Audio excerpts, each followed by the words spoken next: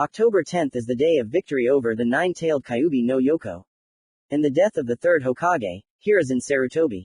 He sacrificed himself to seal the Kyuubi into one of the two children of the fourth Hokage, Minato-Namikaze and Kushina Uzumaki. They had twins, the first was named Naruto, and the second Menma. The fate of the Jinchuriki fell on Naruto. After the sealing, Naruto's hair color changed. Golden hair became blood red. Minato and Kushina were afraid for Menma. They decided to give Naruto to an orphanage so that he would not harm his brother.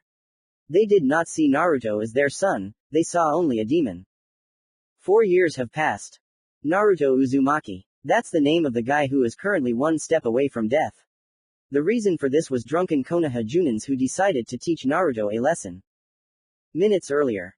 Stop, demon, one of the Junin shouted, throwing a kunai at little Naruto's leg. Even though the Junin was drunk, his kunai throwing was honed to the point of automaticity.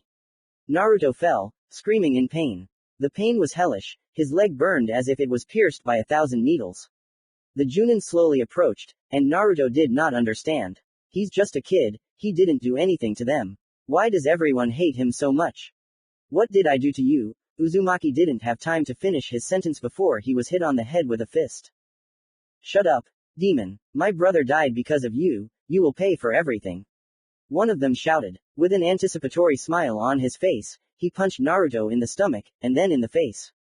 Soon, others joined in. They mocked him. They kicked him, punched him. It was like beating a baby. Suddenly, one of the Junin stopped. He made a series of seals and said clearly, Fire element, Phoenix flowers. The technique hit its target, causing Naruto to scream. One of the thrown kunai hit his eye, piercing it. Tears mixed with blood flowed down his cheeks. His mind clouded over, trying to dull the pain. His vision was swimming, he felt terribly sick. Naruto wanted to howl, but his voice was hoarse. Strong pain pierced his body again and Naruto lost consciousness.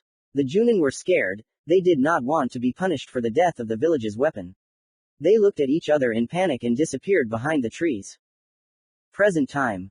His throat was dry, preventing him from screaming. His body was shaking from fever, he couldn't feel his leg.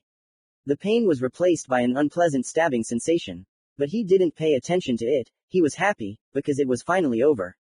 But a grain of regret settled in him. He regretted that the hidden village had not accepted him, and that he never made friends.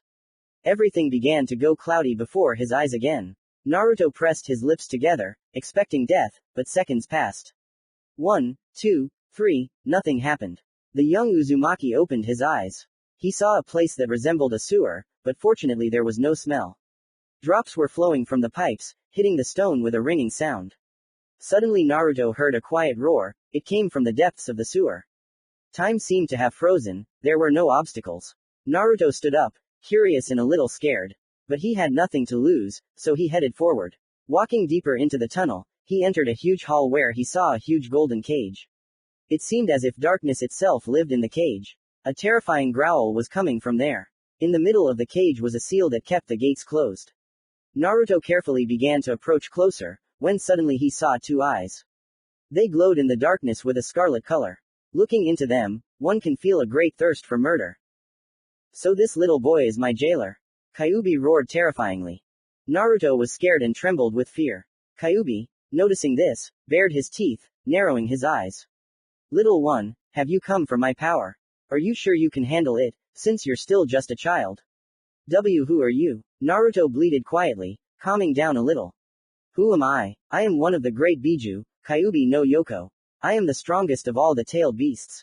Roared the fox. Naruto sighed, he was going to die anyway, so there was nothing to be afraid of. Therefore, he came closer, which surprised the fox. Kyuubi-san, I don't have much time left anyway, since I was left to die by drunken Junin. Will you be my first and, I suppose, last friend? The child asked hopefully. The fox was taken aback by such an offer. Even though he had treated the boy for 4 years through pride so that he himself would not die, he did not understand why Naruto needed his friendship. The fox was silent, trying to come to his senses and regain his concentration so that he could continue the treatment. Naruto took the silence as a refusal. Sorry, Kyuubi-san, for bothering you. The Junins were probably right, no one will ever be friends with me. I'm just a weapon of the village. Naruto said with a blank look. Stop, kid, the demon shouted, but the words did not reach the recipient. Naruto had already left his subconscious. Izumi Uchiha. After the mission, I was returning home when I suddenly saw a bloody trail on the road. I decided to create a clone to check what happened. I myself went to the Hokage and handed in a report on the mission. When I approached the Hokage's residence, my clone dissipated. Stopping, I trembled slightly. What I saw shocked me. I turned around abruptly and ran into the gateway. I involuntarily remembered what I saw there. This made the trembling intensify. Tears flowed from my eyes. It became creepy and scary. A boy, apparently 4 years old, torn clothes, sewn up with patches in places. He was terribly wounded, multiple burns and shurikens sticking out of the boy's body. But my clone disappeared from the horror that was on the boy's face. A kunai was sticking out of his eye. I ran as fast as I could, accidentally knocking down my best friend, Itachi Uchiha. I quickly apologized and ran on, leaving him dumbfounded. When I reached the gateway, I felt a gag reflex. Having created a clone, I sent it to the Hokage to report and notify him of this horror. Having run to the hospital, I started looking for doctors, but they all, to a man, did not want to take the so-called demon. They were wary of him and even afraid. I settled on the clan doctors. Along the way, I received information from the clone. And I was horrified again. The Hokage's reaction surprised me, but for the worse. Clone information. Entering the office, I saw Itachi and the 4th Hokage. Coming closer, I placed the report on the Hokage's desk. There was an incident with Naruto today. He was beaten, and there were many wounds and bruises on his body. His eye was pierced with a kunai. My voice wavered towards the end. Itachi looked at me in surprise. Minato remained unperturbed. Find doctors so that they don't let him die. Now you can go, the Hokage replied. Why are you saying this so calmly? This is a child, every minute counts now. I exclaimed. He's just a weapon. That's all, so you can go free. He said angrily. Looking helplessly at Itachi, I was dispelled. Izumi Uchiha. Having reached the clan quarter, I immediately ran to the medics. It cost me a lot to get the medics to agree to help, although the result was disappointing. This guy would be blind in one eye. But in order for it not to hurt, the eye had to be removed. I realized that I couldn't watch this, so I left the operating room. Meanwhile, Itachi found me. He looked worried, approached me, and began to question me. I didn't want to remember this terrible incident, so I showed an illusion. When he watched until the end, I asked him to talk to Fugaku-san. I didn't want this poor boy to be kicked out of the clan. Itachi nodded without asking questions, and he disappeared. Well, I stayed to wait for the end of the operation. Commentary on Chapter 1, Prologue. The server where I sit and many cool authors. Come on in, it will be fun. Edited. Chapter 2, Introduction. Naruto POV. Opening my eyes, I realized that I was in a hospital. The smells were too familiar, you can get used to them in 4 years. The pain throughout my body was not long in coming. Moaning softly, I tried to open my eyes. I opened my left eye, but I could not feel my right eye. Looking around the room, I tensed up, because this was not Konoha's hospital. It was in lighter colors. Turning my head, I saw an 8-year-old girl. She was sleeping on a chair next to me. I decided not to wake her, because I realized that she most likely saved me. I began to remember what happened to me. I remember drunk junins, a kunai piercing my leg, beatings, a fire technique and a shuriken in my right eye, a conversation with Kyuubi. Stop. Right eye. I raised my hand and tried to touch my eye. But I felt nothing but pain and involuntarily cried out. Ah! This scream woke the girl up. I felt a little ashamed, but before I could apologize, she asked me something. End POV Naruto. Hi, what happened to you? And what's your name? Hello, my name is Naruto Uzumaki. Sorry for waking you up. Oh, what's your name? And will you be my friend? Naruto asked hopefully. It's okay, my name is Uchiha Izumi. Nice to meet you. Okay, I'll be your friend, but why are you asking? You see, Izumi-chan, you are my first friend. Everyone hates me, calls me a demon, a monster, a murderer, accuses me of things I didn't do. Maybe they are right and I really am just a weapon. After these words Naruto involuntarily became sad and shed a stingy tear. Izumi saw this and wanted to cheer up the red-haired cutie, as Izumi thought to herself. Naruto, quiet, calm down, everything is fine, you are not a weapon, you are a person just like me. I understand that you don't like the topic, but can you tell me what happened to you yesterday?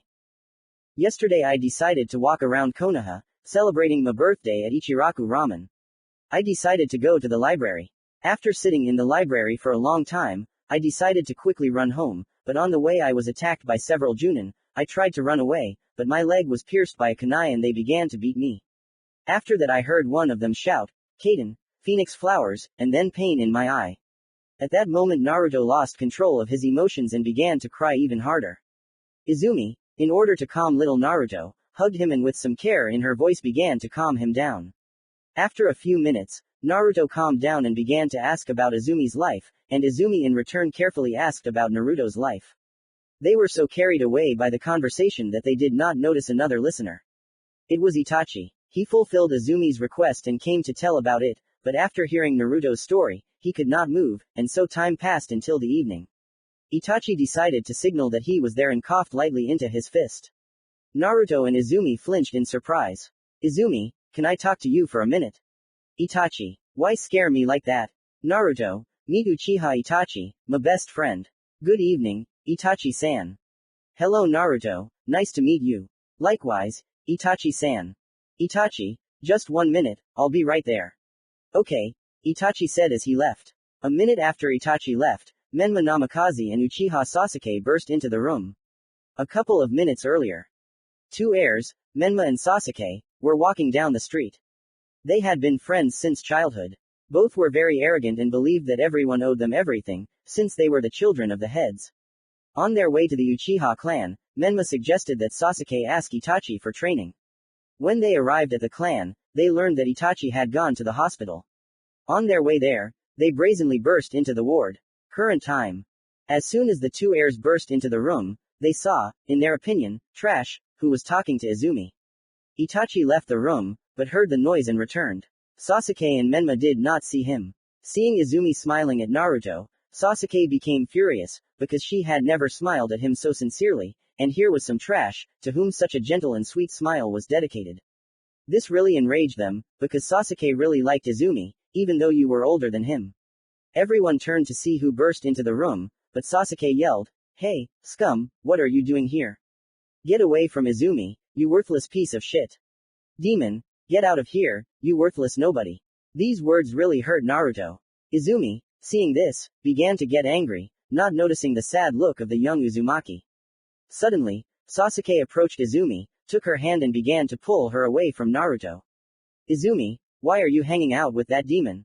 He's a nobody, a piece of trash. Sasuke didn't have time to finish, as Itachi and Izumi gave him a strong slap on the back of the head. Sasuke, you disappoint me. This is not what your father and I taught you. Sasuke, Menma, quickly apologized to Naruto. It was at that moment that she saw the empty, cold gaze of blue eyes. It was very painful for her to see that gaze. It was painful for Naruto to hear that about himself, even though he was used to it, but it always hurts. No way, he's a demon and we won't apologize. Naruto, after hearing this, began to leave with difficulty and said quietly so that only Izumi could hear him. Sorry Izumi, I don't want you to get into trouble because of me, thanks for a good day. Hey, Trash, what are you saying? Naruto ignored him and quickly left the Uchiha clan. Izumi wanted to follow him, because she was worried about him, but Itachi said that they needed to discuss something, but first he would take Sasuke home and that Izumi should be there. On the way home, Itachi began to scold the two sons of the heads. He was very ashamed of Sasuke, because he raised him to be a completely different person. Then he remembered one event after which the Hokage and Fugaku forbade Menma to enter the Uchiha clan. Menma, what are you doing in our clan? If you haven't forgotten, then you are forbidden to appear in our clan. I am the son of the Hokage, I can do anything. I have the right to invite anyone to my clan. And no one has the right to refuse me, as the heir of the Uchiha clan. I'm disappointed in you. Naruto's Pav. I walked home slowly, catching scornful and hateful glances at myself. I'm glad Izumi became my friend, but I don't want her to get into trouble because of me. When I got home, I made ramen, ate, and went to bed. I thought about Izumi while I was trying to sleep. She's really nice, I hope she won't get into trouble because of me. Commentary on Chapter 2, Introduction. The server where I sit and many cool authors. Come on in, it will be fun. Edited. Chapter 3. Starting training. Waking up in the morning, Naruto did water procedures, had breakfast and went into his thoughts. Naruto. I'm tired of these beatings, last time I lost an eye, what's next? Arms, or legs? No, I don't want to be beaten anymore. I need to get stronger. But how can I do that? No one will teach me, which means I'll have to train myself, and I'll be able to protect myself. I can't help but think about Izumi. Why am I thinking about her? Okay, that's later, now it's training.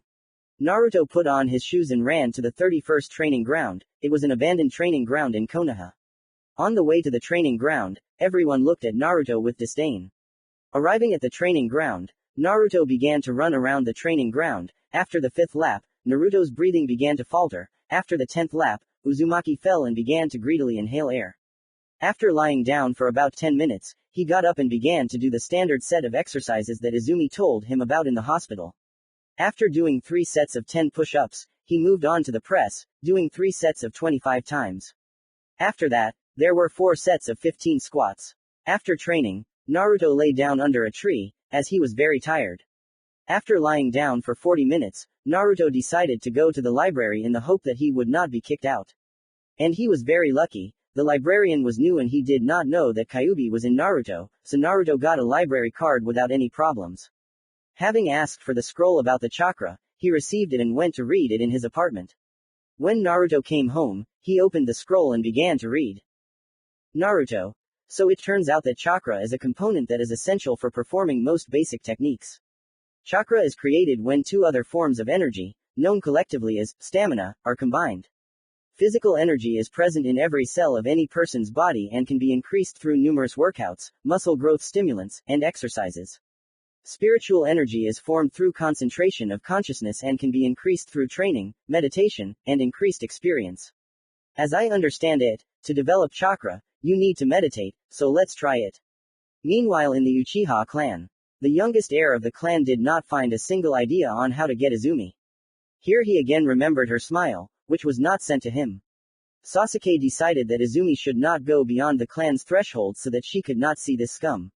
He decided to ask his father, as the head of the clan, to forbid Izumi from going outside the clan's territory. With these thoughts he approached Fugaku Uchiha. Sasuke, father, can you help me with one thing? Fugaku. Sasuke, if you mean training, then I can't, you understand that I have a lot of work. Sasuke. No, this isn't training. Can you forbid Izumi from leaving the clan's territory for 2 weeks? Fugaku. I can, but why should I do that? Fugaku asked in surprise.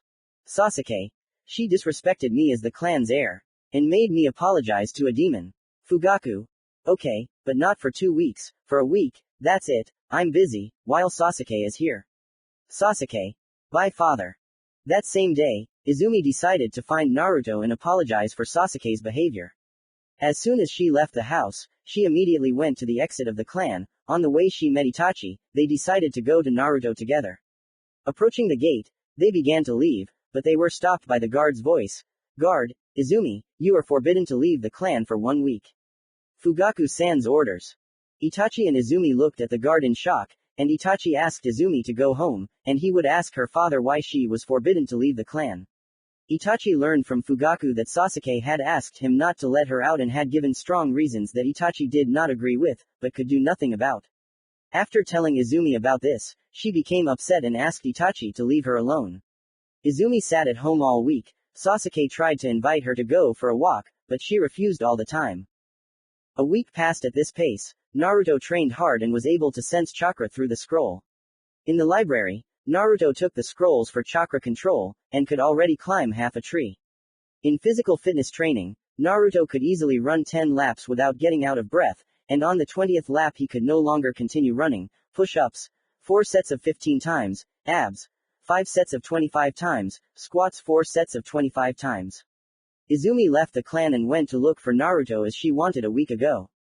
Unfortunately, Sasuke noticed her and decided to follow her. Izumi did not know where to look for Naruto, but she remembered about Ichiraku Ramen. She went there to find out information about Naruto. Not having learned anything useful, she decided to go to her favorite 31 training ground. Izumi loved this training ground because no one interfered with training. Imagine her surprise when she saw Naruto training. Naruto himself began to complicate his training program today. Izumi decided to go to him at the end of training and talk. Naruto finished his physical training and began to try to walk along the tree.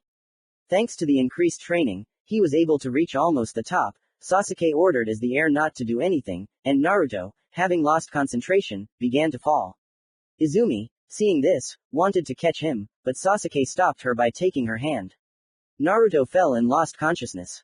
Izumi, throwing Sasuke's hand away, ran to check on him. Sasuke began to get furious because he is the heir of a great clan, and he is trash, but Izumi chose him.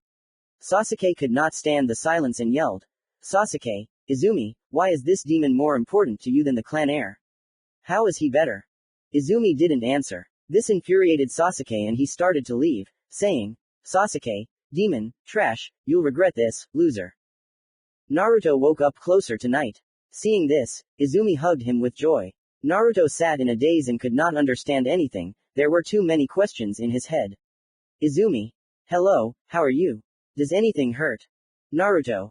Hi, I'm fine, no, nothing hurts. How are you? Izumi. Me too, sorry I disappeared for a week, I was forbidden to leave the clan Naruto, is this because of me? I'm sorry, I didn't mean to cause you trouble. Izumi. Not at all, it's not because of you, you don't need to apologize. I saw your training, do you want me to help? Naruto. Sure Izumi, thank you. After talking a little more, Izumi walked Naruto home and ran home. She enjoyed talking to Naruto, and Naruto was glad that he had a friend, or rather a girlfriend. With these thoughts, they fell asleep. Itachi, who was secretly watching their dialogue, was happy for his friend. Time skip. 3 years have passed since that day. Naruto looked like this. Naruto had blood-red hair, a muscular body for a 7-year-old, 3 whiskers, on each side of his cheek. Naruto wears a dark short-sleeved t-shirt with an Uzumaki clan insignia on the back, dark pants, and an orange hoodie with the Uzumaki clan insignia. Izumi had long brown hair that was tied in a ponytail with bangs framing her face, and brown eyes. Izumi wore a purple long-sleeved shirt with a high collar with the Uchiha clan insignia on the back, baggy blue pants. Commentary on Chapter 3. Starting Training. The server where I sit and many cool authors. Come on in, it will be fun. Chapter 4. Preparing for the Academy. Over the past 3 years, many events have happened. For example, during this time Naruto and Izumi became very close friends. Izumi, as promised, began to train Naruto. Izumi also received the rank of Chunin. Naruto gave her a gift that day in the form of a homemade wooden pendant. Itachi received a mission to spy on Akatsuki, which has been going on for 2 years and 7 months. Menma and Sasuke became even more arrogant. As soon as Itachi left the village, Sasuke began to keep Izumi in the clan in every possible way so that she could not see the demon. Naruto began to worry when Izumi stopped coming to their Special 31 training ground. Arriving at the entrance to the clan, he learned that Izumi was forbidden to leave the clan's territory. When Izumi was released, she told Naruto about it so that he would not worry. Itachi also learned about this but could not do anything. Naruto's training was tough. During the first year of training, Naruto trained his physical fitness. Naruto could run 70 laps around the training ground, do 5 sets of 80 push-ups, 5 sets of 125 crunches, and 5 sets of 100 squats. Pull-ups were also added to this complex. 4 sets of 15 reps. During the second year, Izumi improved Naruto's chakra control. Naruto could easily fight on the water without losing concentration. Izumi taught Naruto how to get out of a medium genjutsu by disrupting and releasing chakra. During the third year, Naruto learned elemental techniques. Naruto's elements were Kaden primary and Fudan secondary. Izumi helped with fire, teaching him Kaden, fireball, Kaden, phoenix flowers, Kaden, bullet. Naruto had problems with Fudan, since Izumi did not master the wind element. On Naruto's 6th birthday, he was beaten very badly at his home. A crowd of civilians and several jonin beat him up and were about to finish him off, but Izumi managed to arrive in time and saved Naruto's life again. However, during the day they tried to pull Naruto back from the dead, from which Izumi awakened the third Tomo Sharingan. After that, Izumi went to Fugaku Uchiha to get permission to move to the Uchiha clan. Fugaku knew Izumi since childhood, because he and Makoto raised her after the death of their parents during the Kyuubi attack 6 years ago. After an evening of persuasion, he agreed to give permission to move. Sasuke learned this and was very angry with his father, because now he and the scum will always see each other. Izumi told Naruto this news and helped him pack his things, and thus Naruto began to live with Izumi. Izumi's house had 2 rooms.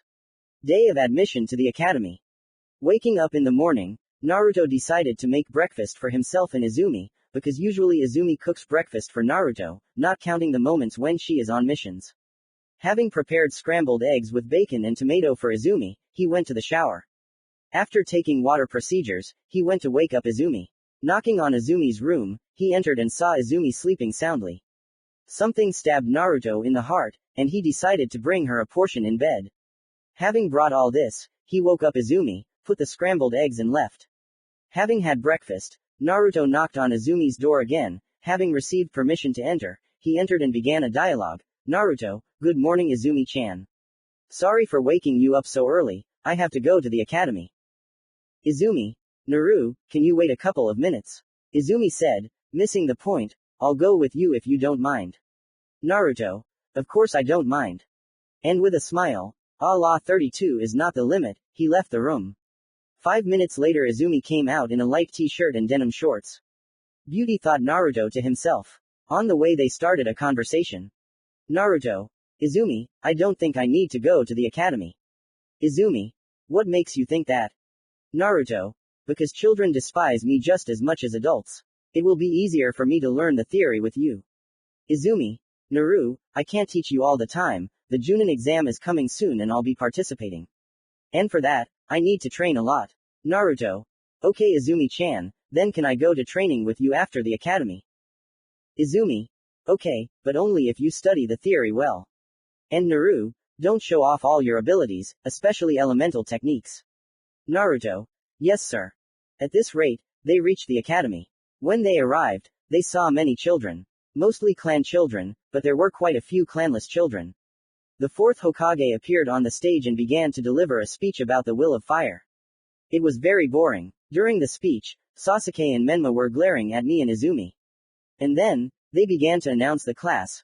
Class 1A, Uchiha Sasuke, Yamanaka Ino, Haruno Sakura, Aburame Shino, Akamichi Choji, Namikaze Menma, Inuzuka Kiba, Hyuga Hinata, Uzumaki Karen, Uchiha Rei, Nara Shikamaru, Inuzuka Seika, Hatake Miya, Hyuga Mirako, Uchiha Kira, Uchiha Aya, Uchiha Kin, Hyuga Latana, Shunin said, Uzumaki Naruto.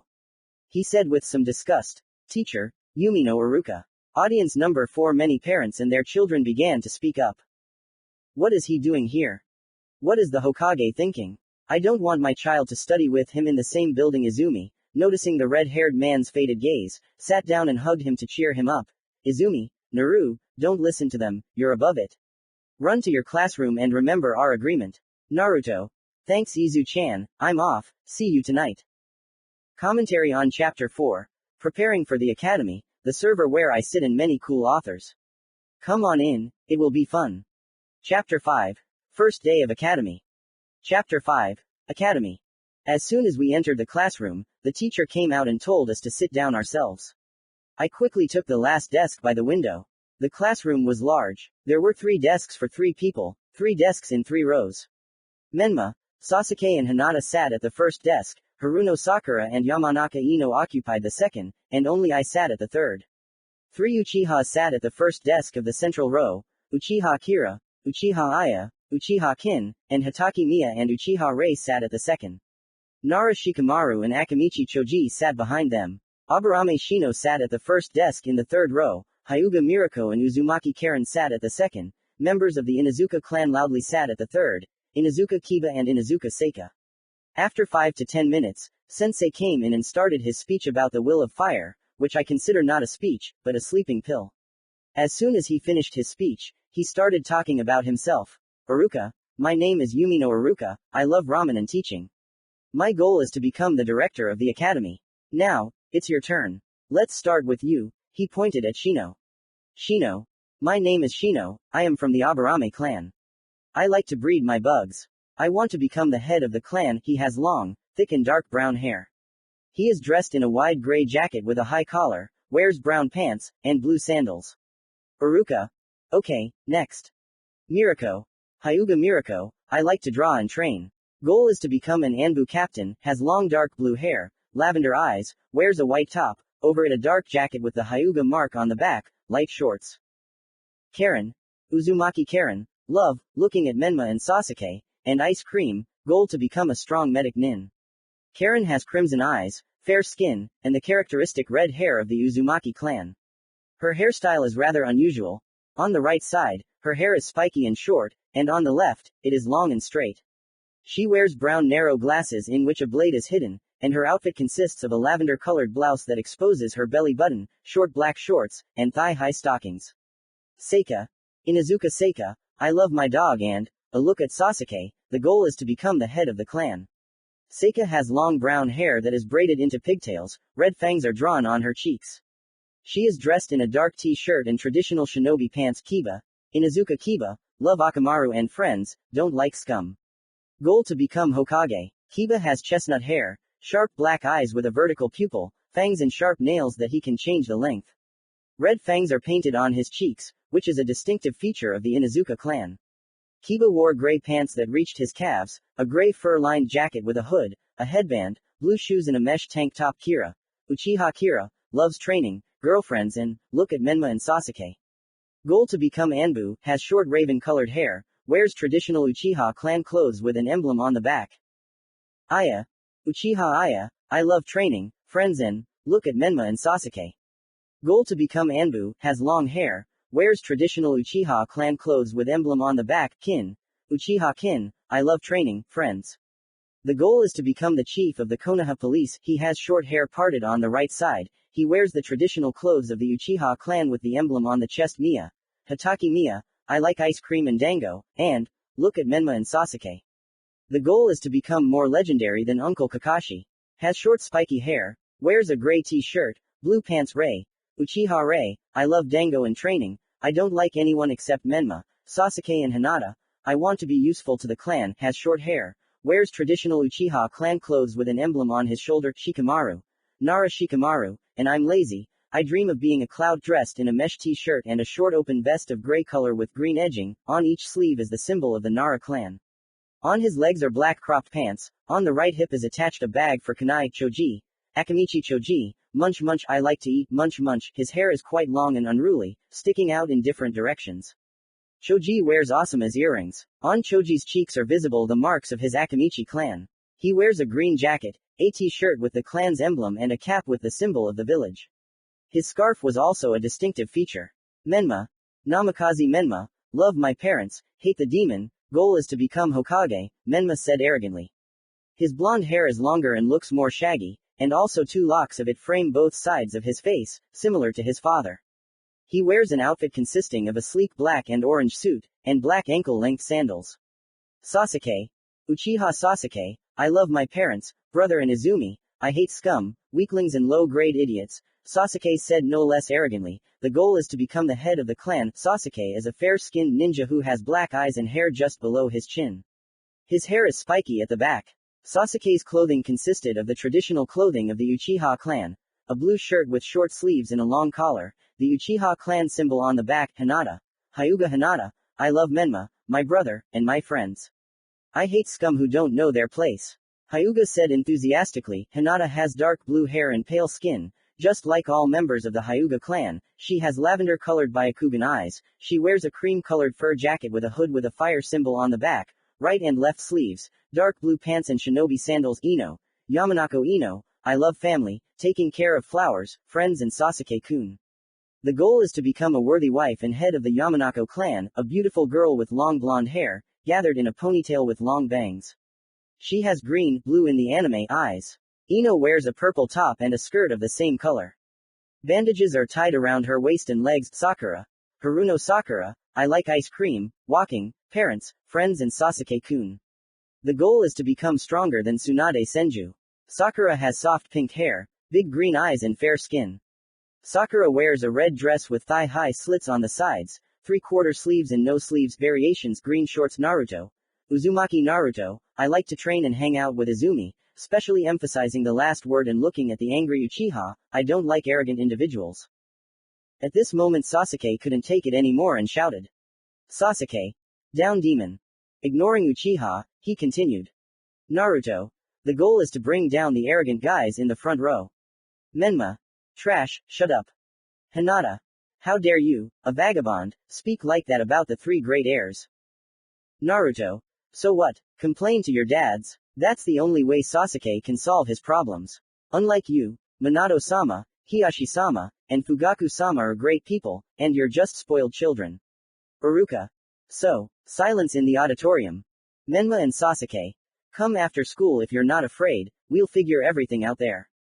Sasuke. Izumi is my property and today you will pay for the fact that she smiles only at you. Naruto. Why wait, Iruka-sensei, can we spar against these turkeys? Iruka didn't want to spar, but after thinking about it he decided that it would be better for him to control their fight than for them to do it themselves. Iruka. Okay, send us to the yard, there won't be any classes today anyway. Commentary on Chapter 5, First Day of Academy. The server where I sit and many cool authors. Come on in, it will be fun. Chapter 6, Sparring.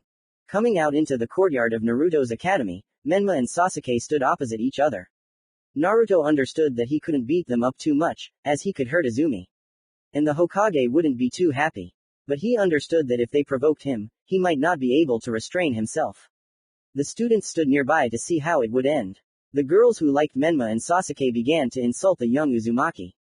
Iruka gave the command to get ready and began to explain the rules of sparring. Iruka, if I see that one of you can't continue the fight, I will stop him. No killing. Prepare yourself. Menma. Ready to receive the demon, Menma said pompously. Sasuke, I'll beat you and then Izumi will be mine. Naruto. We'll see. Iruka. Let's start. Naruto. Sasuke, Itachi was right, you are a disgrace to the Uchiha clan. Sasuke. Shut up you piece of thing. With such screams Sasuke ran at Naruto. Sasuke raised his right hand to strike, but Naruto dodged and immediately counterattacked with a knee to the solar plexus. Naruto's blow hit the target and Sasuke bent over. Just as Naruto wanted to finish off the Uchiha with an uppercut, Menma tried to pierce Naruto's shoulder with a kunai, thereby leaving him no choice but to move away from the Uchiha. Sasuke ran to his friend, and they began to fold the seals. Sasuke, Kaden, Phoenix Flowers. Menma. Fuden, Air Bullets. Naruto had no trouble dodging the techniques, memorizing the seals of the air bullets. With a sharp jerk, Naruto hit Menma in the stomach, forcing Sasuke to help his comrade. Naruto did not waste time, jumping back, he folded the seals. Naruto, Kaden, Fire Bullets.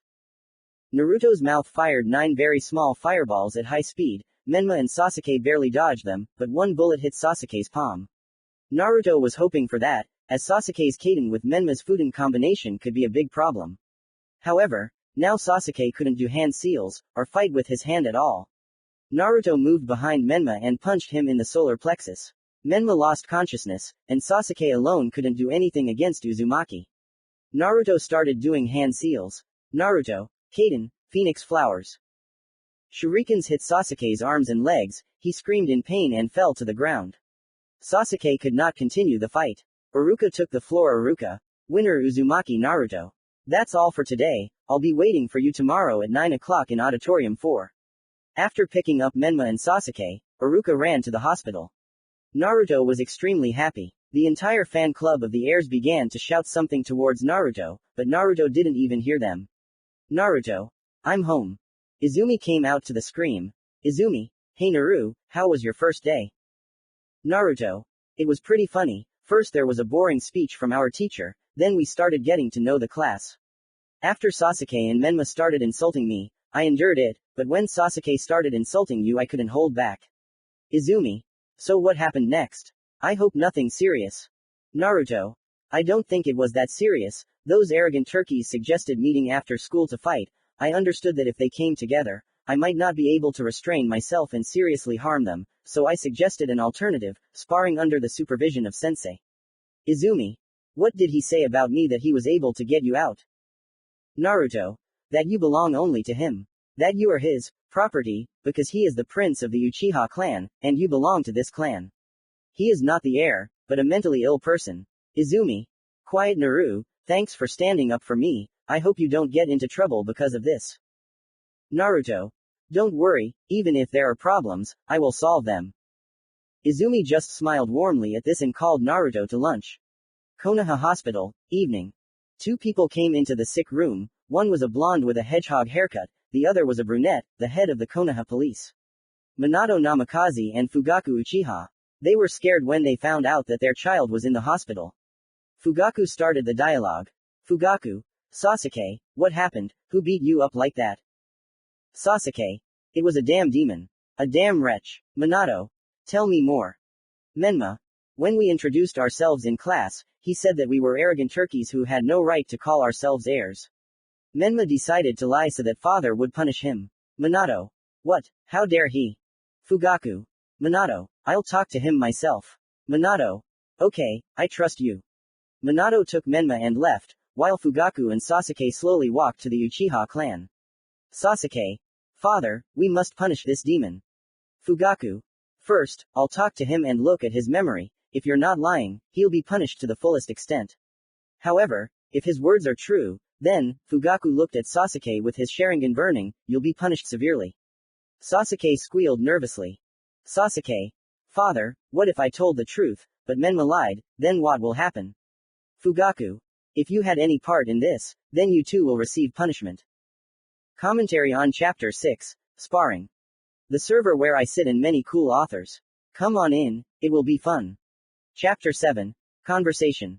As he approached Izumi in Naruto's house, Sasuke became more and more nervous, even though he knew his father would punish him severely. He remembered his first and last punishments for being late for a family dinner. 2 years ago, Sasuke and Menma decided to walk around Konoha. Menma warned that he would be later, and Sasuke decided not to warn. Walking until late at night, Sasuke went home. Entering the house, he was met by an angry Fugaku. Fugaku.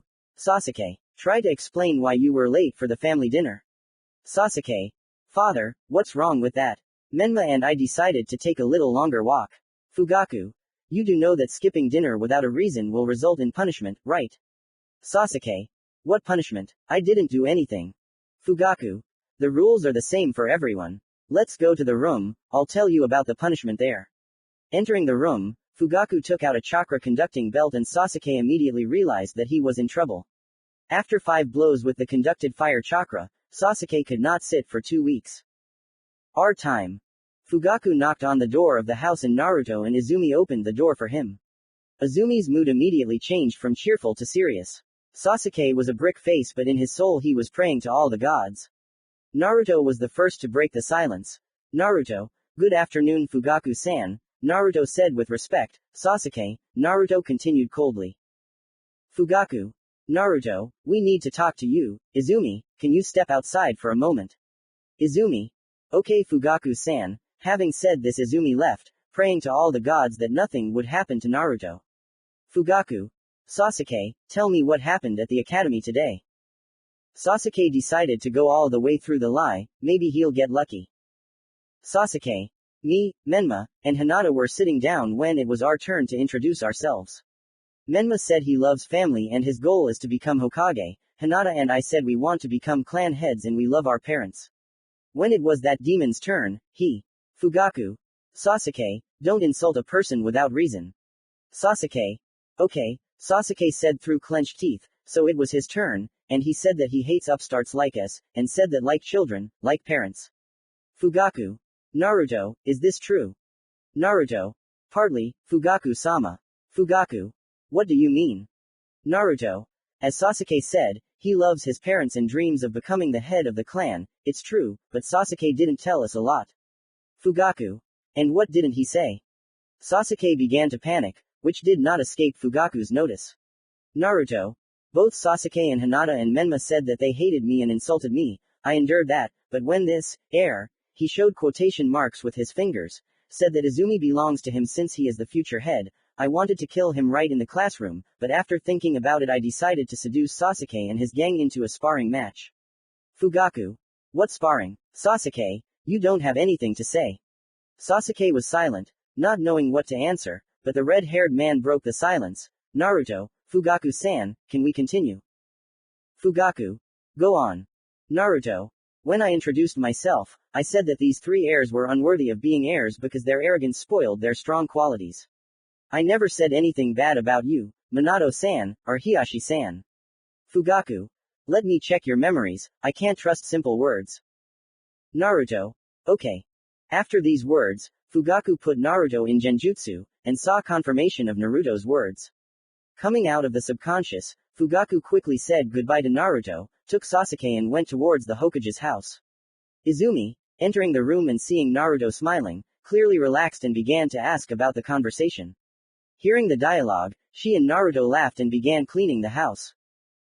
Fugaku called Minato and Menma began to wait for them to come out. Kushina became curious about what happened that Fugaku called her husband and son. She insisted that she would go with them. No one argued with the angry Kushina. After telling Kushina what Menma and Sasuke told him, Kushina was about to beat Naruto, but Fugaku surprised Minato and Kushina by saying that the children had lied. He told what really happened there. Minato and Kushina looked sideways at the children, who turned pale and forgot about their arrogance and the status of heirs. After kicking them out to their homes, Fugaku, knowing whose son Naruto was, brought up the topic. Fugaku.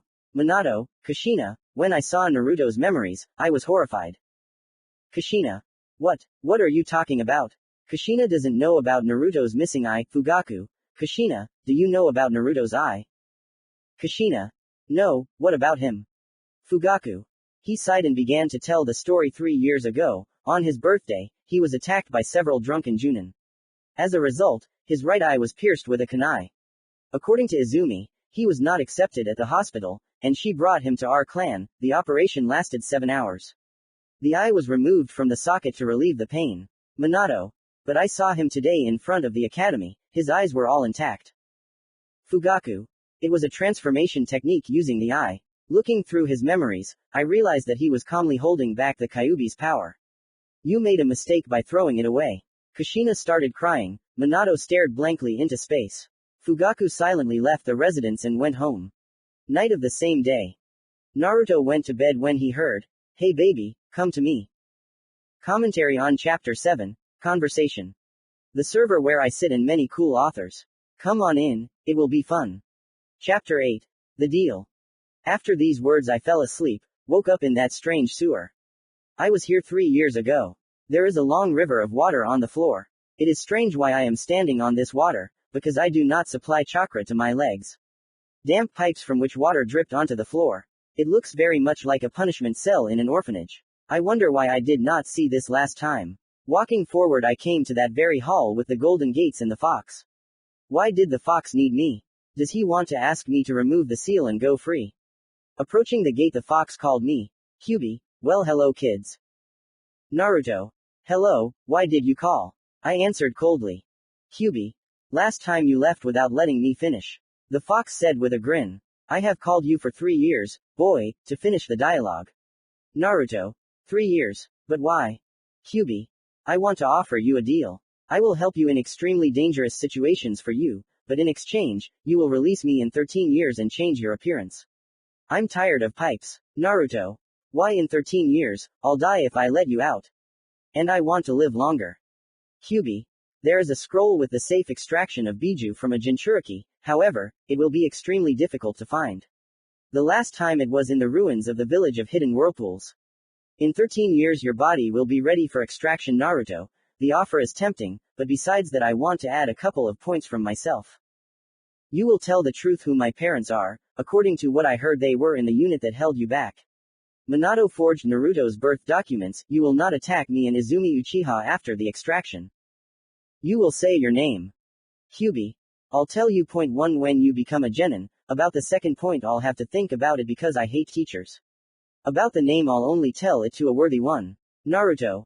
Okay, how can I get to you next time to hear your answer? Kyuubi. I'll call you myself. In the meantime, you can change this place now. Preferably into a forest. Naruto. How to do that? Naruto agreed to increase the chances of 2 and 3 points. Kyuubi. Just imagine it. As soon as the fox finished the sentence, I closed my eyes and imagined a huge forest with a small waterfall. Instead of water, grass appeared from which a dozen trees grew, rocks began to rise from the ground, forming a waterfall. Judging by the fox's reaction, he was pleased. I began to disappear again. I woke up in the morning, did some exercises, had breakfast with my sister Izumi and walked to the academy at a leisurely pace. The academy itself was boring, because I had studied it a year ago, but I pretended to listen to everything. Menma and Sasuke were arrogant as always, but I don't care about them. I wouldn't even mind feeding the fox Menma to appease him, but then I would hardly be able to do anything against the Hokage. In a week, I found myself in the subconscious again. The fox was lying under a tree. Naruto. Hey, have you thought about the offer? Kyuubi. Yes, I agree. My name is Kurama. Remember it, human, I won't say it a second time. I won't touch your girlfriend unless she attacks me. Naruto. Understood Kurama-san, I'll be going.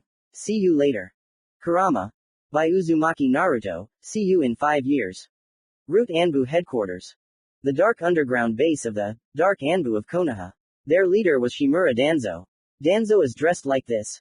A white shirt is thrown over it, which is fastened to the belt with a thin ribbon, tied in the front. It has long sleeves, hanging from the wrist like a robe. He sat in his office and thought about how to gain more power in Konoha than Minato. He never called him fourth Hokage.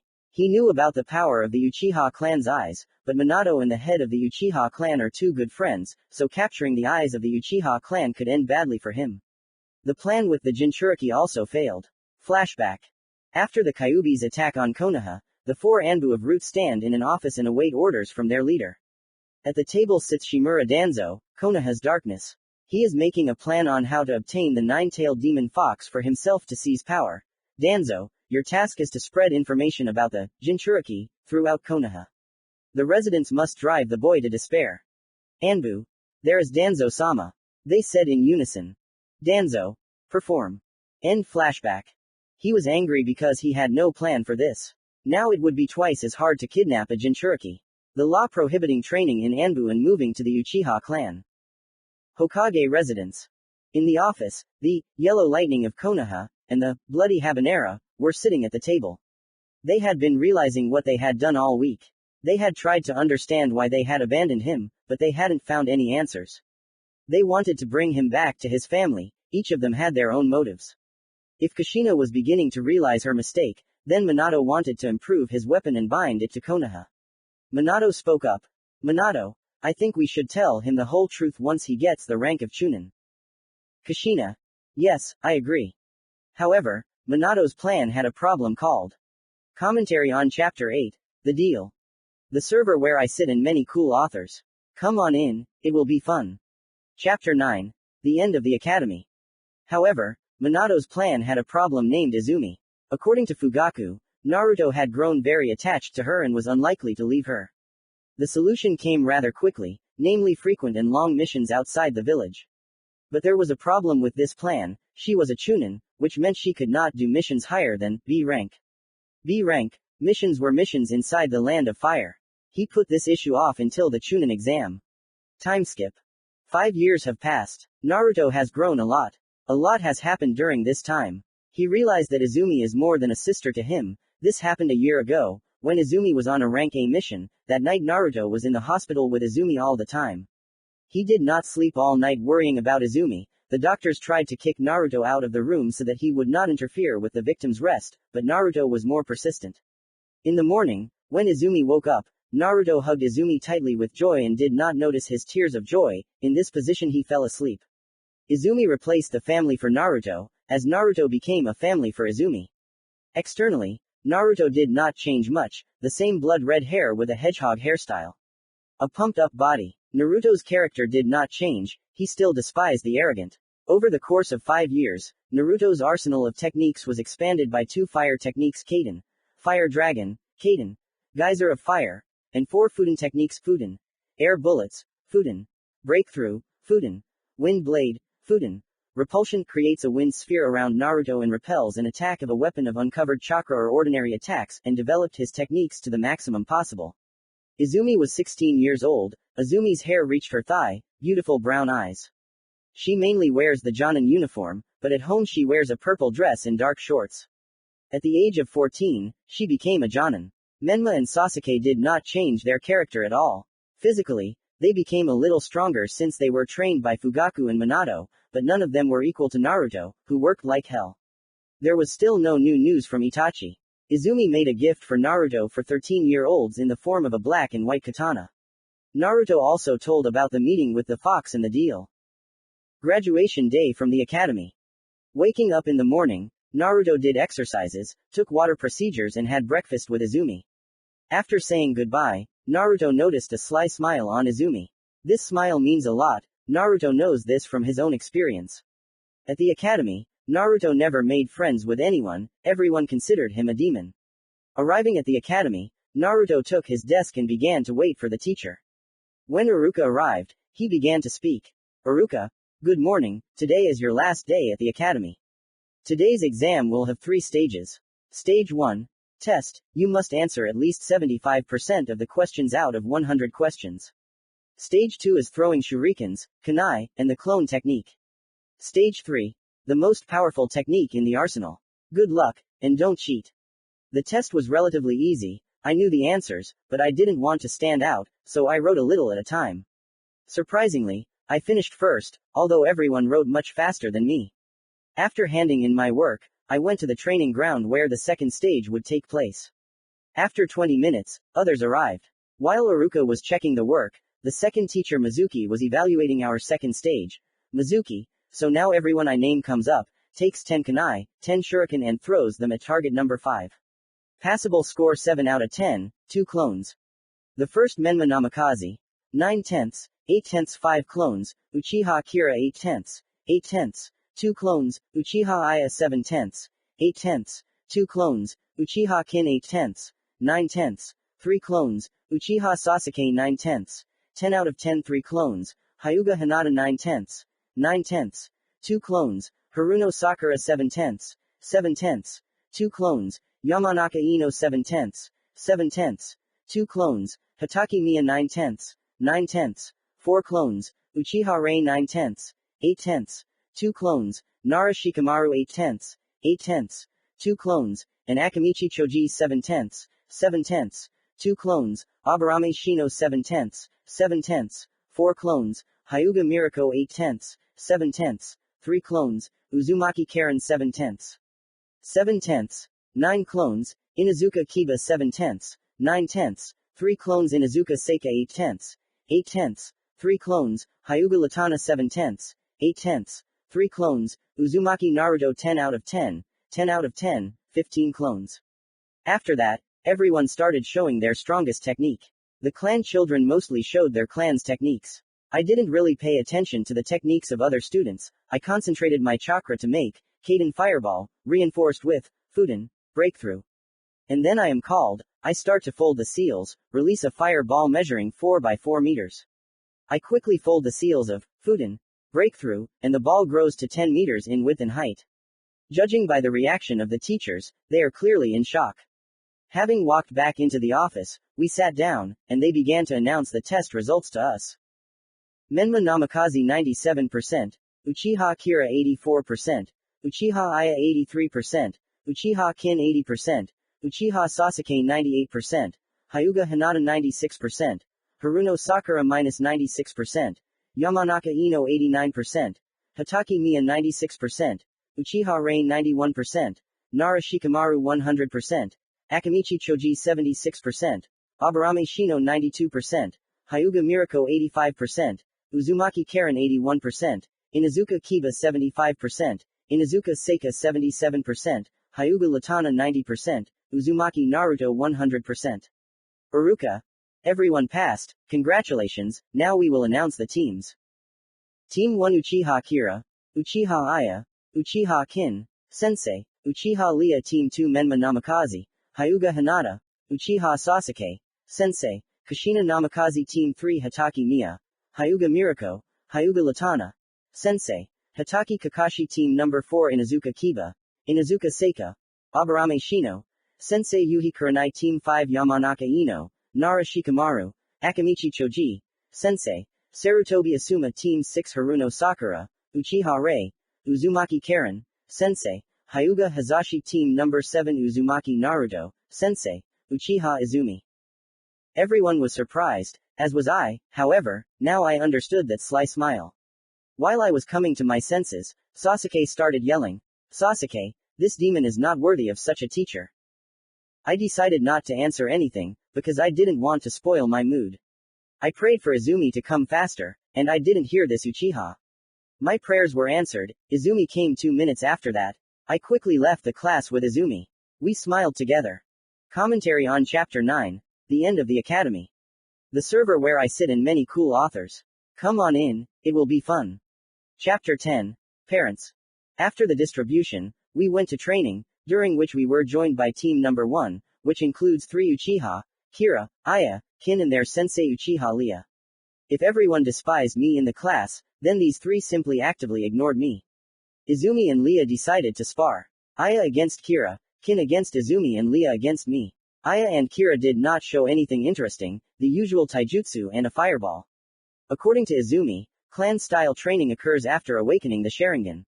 Kin also did not awaken the Sharingan and could not defeat Izumi, she would hardly have been able to, even I cannot defeat her, although he held up well.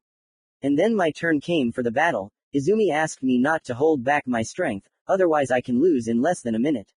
This alerted me. We stood opposite each other and began to wait for the command. Izumi, let's start. After these words, I immediately created a clone and ran into taijutsu. The attempt of a right hook was countered by an elbow strike to the chest. It really is better not to underestimate it, it was unpleasant. The clone made seals and launched about 19 fire bullets at Leah, and I made seals and shouted, Naruto, Kaden, geyser of fire. As I expected from the clone's attack, she dodged, but the geyser still hit her a little. Without wasting time, I attacked with the clone in close combat. The surprise effect did not last long, as the 3 Tomoya Sharingan was burning in her eyes. Fast and accurate blows reached me. I barely stand on my feet, and then I see Leah running at me, and before the blow itself I managed to use Naruto, Fudan, repulsion. However, this did not escape the Sharingan. Leah jumped back and threw phoenix flowers in my direction. The last thing I felt was a powerful blow to the head and Izumi's scream. Subconscious. And here I am again. I haven't been here for 5 years. Without wasting time I immediately went to Kurama to find out the truth about my parents. Kurama was sleeping peacefully under a tree. I don't want to wake him up, but I have to. Coming up to him, I started calling him. To my surprise, he woke up right away. Kurama. What do you want? Change. Naruto. The time has come to fulfill the terms of our agreement. Or rather, point 1. Kurama. Okay, listen carefully. Your parents are Minato-Namikaze and Kushina-Namikaze. Naruto sat in a daze. His gaze was cold and dead. Naruto. Why? Naruto asked quietly. Why did he leave me? Why? Naruto asked, switching to a scream. But there was no answer to these questions. Naruto was hysterical. However, Naruto became interested in something else. Naruto. Kurama, what happened that night? Naruto whispered softly, but Kurama heard him. Kurama. That day, I was pulled out of your mother by a man with the Sharingan. He subdued me and made me destroy Konoha. When his control was lost, I became enraged and began to unknowingly destroy the village further. After the third Hokage sealed me into you, and Minato and Kushina were afraid for themselves in Menma. That's why you were sent to an orphanage. Naruto. I see. Naruto said deadly. Thank you Kurama, I'll go, I need to be alone. Meanwhile Izumi. After Naruto lost consciousness, the disguise of his eye disappeared. Leah, scared that she had destroyed the eye, began to shake. I ran up to Naruto and created a clone so that he would take Naruto home. Fortunately it was not far to go. I called Leah away to talk about it. Izumi, Leah, let's move away. Leah silently walked with me. Leah. What did I just happen to be asking? Leah asked through tears and fear. Izumi. Calm down, you didn't destroy his eye, it was destroyed 8 years ago, Izumi said sadly, but you clearly overdid it. Leah. 8 years ago. Oh my god, but he had 2 eyes. Izumi. Henja's eye, I'll go, I need to treat him. Leah. Bye. Izumi. Bye. When she came home, she saw Naruto's depressed and dead look. Izumi was seriously scared, and running up to Naruto, she began to find out what happened while he was unconscious. Izumi. Naruto, what happened? Naruto. Izumi, we need to talk. Izumi. Okay. Naruto. I found out who my parents are. They are Minato-Namikaze and Kushina Uzumaki-Namikaze. Izumi. What? Naruto. Why? Naruto said, letting his emotions run wild. Why did they abandon me? Izumi. I don't know Naru, I don't know, Izumi said crying. It was painful for Izumi to look at Naruto, she involuntarily began to cry too, when suddenly she heard very quietly, Naruto, Izumi, please don't leave me, Naruto said in a whisper through his tears. Izumi. Don't be afraid Naru, I won't leave you. Having finished, she hugged Naruto tightly and felt something warm inside herself. Hokage's office. Minato. Cat. An Anbu appeared in front of Minato. Your mission is to find Momochi Zabuza and hand over the scroll. If he attacks, kill him or try to escape. Cat. There is Hokage-sama. Minato's thoughts. It's okay Naruto, you'll soon become the perfect weapon. Commentary on Chapter 10, Parents. The server where I sit and many cool authors.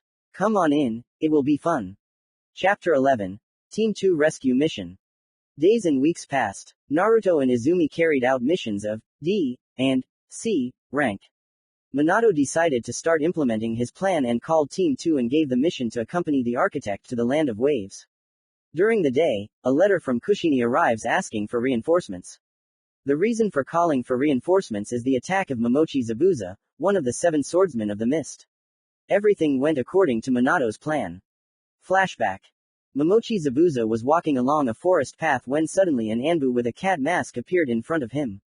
Zabuza prepared to fight, but the Anbu said, "Cat, Momochi Zabuza, I came on a mission from the Hokage to give you a scroll." Zabuza. Hokage, you say? Well, give me the scroll. The cat took out a scroll and handed it to the swordsman. Zabuza began to read the message. Minato.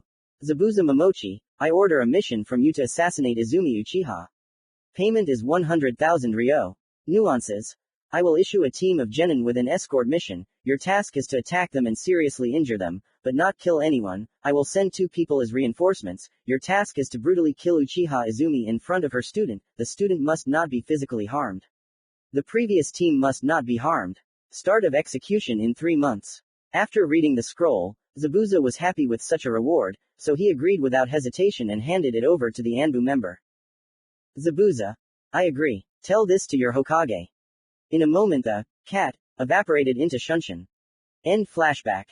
Minato began to feign anger and for effect broke the table in his office. Calling Anbu, he ordered to call team number 7 to his office. At this time, Izumi was teaching Naruto to channel fire through weapons to gain an advantage. This training was very difficult because fire chakra itself is chaotic. Naruto thought for a long time and decided to improve his control of fire first. And then an Anbu appeared in front of Izumi and notified her of a summons to the Hokage. When they arrived at the office, they saw a Hokage angry as hell. Izumi took the floor. Izumi, did you call Hokage-sama? Minato. Team 7, your mission is to assist Team 2. They were attacked by one of the 7 swordsmen of the mist. Throwing the scroll with the mission, the Hokage almost shouted. Naruto, Izumi. There is Hokage-sama, they answered coldly. Naruto and Izumi quickly got ready and headed towards the mist village. At this time, one person rejoiced that his plan was about to be fulfilled. Minato had become even worse over the past 5 years. He no longer loved either Kushina or Menma. Power is important to him now, and for this he needs an obedient fox. Fugaku had long noticed this and was thinking about how to help Kushina and Naruto. Menma was a copy of his father.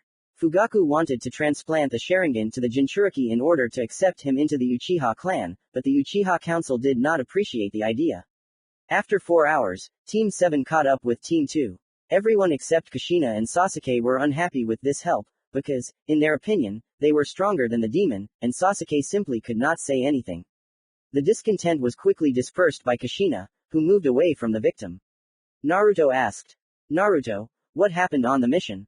Naruto asked coldly, as Izumi told him, on missions you need to be focused and turn off unnecessary emotions, they can cost lives.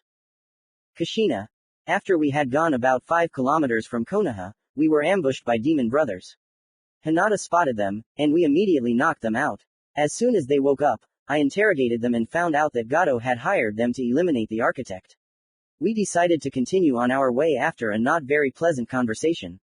As soon as we swam across the river, the demon of the hidden mist Zabuza Momochi attacked us. We barely defeated him, but Sasuke was badly injured. The sword left a large cut in his chest. Izumi. I see, then Naruto, create clones, they will carry Sasuke, it's dangerous to stay here, we'll leave in 5 minutes. Naruto. Yes, Izumi-sensei. Kushina. I completely agree, I will assemble a team.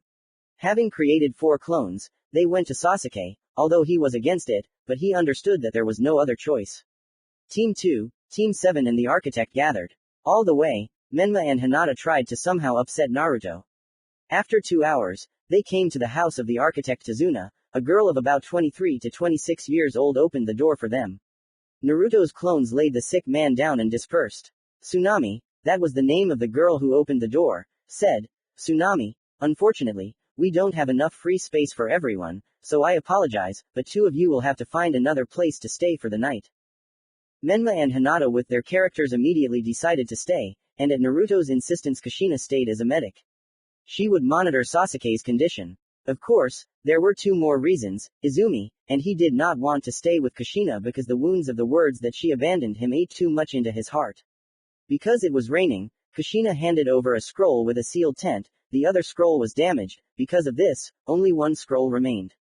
After leaving the house, Naruto and Izumi went towards the forest.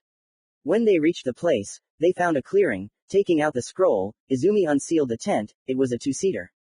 Naruto went into the forest to get a couple of rabbits, and Izumi stayed to make a fire. After eating they went to training. They started with a warm-up and ended with a sparring match in pure taijutsu, without the Sharingan. Naruto eventually lost again, although he held up well. After catching a couple of fish for dinner, they went to the mini-camp. After dinner, Naruto said, "Naruto, Izumi, since there is only one tent, I will go sleep on a branch," the red-haired man said, embarrassed. Izumi, "Oh no, it's a two-seater so welcome to the tent," Izumi said cheerfully and winked.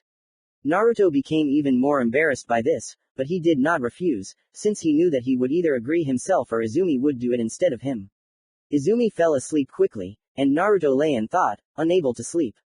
Unexpectedly, Izumi hugged him in her sleep. Naruto, not understanding anything, did the same and fell asleep. Commentary on Chapter 11, Team 2 Rescue Mission. The server where I sit and many cool authors. Come on in, it will be fun. Chapter 12, Awakening.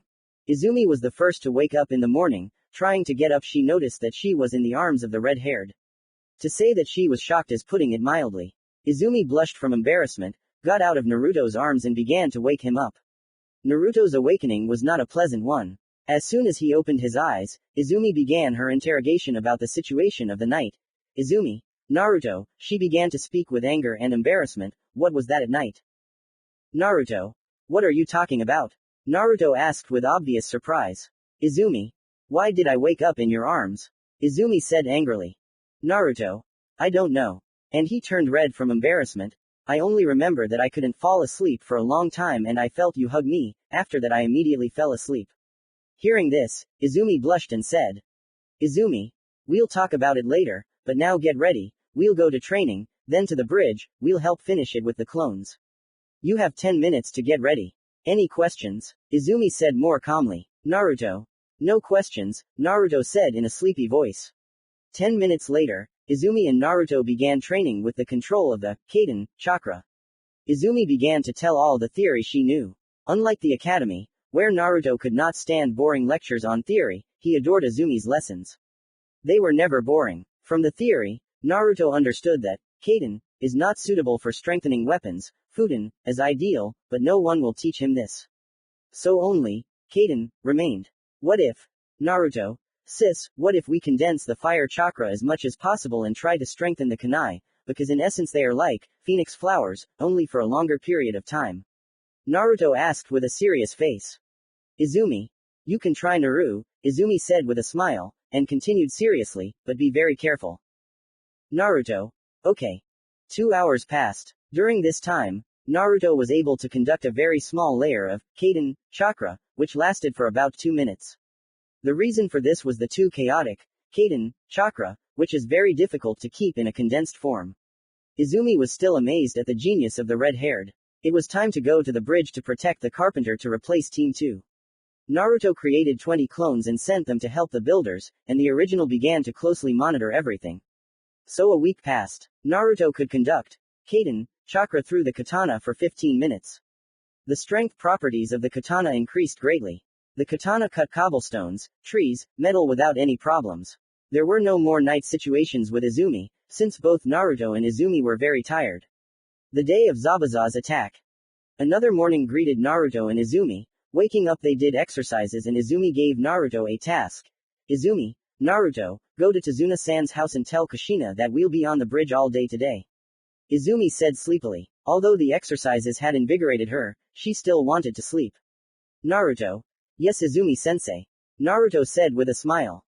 Izumi went towards the bridge, and Naruto rushed to the architect's house.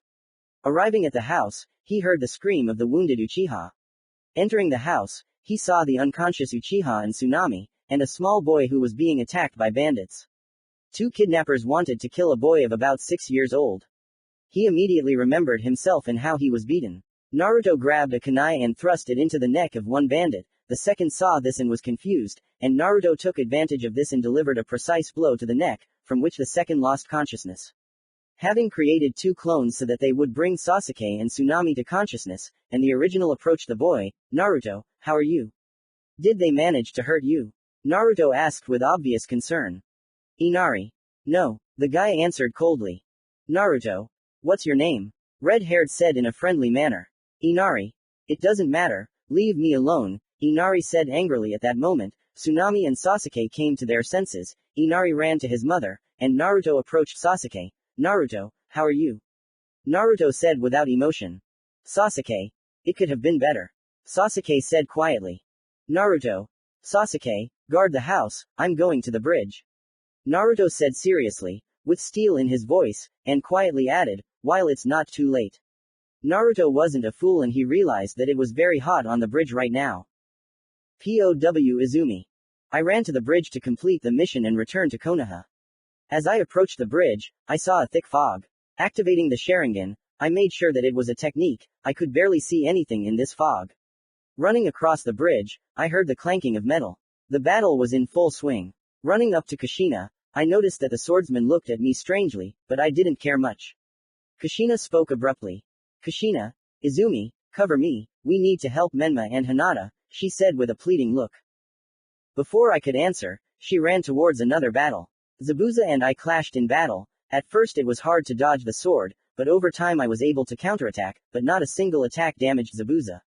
Jumping back, he made a series of seals and shouted, Zabuza, Sweden, Dance of the Water Dragons. I quickly used Izumi, Kaden, Fire Dragon, putting all his chakra into it. The techniques destroyed each other. After that, I couldn't continue the fight due to chakra exhaustion. Zabuza appeared behind me and struck with the blunt side of the sword. Flying away, I saw that he was starting to approach to finish me off. Trying to get up, my body was pierced by severe pain. Approaching, he spoke. Zabuza, you're not bad, no one could reflect the technique of the Dance of Water Dragons, what a pity to kill you, but an order is an order, Zabuza said mockingly. Izumi, an order, and who ordered me, if it's not a secret? I asked, stalling for time. Zabuza, the dead don't need to know, he said seriously, but continued with the same mockery, but never mind, you'll take this secret to your grave. The customer's name is Minato-Namikaze. To say that I was stunned is to say nothing. Now it is clear why Kushina ran away from the battlefield. And now, he comes right up to me, slowly raises his sword, clearly enjoying himself. I close my eyes. A second, 2, 3, but nothing happens. Then I feel something drip on my face. Opening my eyes, I started to tremble. Blood was dripping on me, Naruto's blood. He begins to fall, I catch him with all my might. The sword pierced his stomach through and through. My eyes, they are burning, what is happening? End Pa of Izumi. Zabuza laughed and said. Zabuza. Ha ha ha ha -1. Not finishing, he was horrified with horror when he looked at Izumi. The Mangekyo Sharingan was burning in her eyes. Commentary on Chapter 12, Awakening. The server where I sit and many cool authors. Come on in, it will be fun. Chapter 13, Team 7 Bridge. Zabuza knew with horror that this was going to be very bad. Those eyes scared even him. Everyone who was on the bridge felt this killing intent from Izumi. She unknowingly used the dark red flame. This is the highest stage of Amaterasu. This flame cannot be sealed like Amaterasu, only the one who used the flame could extinguish it. Zabuza screamed in pain. His body was burning down to his bones, which were also burning. Izumi herself was crying over Naruto's lying body, then suddenly Naruto began to be covered in orange chakra. Naruto's subconscious. Once in the subconscious, I saw that everything was starting to get dark. Apparently, this was death. Kurama was yelling wild obscenities at me, it was funny. After he finished, I reminded him of the contract condition. Orange chakra stretched out from Kurama's cell. Kurama said that it would heal, there was no point in doubting his words, so I accepted it. I felt the power, and noticed that my wound was starting to heal. Real time. Opening my eyes, I saw a Senbon flying at Izumi. Without thinking twice I quickly knocked her down onto the bridge. Izumi was clearly in shock because a second ago Naruto's body showed no signs of life. Taking out my katana and strengthening it with fire chakra, I attacked the one who threw the Senbon. His ice element did not help him because Kurama's chakra was very hot and melted all the ice. Quickly approaching, I pierced the shoulder with a katana. Because of the mask it was not clear who my opponent was, long hair like a girl, but the voice was more like a boy's. After I pierced the shoulder, without stopping supplying katana chakra, I raised my hand with the sword up, thereby pulling out the sword and cutting through her right shoulder. I did not want to torture her, so after delivering a second blow to the heart I ended the fight. Having pulled out the sword, I went towards Izumi. Approaching where Izumi was lying, I fell next to her. Izumi's pav. Naruto. Why did he do this? I can't hold back my tears. Not now. Suddenly, a scary orange chakra began to emerge from his body. A moment and Naruto pulls me into the bridge, and Senbon flies over my head. Naruto got up and ran in the direction from which the Senbon flew. I can't move to help him. A couple of minutes of silence and suddenly a scream is heard not far from me. After a minute, everything went quiet. Turning my head I saw Naruto walking in my direction. Coming up to me, he fell next to me. Izumi. Thank you Naru, I whispered and lost consciousness. End pav Izumi. Pauk Ushina. Team 2 was losing to Zabuza's partner when suddenly Hinata screamed. Hinata. Zabuza is going to kill Izumi-sensei now, Hinata said sadly. She doesn't care about Izumi, but Sasuke will be very upset. Started to worry. The silence dragged on and everyone felt the thirst for death. Hinata. The demon saved Izumi, she said with a smile. That scum died, his chakra disappeared. Menma. Ha, weakling. Menma said arrogantly. Kushina stood in a stupor. She couldn't say anything until Hinata said about the dark flame on Zabuza, and then the fog cleared and everyone saw a picture, Izumi crying over Naruto's body. Hinata and Menma rejoiced at the death of their ally. Suddenly, our opponent broke away and flew at Izumi. Out of the corner of my eye I saw orange chakra around Naruto. Naruto saved Izumi from a Senbon flying at her head. We are all too injured to help them. Naruto took out a katana and sent fire chakra through it. We all watched with our mouths open. No one had ever added fire chakra as a weapon enhancer. A couple of minutes of fighting and he pierces the opponent's shoulder. We were unable to inflict any damage, and he pierced her shoulder. He is clearly stronger than us. The Kyuubi chakra still hasn't given a tail, which means he controls this power. Incredible. The second blow struck the heart. Menma and Hinata began to feel sick. He went to Izumi, removing the fox's chakra and fell. Endpow Kushina. At that moment, the screams of the bandits were heard from the other end of the bridge. Menma, Hinata and Kushina easily dealt with them, killing Gato. The locals who came took Naruto and Izumi and carried them to the city so that they could rest, and Team 2 remained to guard the bridge. After finishing the bridge, the locals decided what to call the bridge. Menma demanded it be named after him since he was the Hokage's son and protected him, but no one agreed. Tazuna suggested naming the bridge after those who killed Zabuza and his partner. Team 7's bridge. Everyone except Menma and Hinata agreed, which infuriated them even more. Sasuke, after receiving an injury, began to realize that the influence of parents in a real fight is useless. 2 days later, Team 2 went to Konoha, and Izumi and Naruto were still unconscious with chakra exhaustion. Commentary on Chapter 13, Team 7's Bridge. The server where I sit and many cool authors. Come on in, it will be fun. It may have been boring, but the next part will be special. The development of the plot will be based on it. Chapter 14, Itachi's True Face. Chapter 14, Itachi's True Face. A day after Team 2 left, Naruto came to his senses in the evening. Seeing Izumi lying next to him, he was glad that she was alive, because if he was a few seconds late, it was scary to imagine what would have happened next. Deciding not to disturb Izumi's rest, he slowly got up and went outside. Although the wound had healed, his body still hurt. The locals immediately noticed him. The locals began to thank him for saving him and getting rid of Zabuza and his partner, which is why Naruto's face turned the same color as his hair. Having quickly gotten rid of the locals and finding a store, Naruto went in and bought eggs and tomatoes. Although the country was poor, the store had goods, since Gato's people had to eat something. Walking to the house where he woke up, he met Tazuna and Tsunami. After talking a little, Naruto continued on his way. Entering the house, he cooked dinner, ate, and returned to bed and began to take care of Izumi. 2 days passed at this pace. Waking up, Izumi tried to get up, but chakra exhaustion made itself felt and Izumi fell. Naruto came running to the noise, helped her up and, strangely enough, began to scold her that she needed to stay in bed, to which Izumi responded with a joke. Izumi, should I go to the toilet in bed too? and laughed loudly at Naruto's red face.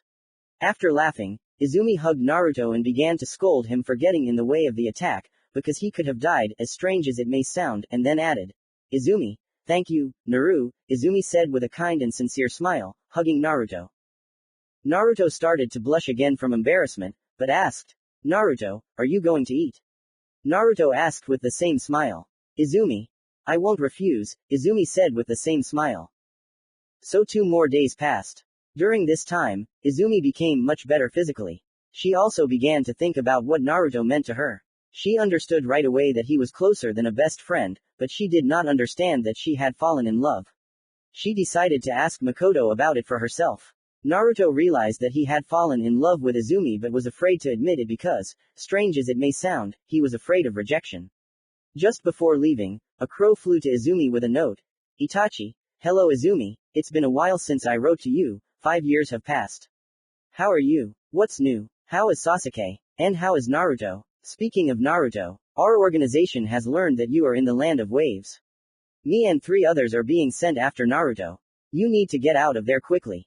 Request help from Konoha. Send a reply via this raven when you arrive in Konoha." Izumi realized that she needed to run away as quickly as possible, because Itachi wouldn't just advise her to leave quickly, so after waiting for Naruto, who was doing his morning exercises, Izumi told him about the hunt and ordered them to quickly move out of here, because she was very worried about his life. Having written a request for help, having called 2 small pterodactyls, although there is no such thing in canon, but who cares? Having sent them to the Hokage, according to the rules of Konoha, and to Fugaku, to someone who can be trusted. They set out on their way. Also Akatsuki time. 4 members of Akatsuki were walking along a forest path. One of them was a mad scientist, the snake Sanin of Konoha, Orochimaru. The second was a girl with golden hair, very similar to the 4th Hokage and his abandoned sister, Namikaze Mina. The third was a man who was considered dead, a master of taijutsu, a man who survived the opening of the 8th gate, but tore all the muscles in his left arm. Now he can open a maximum of 5 gates, might die. The fourth was a master of genjutsu, the son of the head of the Uchiha clan, an agent of Akatsuki who threw false data to his village, a traitor to Konoha and the second deputy leader, Itachi Uchiha. He had long lost all ties with the village and with Izumi. He was glad that his trick with the letter worked. Now he was waiting for a meeting. Hokage's office. An angry Minato sat in his office. His plan to destroy Izumi had failed. Not only that, but weapon had been wounded. Suddenly the door opened and the secretary flew into the office. "Secretary, Minato-san, we have a problem," the girl said with excitement. "Minato, what happened?" the Hokage asked coldly. "Secretary, here, take this," she said as she handed over the note. As he read, Minato's face became angrier and angrier. "Minato! Cat!" the Hokage shouted throughout Konoha. An Anbu with a cat mask appeared in front of the Hokage. "Cat! I'm listening, Hokage-sama." "Minato! Take 4 Anbu squads and run towards the land of waves, the mission is to protect Konoha's weapons." "Cat! Yes." The cat quickly disappeared into the Shunshin. Fugaku's office. An unknown Uchiha entered the office. He handed over an urgent letter from Izumi. Fugaku began to gather a squad to help Izumi. The squad included Uchiha Fugaku, Uchiha Shisui, Uchiha Yuka, Uchiha Roken. Forest of the Land of Fire. Naruto and Izumi ran without stopping when 4 shinobi in black cloaks with red clouds came out in front of them. Commentary on Chapter 14, Itachi's True Face. The server where I sit and many cool authors. Come on in, it will be fun. Chapter 15, The Inevitable Battle or Restoring the Family. In front of Naruto and Izumi stood Itachi, Orochimaru, Mina and Dai. Itachi was the first to break the silence. "Itachi, long time no see Izumi." "Naruto," Itachi said coldly. "Mina. Naruto. So this is what my nephew looks like." Mina said angrily. Mina's story. Mina Namikaze, the younger sister of Minato Namikaze. When Mina was 3 years old, their parents died. Before their death, her parents broke her childish psyche by telling her that she should obey Minato because she was an unwanted child. From that day on, Mina and Minato began to survive. At the age of 6, she and Minato came to Konoha. Due to the rules of the Namikaze clan, Minato became the head of the clan. When Mina was 7 years old, Minato began to humiliate her and put her as a nonentity. Then, on Minato's birthday, he did not like his sister's gift, and he kicked her out of Konoha.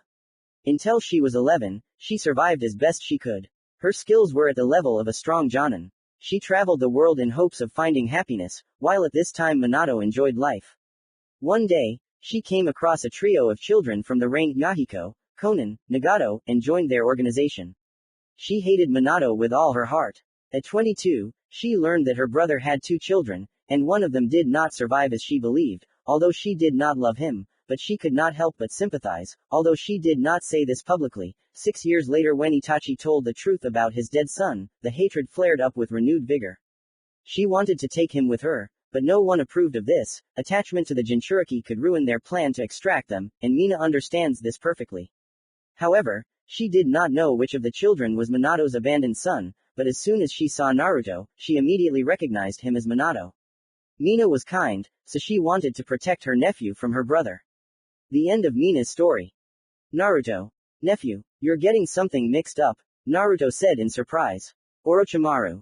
Naruto-kun, come with us without a fight, Orochimaru said with a snake-like smile. Izumi, Orochimaru. A traitor to the hidden leaf, expelled for experimenting on humans, Izumi said as she prepared for battle. Orochimaru just laughed loudly at this.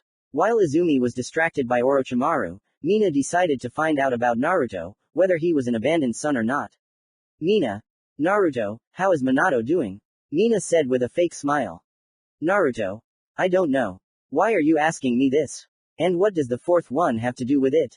The red-haired one asked, not understanding. Mina. Do you know who your parents are?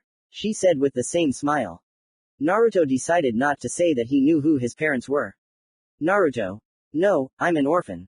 Why did you call me nephew? Naruto answered coldly. Mina. How can I tell you? I am the abandoned sister of the fourth Hokage who is your father, Mina said calmly. She found him. Naruto. No way, Naruto said pretending. Dai. This is of course cute, but we have a mission, said Might Dai seriously and immediately attacked in taijutsu. Itachi. Orochimaru and I will take care of Izumi. Naruto was getting his fill from Dai. Dai attacked him too fast. A blow to the head and Naruto falls, the hinge on his eye falls off, and Mina and Dai are horrified.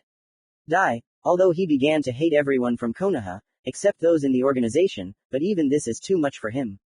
In front of them stood a guy without an eye. Mina asked. Mina. Naruto, what's wrong with your eye? She said sadly. Naruto. This is a gift from the residents for the 5th anniversary, Auntie, Naruto said, standing up.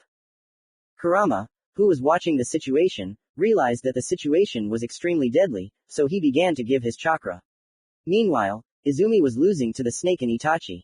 Itachi decided to break her completely by telling the whole truth about himself. After that, Izumi froze in place, her eyes were burning with manioc. Orochimaru's attacks now seemed very slow, and Izumi quickly and accurately counterattacked him. The snake does not have a body change technique like in canon, but has the ability to reincarnate a year after death. It can only be sealed, but not killed. The snake died quickly, and Itachi was shocked that he could not catch her in Tsukuyomi. All thanks to the second ability of Izumi's, manioc, complete protection from genjutsu. Izumi used black and red Amaterasu against Itachi's Amaterasu, and Izumi's Amaterasu overpowered Itachi's fire. He realized that he himself would not win now and quickly retreated. Looking towards Naruto, she saw Mina and Naruto sitting together under a tree. A couple of minutes earlier, Naruto covered himself with Kurama's 3-tailed chakra and asked Mina not to interfere. Mina realized that Naruto was in control of himself.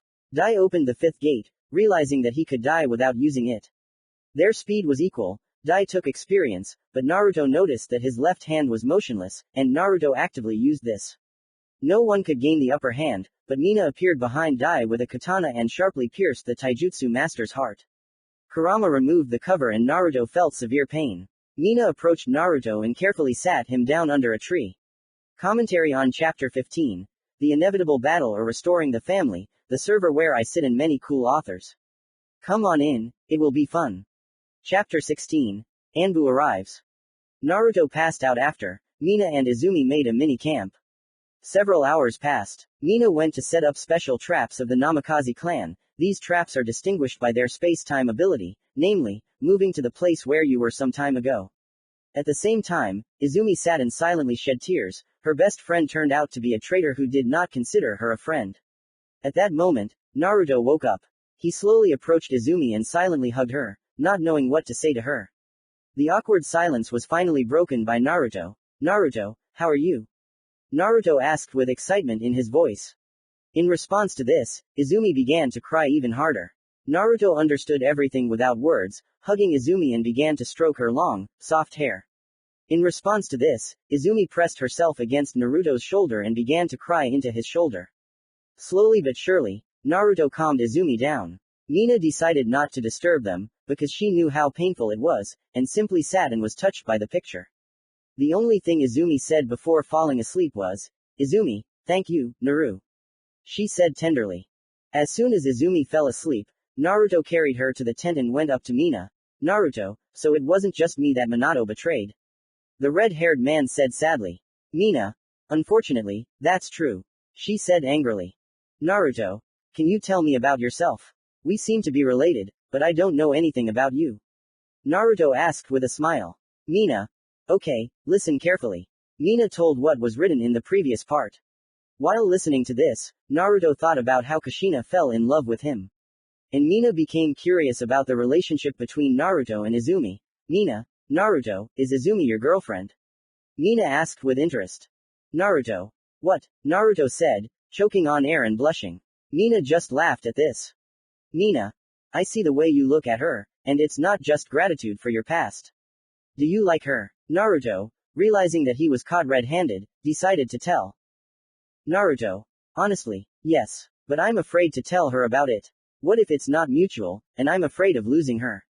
He said with a sad smile. Mina. Naruto. Before she could finish speaking, she felt her traps activate. The Uchiha squad that arrived first fell into these traps, and they were transported to Konoha. And about 27 Anbu appeared in front of Mina and Naruto. First Anbu, Naruto Uzumaki, please come with us, the Anbu said coldly. Turning to the other Anbu, he gave the order, kill the rest. Naruto couldn't let Izumi and Mina die. Izumi is unconscious, so the situation is dire. Naruto was about to answer, but Mina beat him to it. Mina, oh, Konoha's mongrels. Well, try it, she said with an evil smile and took out her katana, soaking it with wind chakra. Naruto took out his sword and imbued it with fire chakra while taking Kurama's chakra. Now Naruto had 3 tails. Naruto, Mina, protect Izumi. Naruto growled. Seeing Mina's nod, Naruto created 25 clones and sent them to the other Anbu. The clones had 3 tails too. The original attacked the captain and fought on equal terms. The Anbu, realizing that he couldn't win in close combat, jumped away from Naruto and shouted, Cat, Sweden, Core. A cannonball flew at Naruto at high speed, which he dodged, folding his seals and shouted, Naruto, cloning technique. 6 clones appeared around and shouted, Kaden, hexagonal fire geyser trap. 6 geysers of fire shot upward, forcing the Anbu to jump into the center of the formation. The original performed the technique. Naruto, Kaden, Dragon's Fall. Naruto released a fire dragon upward under the cover of a geyser. The Anbu who thought that the geysers should dissipate began to wait. This was a fatal mistake. The dragon began to descend from the sky and the Anbu could not defend themselves from the dragon. The clones killed the Anbu, but dissipated, transferring all the wounds and fatigue to the original. Naruto fell unconscious, and Mina finished off the surviving Anbu. Commentary on Chapter 16. The Anbu arrive. The server where I sit and many cool authors. Come on in, it will be fun. Chapter 17. Incident in Konoha. After sending a 29-man Anbu squad, Danzo took action. Danzo wanted to overthrow Minato as Hokage, just as the Hokage wanted to deprive him of power. From somewhere, Danzo dug up information about the order for Izumi Uchiha. He also corrected the documents about the Jinchuriki. And he got information about Menma's behavior towards the residents of Konoha. Arriving at the residence, he knocked. Minato, come in, a voice came from the office. Entering the office, Minato looked at the guest and grimaced. How many times this old man had bothered him. How many nerves he had ruined. However, he could not be gotten rid of because of his influence in the council. Everyone knows that they are fighting for power among themselves, and if Danzo dies, then all suspicions will fall on Minato. Minato, what do you want, Danzo? Minato said angrily. Danzo. Gather an urgent council, boy, Danzo said with a grin. Minato. Why? Danzo. Breaking news, he said seriously and added to himself, and the Hokage has changed. After 2 hours, everyone gathered in a special room where meetings take place. Danzo. Since I am the initiator of the meeting, I will begin. Recently, my spies reported that the Hokage herself wants to obtain the eyes of the Uchiha clan. There have been many attempts, but there is only proof for one order. As proof, I can show the order for a resident of Konoha, the third genius of the Uchiha clan, Izumi Uchiha. Everyone started to get indignant, like what, how, why? Only Fugaku sat in shock. His comrade wanted to kill one of the closest friends of the clan head's family. Shikaku Nara. Minato-sama, do you have anything to say about this? Minato. It's all a lie, I value every single person in my village. Danzo. This is not a fake, the signature was made with the Hokage's chakra. As far as I know, no one else could have made it except you. Fugaku. Danzo-san, please give me the document for inspection. Fugaku said, activating the Sharingan. Realizing that everything was bad, Minato began to think about his words in advance. After checking the document, Fugaku was furious. Fugaku. Minato. How dare you attack members of the Uchiha clan? Fugaku said, almost shouting. Danzo. Fugaku-san, please let me finish. Interrupting the Uchiha, Danzo asked. Seeing the nod, he continued. Minato-san, answer a few questions. The first question is about the Jinchuriki of Konoha. Naruto Uzumaki, what is his second name? Minato realized that he had played too much and had been completely exposed, but he couldn't give up his position. Minato. What are you talking about? The Hokage said without emotion. Danzo. After checking his file Kushini, it said that you will have twins, you said your son died. And the Jinchuriki became a child from the orphanage. Is that true? Minato. Yes. Danzo. Stop hanging noodles on the council's ears, the second name of the Jinchuriki is the name Namikaze. The entire room except Fugaku was surprised. Inoichi Yamanaka was the first to leave. Inoichi, Hokage-sama, is this true? Minato. No. Fugaku. He's lying. My Sharingan can tell who's telling the truth and who's not. There was a lot of indignation and talk about changing the Hokage. Minato started to lose his temper, but before he could say anything, Danzo shouted. Danzo, after my evidence, I, as a member of the council, propose to elect a new Hokage, and deprive the Namikaze clan of its privileges. There is also evidence of breaking the law for the sake of the son. After much debate about breaking the law for the sake of the child, the council issued a verdict. 12 people to change power and punish the Namikaze clan. Danzo, Inoichi, Choza, Shikaku, Aburame clan, Hyuga, Inazuka, 2 elders, Fugaku, Kakashi, 1 person against Minato. The election of the new Hokage will be in a week. Options, Shimura Danzo. Fugaku Uchiha Tsunade Senju Jiraiya. Commentary on Chapter 17, Incident in Konoha, choose a new Hokage. Chapter 18, Attack. A day had passed since Minato had been removed from the title of Hokage of Konoha. He was angry. Angry at Danzo, angry at Fugaku. Minato decided to take revenge on his friend, believing that it was Fugaku who had betrayed him. At this time, Fugaku was waiting for news from Izumi and Naruto. Danzo was angry, because Fugaku did not suit him as Hokage. Jiraiya and Tsunade were notified of their candidacies, but they hastily refused, each arguing their refusal differently. Jiraiya did not like to sit idle, he loved to travel and could not sit in one place for a long time.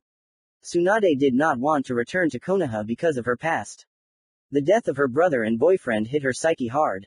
She began to drink heavily to dull the pain, then left Konoha because it brought too much pain.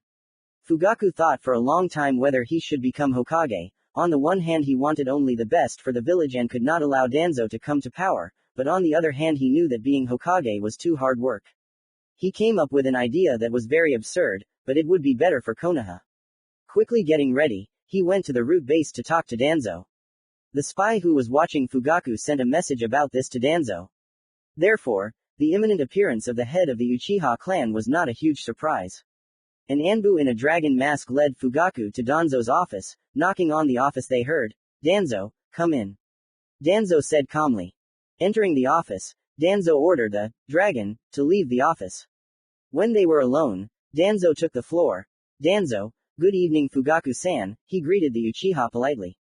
He was calm on the outside, but inside he wanted to kill him now and initiate attacks on himself. Fugaku. Hello, Danzo. I have a business proposition for you. Fugaku said with tactful seriousness. Danzo. I'm listening carefully, he said with interest. What offer can this Uchiha make me? Fugaku. I propose that you two rule Konoha, that is, you and I become two Kage. I believe that this will only benefit Konoha. Danzo was taken aback by this suggestion, not expecting it. He began to think that it was a joke, and just a way to steal his attention. But he still decided to listen to the reason for this idea. Danzo. An unexpected proposal, but may I ask the reason for such an idea? Fugaku. It's quite simple, I think you know that Tsunade and Jiraiya refused. The choice was between the two of us. People know the methods you use to protect the village and do not approve of them. And most likely they will choose me. At this point, Danzo began to get angry, but Fugaku asked him not to interrupt him and listen to him. But I understand that I do not have enough experience in such a matter, and the village may suffer from this. I, just like you, want happiness for the village, but through more peaceful methods. Danzo was not ready for this and again he was in shock, but he could not allow such an opportunity to disappear, because power, although not all, but a fairly acceptable part itself comes into his hands. Danzo. Your offer is tempting, and I agree to it. The leader of the root said seriously, but with a hint of joy. Fugaku.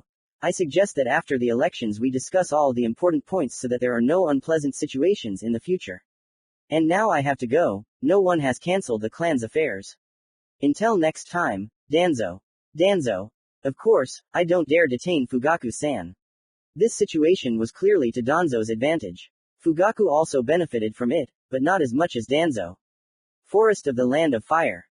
2 days after the Anbu attack, 2 people were sitting in a clearing, and one was unconscious. Izumi Uchiha and Mina Namikaze quickly found a common language and became friends. Seeing how Izumi cared for Naruto, Mina always made fun of her, and smiled at Izumi's face, red as Naruto's hair. Naruto's condition was unchanged. The overload of the chakra channels and the inhuman fatigue of the body led Naruto to this state, and only thanks to Kurama did he survive. While Naruto was recovering, Izumi and Mina brought up the topic of returning to Konoha. Mina, after Naruto wakes up, will you go to Konoha? She asked the question without any emotion. Izumi. Unfortunately, yes. Naruto's disappearance now will cause a lot of harm to him. We are not strong enough to become missing nin yet. And considering Naruto's status, he will be hunted a lot. Izumi began to speak with annoyance. After a minute of silence, she continued, so I think Naruto and I will go into deep training and leave her in 2 to 3 years. Mina. Okay, then come to the Uzushio ruins, I'll be waiting for you there. Mina said as she stood up, and continued, the time will come and Konoha will get what it deserves. Izumi. See you later. Izumi said in a sad voice, standing up and hugging Mina. Mina quickly headed towards the Land of Rain, not revealing her goal and motives to Akatsuki for now. Commentary on Chapter 18, Attack. The server where I sit and many cool authors. Come on in, it will be fun. Filler Conspiracy in Minato's Past. One evening in the village, hidden in the stone, 3rd Tsuchikage Onoki was thinking about how to avenge Konoha's old grievances. He could not forgive Konoha's victory. In particular, he hated Minato, like everyone else in the village. More than 1,000 shinobi had fallen against him. Sitting another evening, he decided to enlist the help of the village hidden in the cloud. Having summoned the Anbu, he wrote a letter about a trade and military alliance. Village, hidden in the cloud. The stone ambassador, as soon as he arrived, immediately went to the 4th Raikage to hand over the documents and find out the answer. The Raikage thought that the territory of Konoha would not be superfluous and told the Anbu that he would come in a couple of days. And so it happened, the Raikage and Tsuchikage were sitting in the residence. Hey. Good afternoon, said the Raikage and extended his hand. Onoki. Kind, said the Tsuchikage, responding to the outstretched hand. Hey. I suggest not to delay and attack Konoha during the Chunin exams. During the 3rd stage, when most of the shinobi will be watching the finalists' fights. Onoki. That's reasonable. We also need to send the Jinchuriki to distract the Uchiha and Hyuga clans from fighting the shinobi. Hey. That's also true, the main problem is Minato, but I think there's no need to worry until the 1st stage begins. I'll send out the best spies. Onoki. I'll send spies too, but under the guise of genin. There shouldn't be any suspicion. Hey.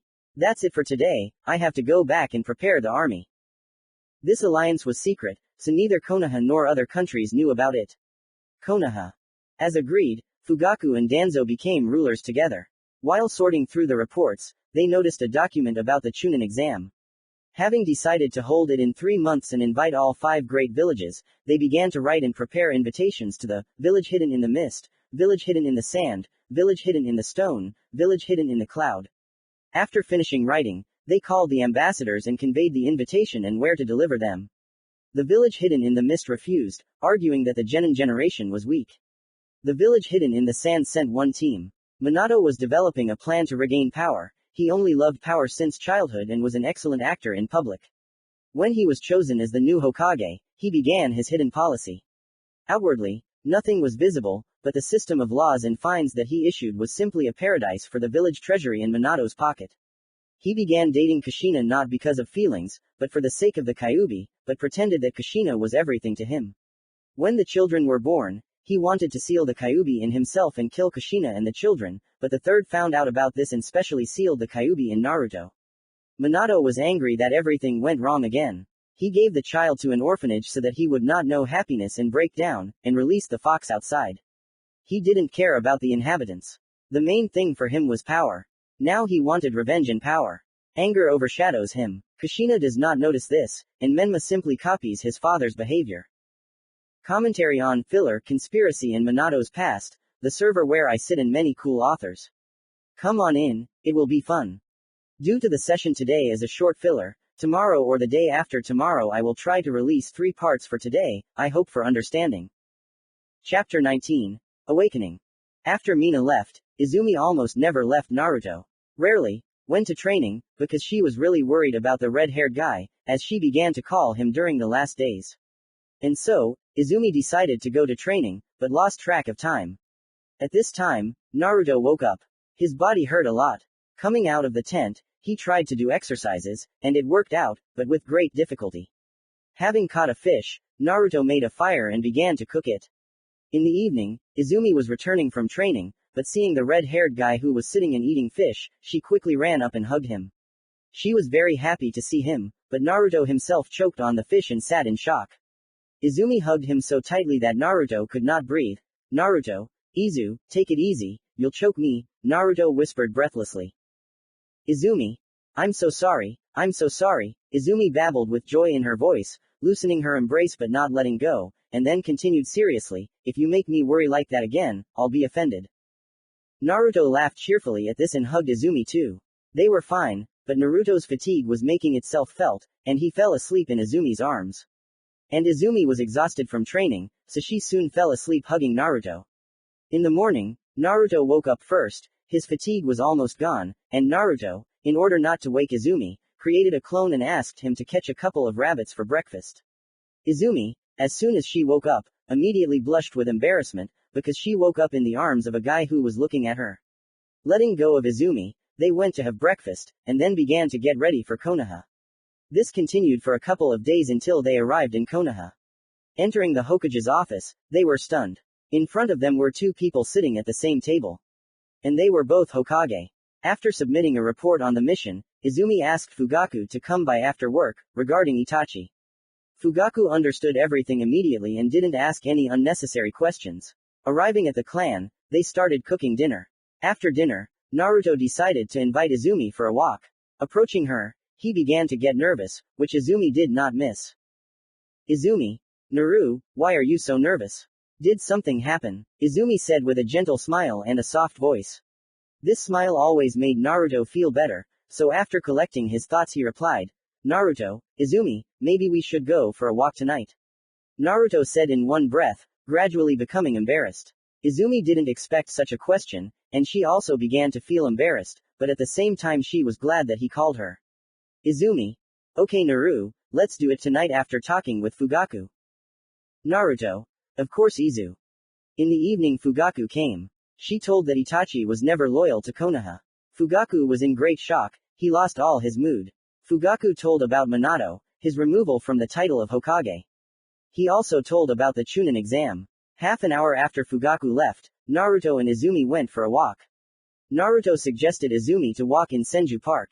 Izumi did not mind because this park was very beautiful during the day, and in the evening it was even better.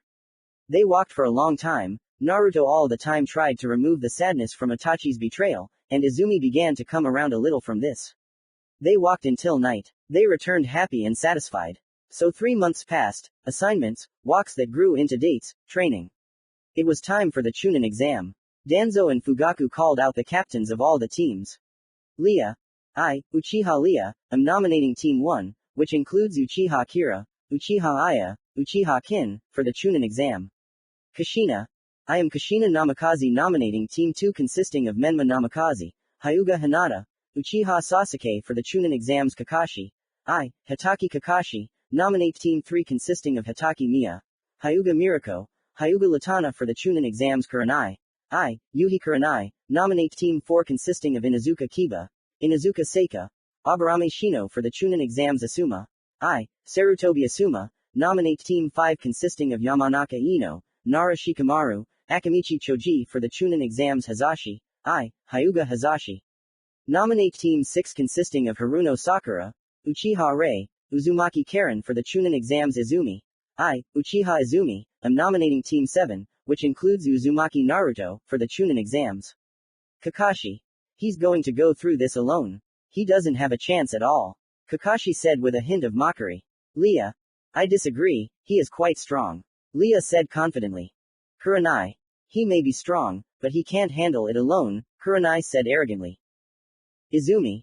We'll see about that. Izumi growled with anger in her voice. Fugaku and Danzo. Silence. Take the applications and give them to the genin. You are dismissed, they said in a stern tone. Commentary on Chapter 19, Awakening. The server where I sit and many cool authors.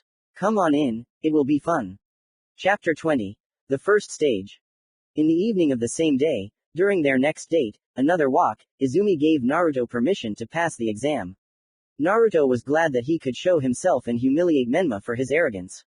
Regarding Menma, he began dating Hinata, and they both began to dislike Sasuke because his father took Minato's place.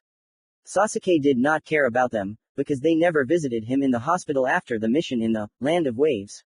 Sasuke became less arrogant, but still used his father's name. Naruto created his fire technique, Kaden, Phoenix of Death. It is formed from the chakra of the Phoenix Fire, which attacks the target at a fairly high speed, and can explode in a huge radius with a large number of enemies. The Stone and Cloud began mobilizing troops to capture Konoha. In total, 5,000 shinobi of the Alliance came out. Naruto walked towards the academy, because the exam would be held in room 301. Seeing the sign with room 301, he realized that it was a genjutsu and quickly removed it. It turned out to be room 201. Quickly going up to the right floor, he entered the room. All eyes were directed at him. Some looked appraising Ly, some with contempt, some with respect. Over the course of 3 months, Kira, Aya, Kin and Leah became good friends with Naruto. A couple of minutes later, teams number 2, number 4, number 5 and number 6 burst into the room. Team number 1 and team number 3 followed them. Naruto immediately approached his friends and started talking. Everything was fine until Menma and Hinata started showing off. Sasuke, unable to stand them, approached our company and gradually joined the conversation. Naruto and Sasuke hadn't exactly become friends, but their friendship had definitely improved. Menma noticed who Sasuke was chatting with and suggested that Hinata make fun of them. They approached them and began. Menma, hey Sasuke, have you found your equal? Hinata, the same worthless ones. And both burst into laughter, but they were ignored. They didn't like it and Menma went on a sore subject for Sasuke. Menma, why are you silent? Are you tongue-tied? Weakling. Itachi was right to be disappointed in you. Everyone except the Uchihas laughed like horses.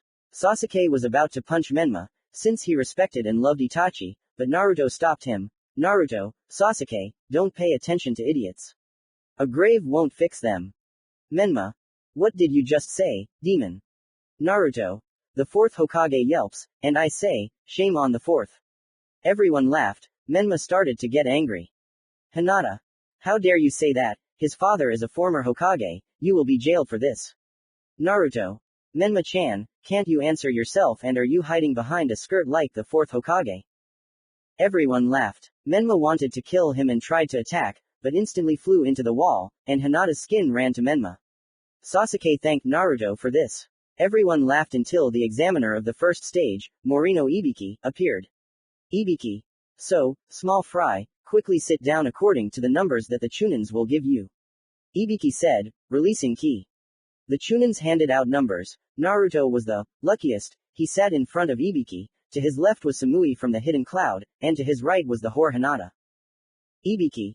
There is a test on the table, your task is to answer all the questions.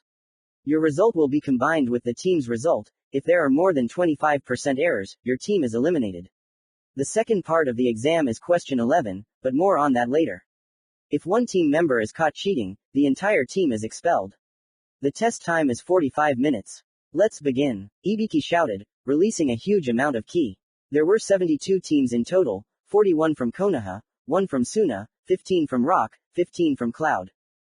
About 70 to 80% were shaking with fear. The questions were clearly not for Genin, but the lessons with Izumi bore fruit. Having finished quickly, I began to observe, Uchiha and Hyuga were copying with their eyes. Aburame released Bugs Burr, Shikamaru began to copy the answers with the help of a shadow. Fun in general. So 45 minutes passed. During this time 20 teams from Konoha, 2 teams from Stone and 5 from Cloud were expelled. Ibiki's key is a heavy thing. Ibiki. Time. Put the papers aside. Now you are given the choice to answer question 11 or not. Those who refuse will be able to take this exam in 6 months. But those who decide to answer and answer incorrectly. He began to prick the atmosphere by delaying the continuation. You will never be able to take the Chunin exam again. Another 4 teams from Konoha and 2 from Iowa refused. Ibiki. Question 11. If there was a situation where you had to choose between saving a comrade in arms or a civilian, who would you choose? Ibiki said, releasing his ki at full blast. Some chose civilians, some chose a comrade, but everyone else sat still. After 15 minutes. Ibiki. Everyone who chose a side failed. A true shinobi would not allow such a situation. In the end, 14 teams from Konoha, 1 team from Suna, 3 teams from Stone, 2 teams from Cloud. Commentary on Chapter 20. The first stage. The server where I sit and many cool authors. Come on in, it will be fun. Chapter 21. Forest of Death. After the test was over, a girl, about 23 to 24 years old, with purple hair styled into a short, spiky ponytail, flew into the window. She was wearing a mesh outfit that extended from her neck to her hips. She also had a brown coat with purple in the seams and pockets on each side, a dark orange miniskirt, a dark blue belt, and pale gray brushes. Anko. 20 out of 72, not bad Ibiki. But I'll cut it in half at least. She said with a sadistic smile on her face. Ibiki. As you wish, Ibiki said in an indifferent voice. Anko. So kids, my name is Mitarashi Anko. I am the examiner of the second stage of Chunin. We will meet in an hour at the training ground number 44. She said with sadistic glee and disappeared. The genin swallowed nervously and quickly started walking towards the training ground. I and a couple of other teams began to calmly walk towards the training ground, because it was a 50-minute walk away. Arriving at the training ground, I noticed a picture of Menma picking on Sasuke again. Seeing me, Sasuke asked me to help him get revenge. Judging by his eyes, it would be fun, so I agreed. The revenge was that Naruto had to push Menma at a certain moment. As soon as Rock Lee passed by, we put the plan into action and as a result, a juicy kiss between Menma and Lee. Everyone started laughing and joking about the orientation of the fourth son. Lee beat Menma up and left angry as hell.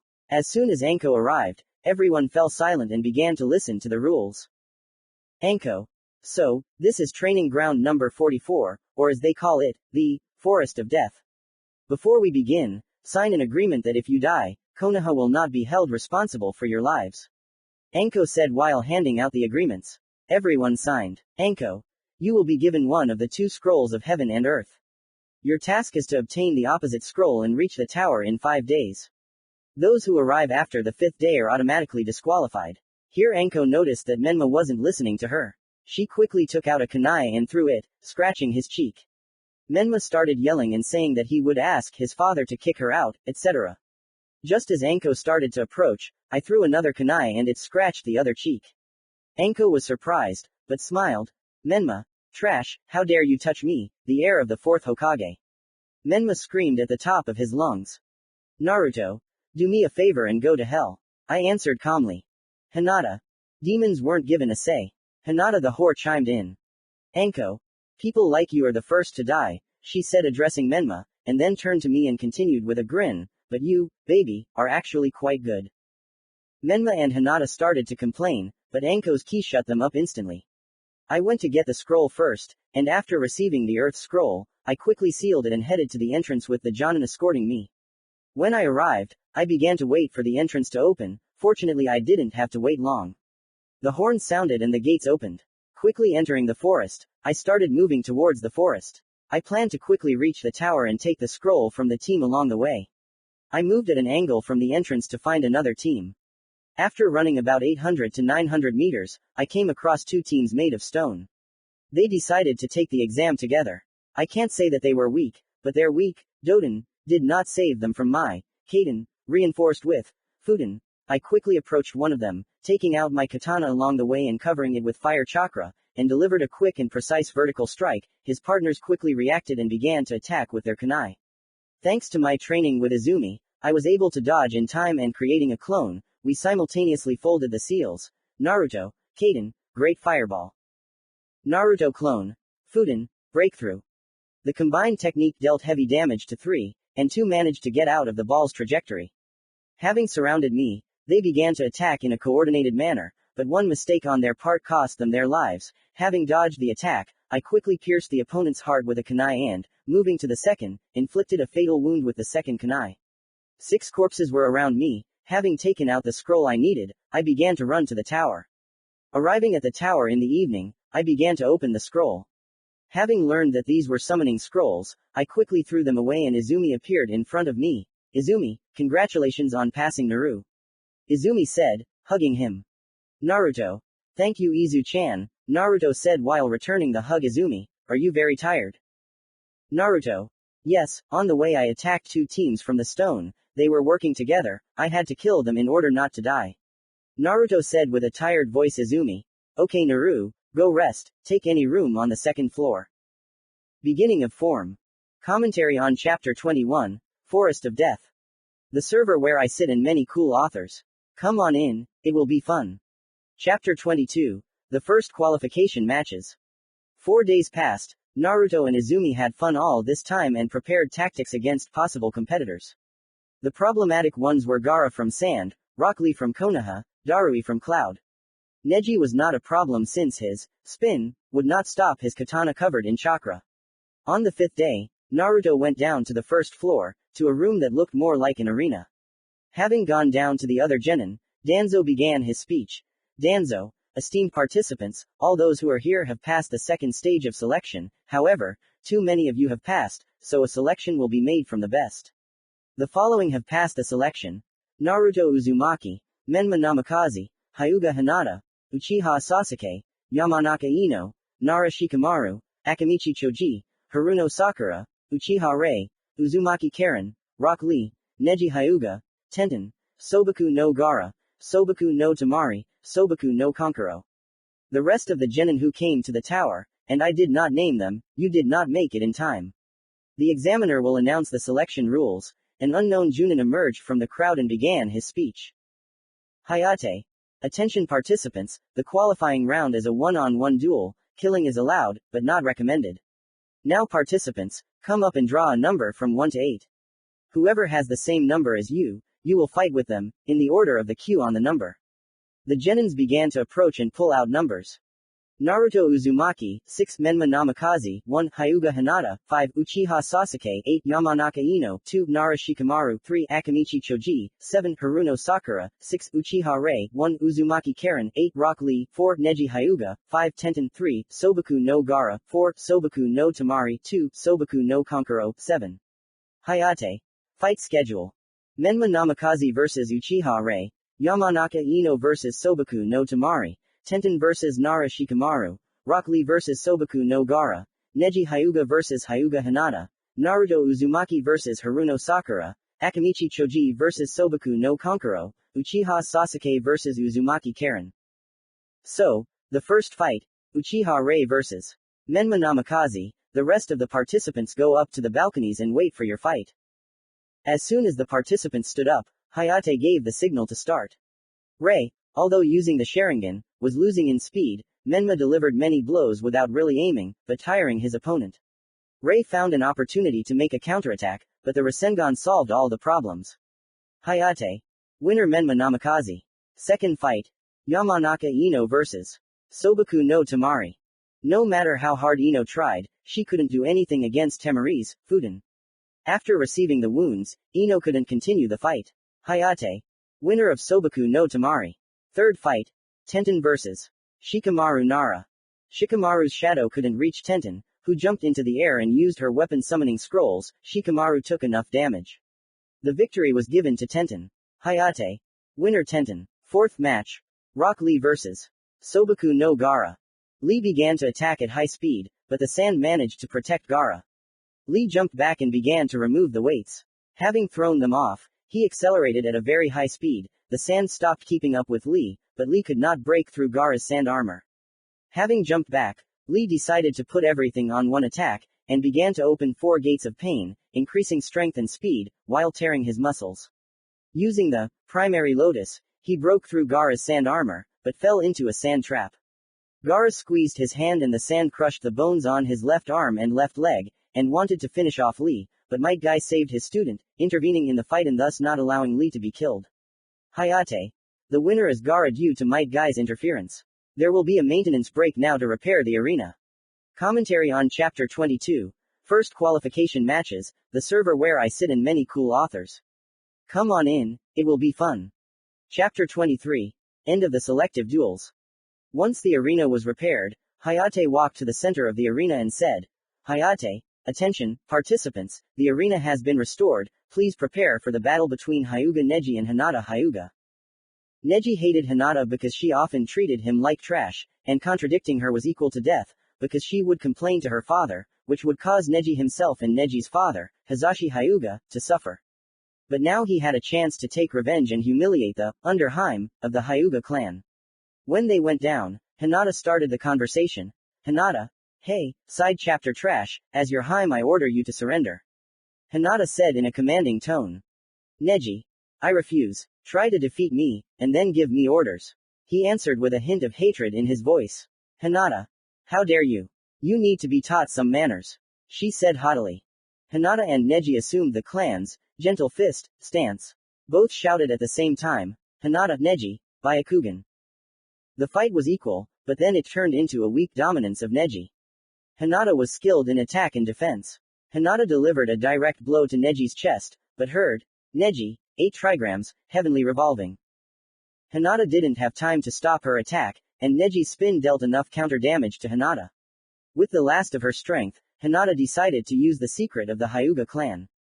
Hinata made a concentration seal and shouted, Hinata, submission. Neji grabbed his head and started screaming in pain, but Hinata didn't cancel the technique. She cancelled it a couple of minutes later, when Neji lost consciousness from the pain shock. Hayate. The winner of the 5th match is Hinata Hyuga. Prepare for the fight between Uzumaki Naruto and Haruno Sakura. As soon as Naruto and Sakura came down, Sakura decided to humiliate Naruto so that Sasuke would love her. Sakura. PFF'd, demon, you think you can win. You're weak, not like Sasuke-kun. Give up the easy way. Sakura said with a hint of mockery. Naruto started to get angry at this and decided to answer directly. Naruto. Shut up, broad-browed bored. Fight, and you'll end up working in a brothel with your tongue. He said with anger in his voice. Sakura blushed with anger when they started laughing at this. Izumi laughed the loudest. Although she does not approve of Naruto's words, she understands that she herself is to blame. When Sakura bored looked at Sasuke, she became even angrier, because her idol laughed at Naruto's words. Sakura. Shut up, trash, I'll put you in your place. She shouted across the arena. Hayate. Let's start. Sakura took out a kunai and started running at him. Naruto stood there and did nothing. Flat-chested Sakura decided that this was her chance and raised her hand with a kunai aiming at the heart, but 2 centimeters before the blow Naruto disappeared from Sakura's sight and appeared behind her. Before Sakura could turn around, she received a powerful blow to the back. Flying into the wall, the pink-haired girl crashed into it. With difficulty raising her head, she saw Naruto making seals. Naruto, Kaden, fire bullet. Naruto fired a small bullet from the fire that went through Sakura's shoulder, and she lost consciousness from the pain shock and lost. Naruto. And how much pathos there was. Naruto said disappointedly. Hayate. The winner of the 6th match is Naruto Uzumaki. The next match will be between Akamichi Choji and Sobaku no Kankuro. They went down to the arena. Hayate. Let's start. Kankuro immediately untangled his doll and attacked Choji with it, but all attacks except one were blocked. This was enough for Kankuro, because each weapon that was in the doll had a paralyzing poison. Victory was given to Kankuro. Kankuro injected Choji with the antidote. Hayate. Winner of the 7th pair of the selection, Sobaku no Kankuro. Final 8th round, get ready Sasuke Uchiha and Uzumaki Karen. They quickly descended and began to wait for the start command. Hayate. Here we go. Sasuke activated his Sharingan and quickly began attacking in Uchiha-style taijutsu. The quick and precise strikes brought victory to Sasuke. Hayate. The winner is Uchiha Sasuke. I ask all participants who won to come down. I, like the others, went down and began to listen to Hayate's speech. Hayate. Congratulations, participants. The next stage will be in a month. Now, everyone takes turns coming out and drawing a sheet of paper with numbers from 1 to 8. The battle schedule is, at the 1/4 stage, 1 to 8, 2 to 7, 3 to 6, 4 to 5. At the semifinal stage, the winner of the 1 to 8 pair versus the winner of the 4 to 5 pair, the winner of the 2 to 7 pair versus the winner of the 3 to 6 pair. The final, the winner of the 1 to 8 and 4 to 5 pair versus the winner of the 2 to 7 and 3 to 6 pair. Everyone came up and pulled out a number. Next round pairs. Commentary on Chapter 23. The end of the selective duels, the server where I sit and many cool authors. Come on in, it will be fun. Chapter 24. Incident. Hayate. Next round pairings. 1. Dog no Kankuro, Menma Namikaze, 8-2, Uzumaki Naruto, Hinata Hyuga, 7-3, Sobaku no Gaara, Tenten, 6-4, Uchiha Sasuke, Sobaku no Tamari, 5, as I said, you have a month to prepare. Good luck to everyone. After he finished, I went up to Izumi and we started to leave. The weather was nice outside so I invited Izumi to the park. She didn't mind. When I got to the park, I bought ice cream for me and Izumi. We sat on a bench and started talking as usual, when suddenly Izumi said, Izumi, Naru, congratulations on winning the selection. Even though you said the wrong words, they were well deserved. Now, close your eyes for a moment. I didn't argue and closed my eyes and waited. Izumi had bought him 2 gifts before the exam. The first gift was for training, and the second was from the heart. Izumi. Tax, now open your eyes. Opening my eyes, I saw a red and blue pendant with the Uzumaki sign. Naruto happily hugged Izumi. Izumi, not expecting this, fell, and Naruto fell on top of her. And how he fell, lips to lips. Naruto quickly parted his lips and blushed together with Izumi, and then they laughed in unison, although both Naruto and Izumi liked it, but no one said it out loud. After walking a little more, they went to Ichiraku, because none of them wanted to cook dinner. When they came home, they talked a little more and each went to their own room. The next morning, Naruto woke up first, took a bath, and started making breakfast. As Naruto finished making breakfast, Izumi joined him. After breakfast, they went to the 31st training ground. After warming up, Izumi began teaching Naruto her strongest fire technique, namely, Kaden, Dance of the 6 Dragons. She can use this technique once if she has a full supply of chakra. Izumi. Naru, look, I want to teach you the most powerful technique I know. Dance of the 6 Dragons, it's an S+ rank technique. But it's very chakra consuming. Remember the seals, and first release 2 fire dragons, then 3, etc. This technique can be improved, but I don't have enough chakra. Train it until I come. I'll come check. Izumi said and left the training ground. Naruto. Okay Izu. The red-haired man shouted at his girlfriend's back. As soon as Izumi left, I started to hone my technique, but I can't do more than 3 dragons. And Izumi wasn't joking, she's very chakra consuming. Izumi went to visit Makoto to ask for some advice, and to find out what this feeling was after yesterday's kiss. Arriving at Makoto's house, she knocked and Makoto opened the door. Izumi. Hello Makoto-san. Makoto. Hi Izumi, how many times have I asked you to skip the suffixes, we're not strangers, after all. Makoto said with a bit of anger. Izumi. Excuse me, Makoto, I need your help, or rather advice. Izumi said, blushing at the same time. Makoto. Did something happen? Did you really fall in love? Makoto asked with a smile. Izumi. That's what I came to talk about. The young Uchiha said even redder. Makoto. Hee. And who is this lucky guy? Makoto began the interrogation with interest. Izumi. Naruto, I don't know if it's love or not, but I feel good with him, especially after yesterday's incident. Izumi, red as Naruto's hair, said in one breath. Makoto, And what kind of incident was that? She said with a sly smile. Izumi recounted yesterday's incident and told how she felt. Makoto. I see, you fell in love with Izumi-chan. Makoto stated the fact with a cheerful smile. Izumi, can you give me some advice? Izumi asked with a smile. Makoto. All I can say is, spend more time together. Izumi. Thank you Makoto-san, I'm off. Makoto. Bye-bye. Meanwhile Naruto managed to increase from 3 dragons to 4. When Izumi came, Naruto showed, Kaden, Dance of the 4 Dragons. True, after that I started to fall, but Izumi caught me. A month passed at this pace, Izumi and I began to walk more often and longer. I mastered the technique up to 7 dragons, but it consumes 40% of my chakra. Arriving at the arena, Izumi hugged me, wished me luck and went up to the stands, and I went down to the arena to the others and began to wait for the examiner. Commentary on Chapter 24, Incident.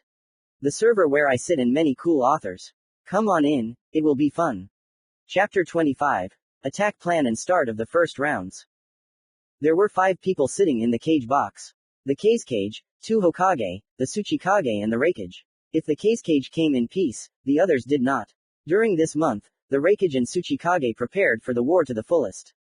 Since Suna was an ally of Konoha, the cage would help the 2 cage.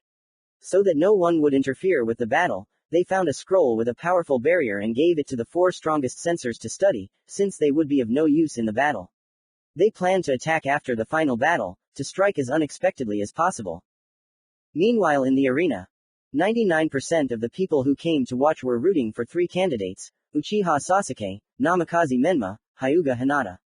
Only their names were heard, but there was 1% of people which included Izumi, Aya, Kin, Kira, Lia, Makoto, who was rooting for me and Sasuke. No one heard them except Naruto, who caught their cry of support. It gave him extra motivation.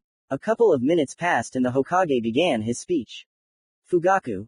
Good afternoon, people of Konoha, distinguished guests. Welcome to the finals of the Chunin exams. The crowd roared in approval. After the preliminary matches, only the best remain. Before the judge explains the rules of the matches, I would like to personally introduce the 4th cage, Sobaku no Rasa. The 3rd Tsuchikage, Onoki. The 4th Raikage. Hey, the crowd began to applaud even louder. And now I give the floor to the judge of the final round, the legendary ninja, the great hermit of Mount Myoboku, Sanin Jiraiya. Out of nowhere, white smoke appeared in the arena. When the smoke cleared, everyone saw a tall, middle-aged man with fair skin. Jiraiya has long white hair that sticks out in creative disarray in different directions and is pulled back into a ponytail with an elastic band. He has red lines under his eyes.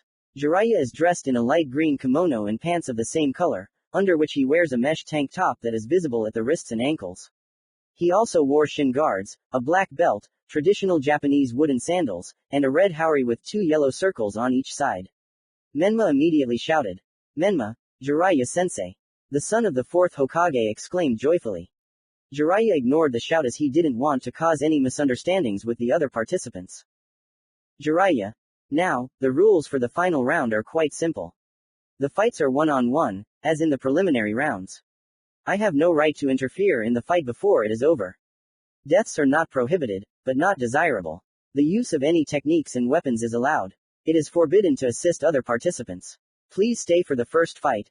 Menma Namikaze and Sobaku no Kankuro, the rest of you, take the empty seats in the box for participants and wait until you are called. Everyone except the participants of the first battle took their places and Jiraiya gave the signal to start. Jiraiya. Let's begin. Kankuro knew that he couldn't underestimate the guy, so he immediately summoned 2 dolls and created a clone. Menma began to attack the puppeteer at high speed, but he skillfully defended himself with the help of dolls. Menma used the cloning technique and began to press the clones on the dolls, and the original appeared from behind with a rasengan in his hand and hit Kankuro with it. The fight was over because Kankuro could not continue the fight. Jiraiya. The winner of the first match is Namikaze Menma. I request the next pair to come down, Uzumaki-Naruto and Hinata Hyuga. When Naruto was named, everyone started to boo and shout words like demon, worthless. Everyone shouted except Izumi, Aya, Kin, Kira, Lia and Makoto. They shouted that they believed in him. But it was impossible to outshout the crowd. When Hinata was named, everyone started to rejoice except for the same people who were for Naruto, they were neutral. When Hinata came down, she began to humiliate Naruto as usual. Hinata, ha ha ha, there is no place for such weaklings here, go home to hell demon. Hinata said arrogantly and with a mocking voice. The crowd of INBC spectators began to laugh and support Hinata, but their laughter did not last long, and the Hyuga clan was already about to attack the red-haired man for his next words. Naruto, you know, you and Sakura are similar, both are insignificant and both are good with their tongues, only you also work in the clan after the brothel.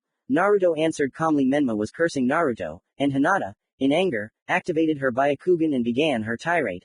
Hinata, how dare you? Trash, saying such things to the Heim of the Hyuga clan. Do you even know what will happen to you? Hinata said, hissing in anger. Naruto, I know, absolutely nothing. Unheim clan wide-eyed egoist.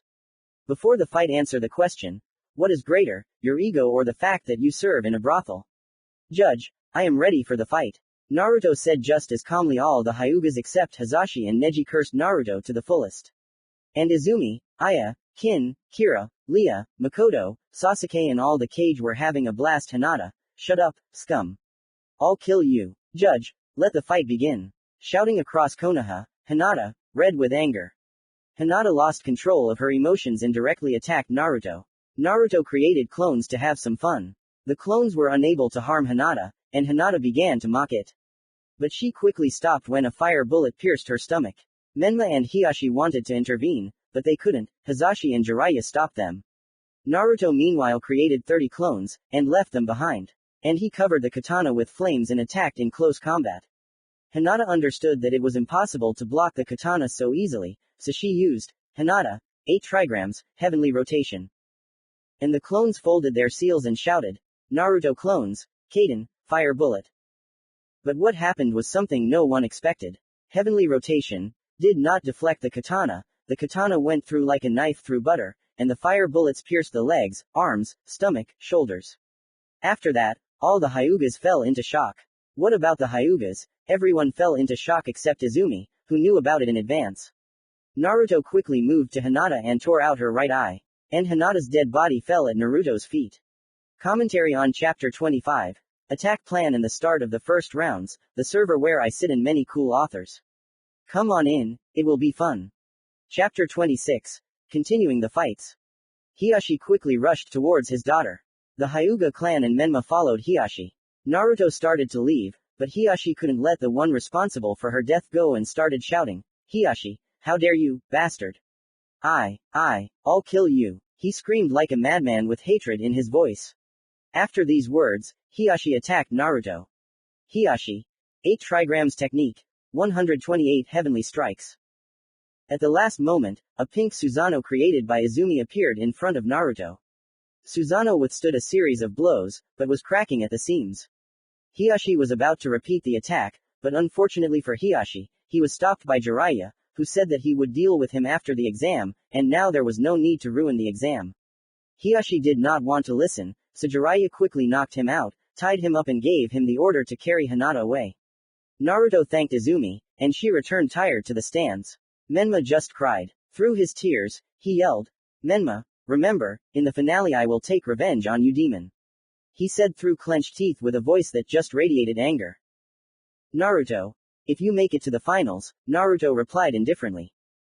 Menma wanted to do something, but he was calmed down by Jiraiya and Kushina, who did not understand why her son became like this. A few minutes later, Jiraiya took the floor. Jiraiya, the winner of the previous match is Uzumaki-Naruto, the next match is between Sobaku no Gaara and Tenten. I request that they come down to the arena. The fight was boring, Tenten immediately fell into Gaara's sand and gave up. Jiraiya, winner of the third fight of Sobaku no Gaara. The last fight before the semi-finals is Sasuke Uchiha and Sobaku no Tamari. Tamari immediately used Futon, Wind Net, but Sasuke used Kaden, thereby strengthening his attack. Tamari was unable to dodge, thus receiving severe burns and gave up. Jiraiya, winner Sasuke Uchiha. The participants have a 15-minute break and the following fights will be held, Uzumaki-Naruto vs. Sobaku no Gaara, Namikaze Menma vs. Uchiha Sasuke. Naruto made a battle plan in 15 minutes. And then he hears. Jiraiya. Break is over, please come down to the arena Sobaku no Gaara and Uzumaki-Naruto. Jiraiya descended and gave the signal and jumped back. The next second, sand was flying at Naruto from 3 sides. Naruto poured fire chakra into his katana and cut the sand, which immediately turned into glass. Gaara realized that sand should be used carefully, so he decided to create clones from sand to distract attention, but Naruto created a clone that used Naruto clone, Kaden, fire bullet, thus killing Gaara's clone, and went into close combat with him while the original prepared chakra for a special technique. The clone did not give Gaara the opportunity to attack the original, so after a few seconds the entire arena heard Naruto original, Kaden, Dance of the Six Dragons, Cubic Hell. Naruto released 6 fire dragons that formed a cube around Gaara. Inside the cube, Gaara saw dragon faces emerging from each wall.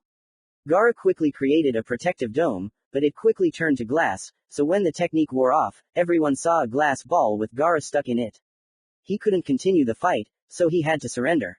Rasa, Gaara's father, noted that Naruto had a good plan, and used his sand to destroy the glassy sphere. Jiraiya, the winner of the first semifinals of the Chunin exams, is Uzumaki-Naruto. Everyone was silent except for Izumi, who shouted congratulations and started clapping, as did Aya, Kira, Kin, Lia, Sasuke, Makoto, Danzo, Fugaku, Rasa, Ai, and Onoki. Jiraiya.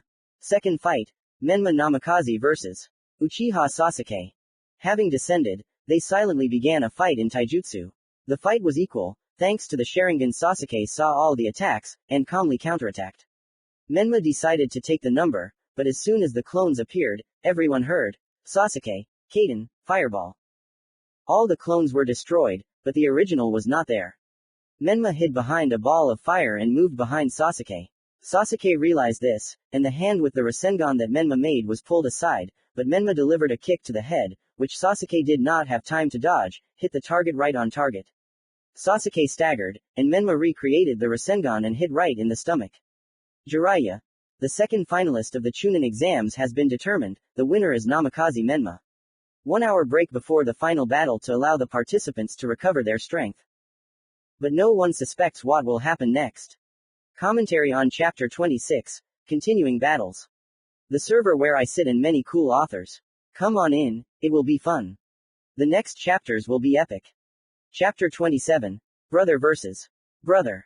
Naruto was sitting and restoring his chakra when Izumi approached him. Izumi, Naru, I have a bad feeling about this, be careful, and if something happens, run to our place, Izumi said with concern in her voice. Naruto, Izu, thanks for saving me. I have a bad feeling about this too. Okay, I'll go there, you go there right away too. The red-haired man answered in the same voice. Izumi. Okay, by the way, take these chakra restoring pills, one now, the second one when your chakra gets close to 0. She said in a more commanding tone. Naruto. Okay. Naruto answered, smiling nervously. He knew that arguing was useless. At that moment, everyone heard Jiraiya's voice. Jiraiya. Attention, participants, please come down to the arena for the final battle. Please welcome Naruto Uzumaki and Menma Namikaze. The crowd was very negative about Naruto's name, but very positive about Menma. However, the crowd disliked Naruto more than Menma. Naruto and Menma, who had descended into the arena, began a dialogue. Menma, well, demon, are you ready to die? I will avenge Hinata and kill you. Menma shouted with anger in his voice. Naruto, you're not the first one to say that you'll kill me, but I'm still alive. Naruto parried his opponent's words. Menma, shut up, you will answer for Hinata. With such shouts he stood up in battle readiness, indicating that it was time to begin the fight. Naruto, less talk, more action. Naruto replied, getting into combat readiness. Jiraiya, let's begin.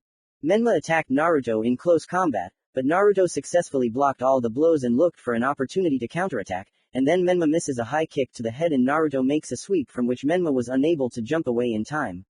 Moving away from Menma, Naruto created 10 shadow clones and 5 fire clones.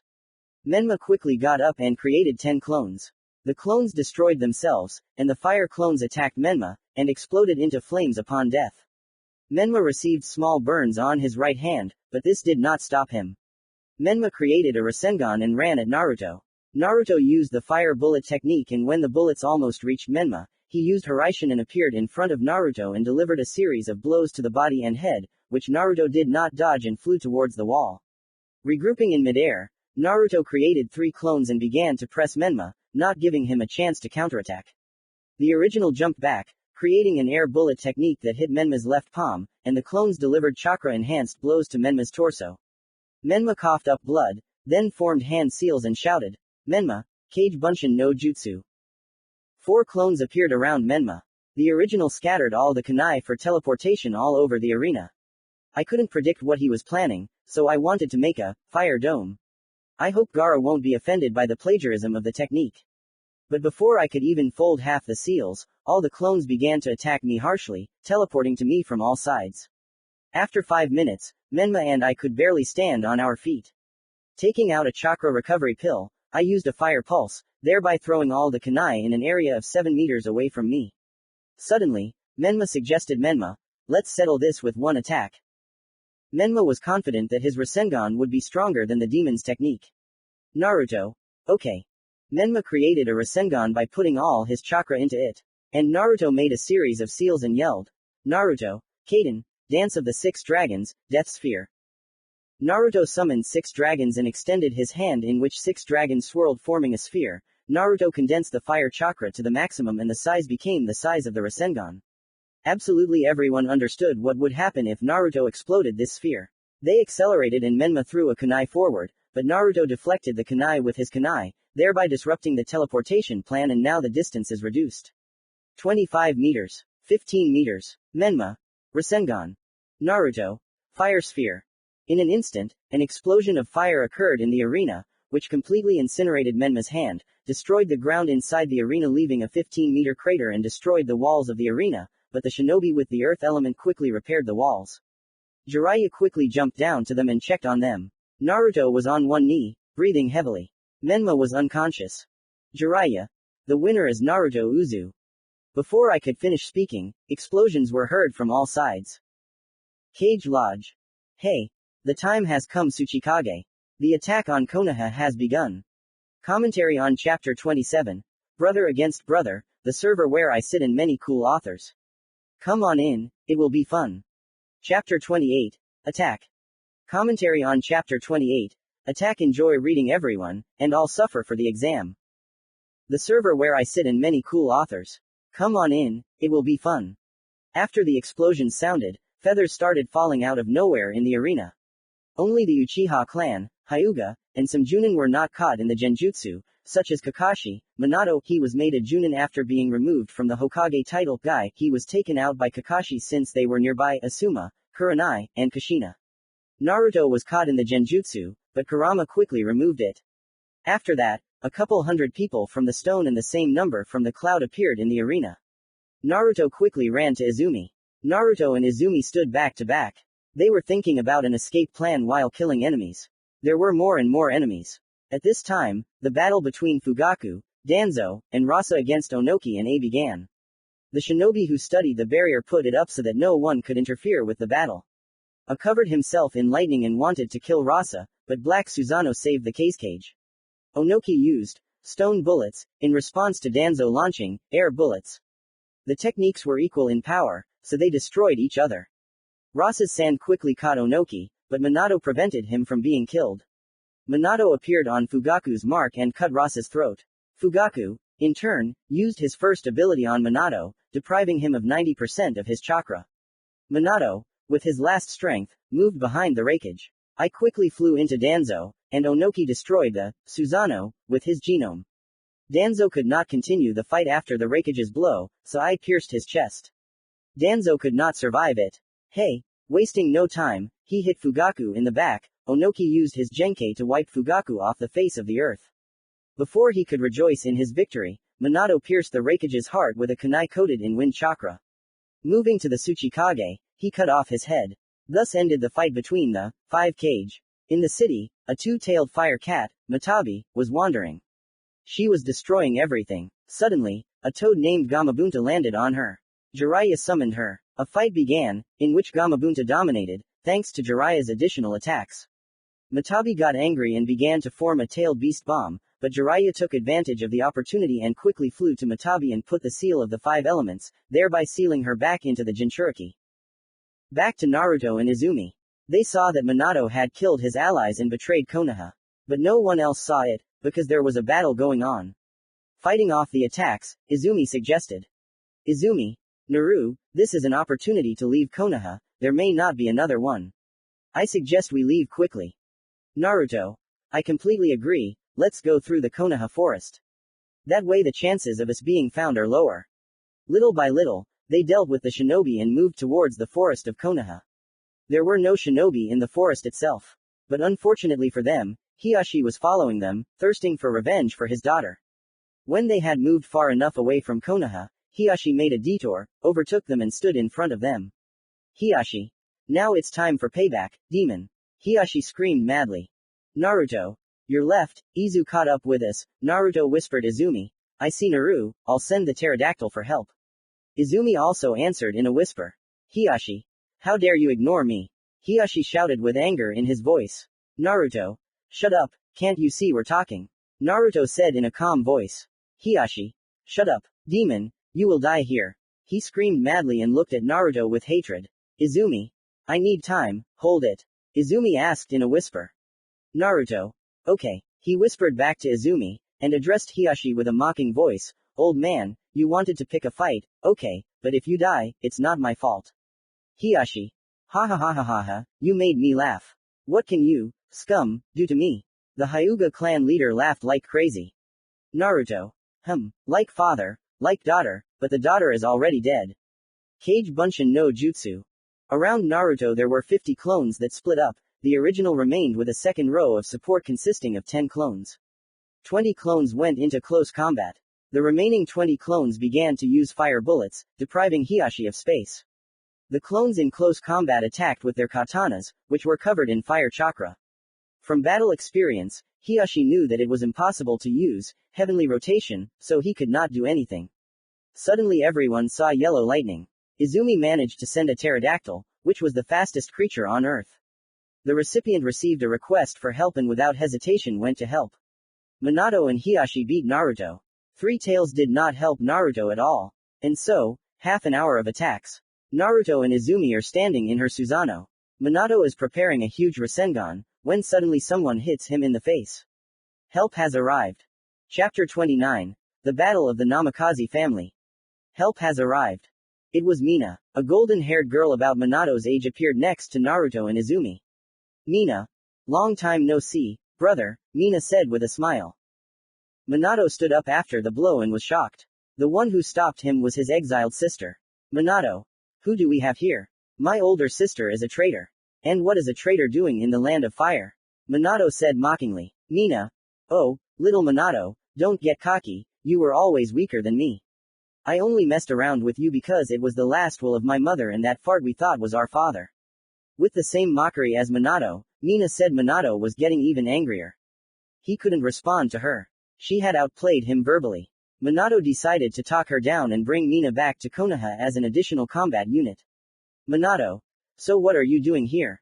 He said with anger in his tone. And he looked at her with hatred. Mina. Well, I just came from my nephew and friend, so I ask you nicely once, step aside and take this homeless person from the Hyuga clan. Mina continued speaking mockingly. Izumi and Naruto laughed at this. Minato was even more angry because he was being told what to do by a traitor of the Namikaze clan. Hiyashi was first shocked at how he was called, and then attacked. Hiyashi. 8 trigrams, 64 heavenly strikes. But not a single blow reached Mina. Mina dodged all the blows with simple speed and knocked out Hiyashi with a precise blow to the head. Minato decided to take advantage of the opportunity and moved and hit Mina in the body. The blow was strong. Mina coughed up blood and said, Mina, not bad. For a weakling, she said laughing. After these words, Minato received a combo of 6 blows to the body, from which Minato flew into a tree. As soon as he got up, the beating of Minato in the dance of 2 yellow lightning began. Minato flew to Hiyashi, took him and said, Minato, you'll regret this. After these words, they disappeared, and Naruto removed the 3 Tails cloak and lost consciousness from pain shock. Izumi lost consciousness from chakra exhaustion. Having created a clone that took Izumi, and the original Mina took Naruto and began the journey together with the clones in a direction known only to her. Konoha. An emergency council of Junin and elders was convened to choose a new Hokage. There were 3 candidates: Kakashi Hatake, Minato Namikaze and Jiraiya. Jiraiya immediately refused this because he was leaving for a new journey. Kakashi also refused because he knew what kind of work it was and decided that it would be better to teach genin than to be Hokage. Minato rejoiced in his soul, but outwardly kept a mask of calm. He was allowed to be a candidate because he killed the Raikage and Tsuchikage. No one knew except Naruto and Izumi that he killed Rasa, thereby helping the enemies. Due to the lack of candidates for the new Hokage, some were proud of his victory over Kage, some gritted their teeth and recognized him as Kage for his merits. After some time, a treaty was signed on the surrender of Cloud and Stone, and as punishment, 5% of the land of Konoha and Suna was taken from them. Baki became the new Kage. Darui became the new Raikage. Onoki's granddaughter, Kuratsuchi, became the new Tsuchikage. Akatsuki Lair. So Mina betrayed us after all, it's a pity, he was a good ally.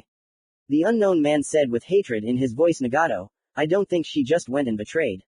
She was pursuing her goal and perhaps she achieved it. The owner of the God's Eyes said emotionlessly. Nagato, Konan, and Yahiko, although saddened by her departure, were glad that her goal was achieved. Yahiko. Okay, time to find new allies. Itachi and Kisame, find the renegade named Deidara, at the border of the Land of Stone. Yahiko ordered. Itachi and Kisame. Yes. Yahiko. Konan, Nagato, you have Sasori of the Red Sand, the exact location is unknown, except for the information that he is in the Land of Wind. Nagato and Konan. Okay. Yahiko. Free to go. Commentary on Chapter 29, The Battle of the Namikaze Family, the server where I sit and many cool authors. Come on in, it will be fun. Filler. Kushina's story and Minato's plan. Kushina's childhood was not easy. She was born in Uzushio, and at the age of 5 she was transported to Konoha as a future vessel for the Biju. At the academy, she was disliked for her long red hair and was given the nickname Tomato. Kushina did not tolerate this and began to respond to offenders by beating. For her explosive character and for the fact that she was called Hot Red Pepper, or Bloody Habanera, by all offenders. When she was kidnapped by the Cloud Shinobi, she was saved by Minato, who had found her trail. Hearing that she was a Jinchuriki, Minato decided to get her for himself. No, Minato never loved Kushina, he needed the weapon inside her. Quickly knocking out the attackers and Kushina, he set a bookmark for her to love him. When the time came for the birth, the seal holding the Kyuubi began to break along with the bookmarks. But Kushina could not say anything. Quickly putting a seal of loyalty and submission to him, he waited for the Kyuubi to appear in order to seal it into himself. But the plan was disrupted by Hiruzen, who sealed the Kyuubi into one of his sons, whose Uzumaki genes began to take over. Minato pretended to be scared that the fox had captured Naruto and told Kushina that he needed to be sent to an orphanage. Kushina, according to the seals of submission and loyalty, agreed.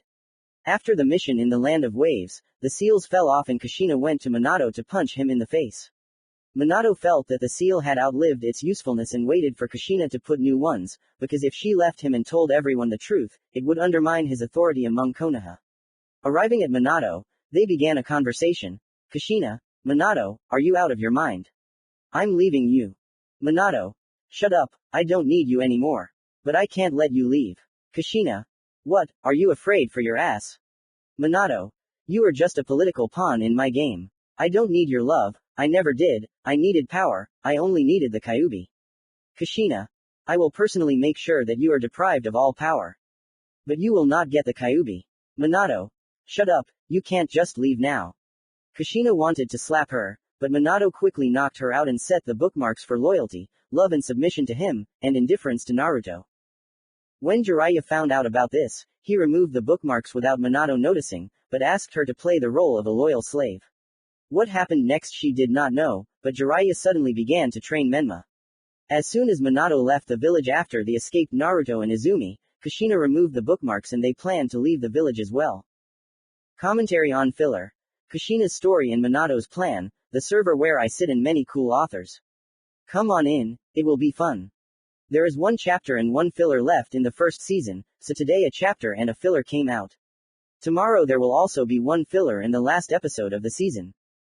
Filler. Akatsuki's story. 3 orphans were trained by one of the 3 legendary Sannin, Jiraiya, during the war. The first was Yahiko, who had short, spiky orange hair and brown eyes. The second was Konan, who had short, straight, blue hair, yellow eyes, and wore a blue origami flower on her head. The third was Nagato, who had pale white skin and straight red hair, his hair covering his eyes, thus hiding his rinnegan from view. Taking the idea of peace from their sensei, they created the Akatsuki organization, which wanted to stop all wars peacefully. Yahiko was chosen as the head of Akatsuki. As the years passed, more and more people joined Akatsuki. And everything was fine until one moment. One day, Konan was captured by a man named Hanzo. Akatsuki was not beneficial to him, because they had a big name in the Rain Village, and he was afraid of losing power. When Yahiko and Nagato found out about this, they gathered everyone who was a member of Akatsuki and were going to attack the Rain Village. Nagato and Yahiko were sitting and discussing the attack plan, when an unknown man in an orange mask appeared in front of them from a funnel. Yahiko and Nagato instantly took a fighting stance. "Calm down, I come in peace," said the unknown person in a serious voice. "Yahiko, who are you and what do you want?" Yahiko said cautiously. "My name is Uchiha Madara, and I can help bring your friend back," Madara said calmly. "Nagato and Yahiko, you died in battle with Hashirama Senju." The two guys said at the same time, in shock. "Nagato, but what do you want in return?" the Rinnegan owner asked after recovering from his shock. "Madara, I want to become the leader of your organization, from the shadows. Only you and your friends should know about me. Everyone will consider Yahiko the leader," Madara answered. Yahiko and Nagato didn't even think about it. Konan was a very important person to them, so they both agreed. Madara told them the plan of action. Yahiko and Nagato agreed. The plan was that they would stall for time until he showed up, and he would save Konan with a space-time technique. The next day, there was a meeting of the two leaders. On one side stood Hanzo, and behind him stood 20 inches Root Anbu, fighters. Opposite him stood Yahiko and Nagato, and behind them stood about 50 Akatsuki members. "Hanzo, so you came," Hanzo said without emotion. "Yahiko, as you can see," Yahiko replied just as coldly. "Hanzo, I give you two options. The first option is you disband your group, and I give you your friend. The second option is refusal and your death. Yahiko, give me a few minutes to think about it." Yahiko had already made his choice, since the shadow clone at the base had dissipated, and Madara had fulfilled his part of the deal.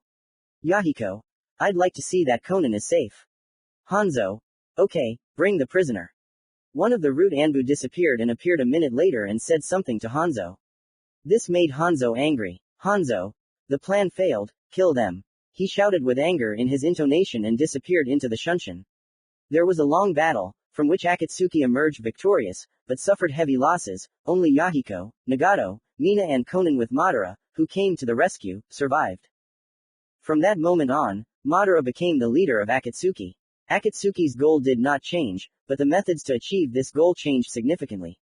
Instead of diplomatic assistance as before, the goal was to gather the tailed demons to use their power for the sake of peace. This is what Yahiko, Nagato and Konan thought, but gathering the tailed demons was for a completely different purpose, but the result would be peace in the whole world. Commentary on filler. Akatsuki story. The server where I sit and many cool authors. Come on in, it will be fun. The last filler of this season, the last chapter of Season 1 will be released as usual at 3 p.m. Chapter 30. Uzushio Ruins, end of Season 1. A group of 3 people were moving at high speed towards the destroyed village of Whirlpool. 2 days had passed since Naruto and Izumi's escape. On the way, Mina told Uzushio's story, about the Uzumaki clan, about Konoha's betrayal during the attack on Uzushio. Also on the way, they looked into the city under the henge to transplant the eye that he took from Hinata. The doctor was taken into Genjutsu, because they were recognized as A+ rank apostates. The operation lasted 4 hours, after which the doctor said not to remove the bandage for 4 days, and the company quickly left that village. Arriving at Uzushio, everyone saw the ruins of the once great village. Walking to the outskirts of the ruins, Mina pointed to the barrier and said, "Mina, only the prince or the head of the Uzumaki clan can pass through this barrier. If anyone else tries to pass, they will die immediately," Mina warned. Izumi was seriously scared, because if she lost this red-haired boy, she wouldn't be able to live peacefully anymore. Naruto understood that the chance of passing through the barrier was small, but it was worth the risk. Mina simply believed in him. Konoha. After Minato returned as the 4th Hokage, he began his new policy. The first thing he did was disband the council so that they would not interfere with him. Now all power was in his hands. All the clans that voted to remove him from the post of Hokage were punished. Their influence was reduced by half. And the once great Uchiha clan lost all influence. Their rights were equal to the rights of civilians, but at the same time they had to go into battle first, and then the other clans. Only the Hyuga clan was not affected. Konoha was turning into a large prison. Uzushio. Naruto stood up and wanted to go to the barrier, but Izumi took his hand and said, "Izumi, please be careful," Izumi asked quietly with a worried expression on her face. Naruto. "Izu, don't worry, everything will be fine," Naruto said encouragingly to Izumi. After Naruto's words, Izumi did something that neither Naruto nor Mina expected. Izumi hugged Naruto tightly but tenderly and kissed him on the lips. Naruto was taken aback, but he kissed her back. A minute later, they ran out of air and Izumi pulled away from him. "Izumi, promise me you'll come back," Izumi said sadly. "Naruto. I promise," Naruto promised and kissed Izumi again. After the second kiss, Naruto entered the barrier. Izumi felt relieved. There was a cave inside. Naruto went deeper into the cave and saw an old man. The old man had long gray hair, a thick mustache, and a small beard. He wore standard ninja armor similar to Hashirama and Madara, only gray, under which was a black outfit with wide long sleeves, on which were depicted the symbols of the hidden whirlpool village. "Hello successor, my name is Ashina Uzumaki. I am the first and unfortunately the last head of the Uzumaki clan," Ashina said. Naruto. "Hello Ashina-san. My name is Naruto Uzumaki. What are you doing here? I know from history that you died defending Uzushio," Naruto said with surprise. He definitely did not expect to see the head of the Uzumaki clan. Ashina. "Naruto, I will pass on to you all the knowledge about the clan, about Fuinjutsu. I want to ask you to restore the Uzumaki clan. You were right, I died defending Uzushio. I am just residual chakra that is programmed to pass on knowledge to its successor," Ashina informed his successor. Naruto. "Well done Uzukage-sama," Naruto said with respect in his voice and bowed. Ashina laughed at this. Approaching Naruto, he touched Naruto's forehead and Naruto passed out. Ashina passed the knowledge and disappeared. 4 hours passed and Naruto woke up. From Ashina's memories, Naruto realized that the Uzushio ruins are just a barrier that can be removed or a seal can be placed that shows the true form of Uzushio. Izumi couldn't find a place for herself for 4 hours. Mina asked her to calm down and trust everything to Naruto. Suddenly Naruto appeared from the barrier. Izumi immediately flew to Naruto and gently hugged and kissed him, and then gave him a slap on the back of the head for making her worry. Naruto briefly told about the barrier over Uzushio and put a seal so that they could see Uzushio's true face. When everyone entered the territory of Uzushio, everyone was shocked by the beauty of this place. Entering the residence, they went up to the Uzukage's office, and noticed the Uzukage's hat. Izumi, without thinking twice, took it and put it on Naruto's head. Izumi and Mina. Congratulations, the second Uzukage, Uzumaki Naruto. The two girls shouted and hugged him, and Izumi even kissed him. Thus began the restoration of the great Uzumaki clan. 3 years later. Commentary on Chapter 30. Uzushio Ruins, end of Season 1, the server where I sit and many cool authors. Come on in, it will be fun. Chapter 31. Search for new Uzumaki. It's been 3 years since Naruto became the second Uzukage of the hidden whirlpool village. During this time, Naruto, Izumi, and Mina learned the locations of 496 Uzumaki. 239 were in the hidden cloud, 160 in the hidden mist, 94 in the hidden stone, 2 in Konoha, and 1 in Akatsuki. Izumi and I trained for the entire 3 years to raid the hidden villages other than Konoha. Mina decided to bring the one in Akatsuki herself. In the middle of the 3rd year of training, Mina went after Nagato Uzumaki, Yahiko, and Konan. Naruto wasn't against them. Naruto and Izumi went to the hidden cloud village. Naruto's appearance had changed a lot. Naruto was a tall, blue-eyed guy with long red hair and a hairstyle like Hashirama's. Izumi did her best. A strong, pumped-up body. He wears an orange t-shirt, over which he wears an orange vest with black sleeves and the Uzumaki clan crest on the back, dark pants, standard shinobi shoes and a cage hat on his back. Izumi has become even more beautiful. Her raven-colored hair is braided into 2 pigtails. Everyone who saw Izumi envied her figure, and her breasts also grew to size 4.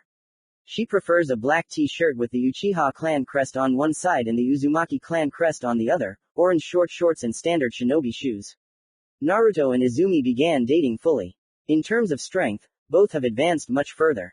I'll start with Izumi. Her chakra reserves have become 10 times larger thanks to the FUNN seals that Naruto made. FUNN seal of chakra expansion. Fire element has grown to the level of Konoha Anbu captain, taijutsu at the level of Konoha Anbu, genjutsu, shurikenjutsu, kenjutsu at the level of Anbu. She has mastered the Mangyu Sharingan to perfection. Naruto has increased his chakra 4 times, ninjutsu, taijutsu, kenjutsu at the cage level. He does not own genjutsu. Shurikenjutsu at the level of Konoha Anbu. He has fully mastered FUNN. Byakugan is at a weak level due to ignorance of eye techniques. He signed a personal summons, Kurama. By voluntary deal, opening a cage in exchange for a summons. At the edge of the cloud, Naruto quickly sensed the locations of all Uzumaki and quickly went to them. Anyone who stood in his way fell dead or in serious condition. Naruto directed all Uzumaki to the gathering place. Having created a clone, he sent it to the residence to delay time. The clone successfully delayed 10 minutes, which was enough for the complete release of Uzumaki. Having come to Izumi and the rest of the Uzumaki, he moved them to Uzushio where he explained everything. The same scheme was with the stone and mist. Almost all Uzumaki who arrived recognized him as the second Uzukage, but there were those who considered themselves more worthy. These were mainly men aged 45 to 50 who considered Naruto a strong, but not smart Kage. There were only a few such people. There were also people against Izumi when they found out what clan she was from. After all, it was Madara Uchiha who eradicated the Uzumaki inside the barrier. But Naruto convinced her to give her a chance. Residents began to occupy houses, open stores, children went to the academy where Izumi taught. Naruto divided into Genin, Chunin, Junin, Anbu. As a result, out of 493 Uzumaki, there were 132 civilians. 51 students of the academy, 120 Genins. 86 Chunins, 40 Junin mentors, 35 Junins, 30 Anbu, 2 Anbu captains. There was no message from Mina. The rumor about Uzumaki missing from Rock, Cloud and Mist started to spread around the world. When the rumor reached Kushina and Karen, and they realized that someone was gathering Uzumaki, they wanted to go to them, but of course no one let them go. The situation in Konoha was at its maximum. Minato was a tyrant. He left Kushina for some girl. That's why the Hyuga did not suffer from the oppression of Minato from the Hyuga clan. Menma started dating Karen, whom they met on a joint mission, and then it went on and on. Menma was still arrogant. Naruto secretly made an offer to the Uchiha clan to move to Uzushio. The new head, Makoto, gathered the clan council, and at the council they decided that Makoto should meet with the Uzukage and discuss this, but later, when the Hokage is not in Konoha, and Uzushio's life began to return, it was time to make himself known. Naruto sent a letter to the Land of Iron for the 5th Kage Summit to announce Uzushio's revival. Commentary on Chapter 31. Search for new Uzumaki. The server where I sit and many cool authors. Come on in, it will be fun. Enjoy reading, and I'm off to the exam. Chapter 32. Kage Meeting. A few days later, the Kage began to gather in the Land of Iron. There were 5 people sitting in the hall. Darui, 5th Raikage Baki, 5th Kazekage Kuratsuchi, 4th Tsuchikage Mei, 5th Mizukage Mifune, head of the samurai. They were all waiting for Minato. A flash of light in Minato, Kakashi, and Menma appear. Minato.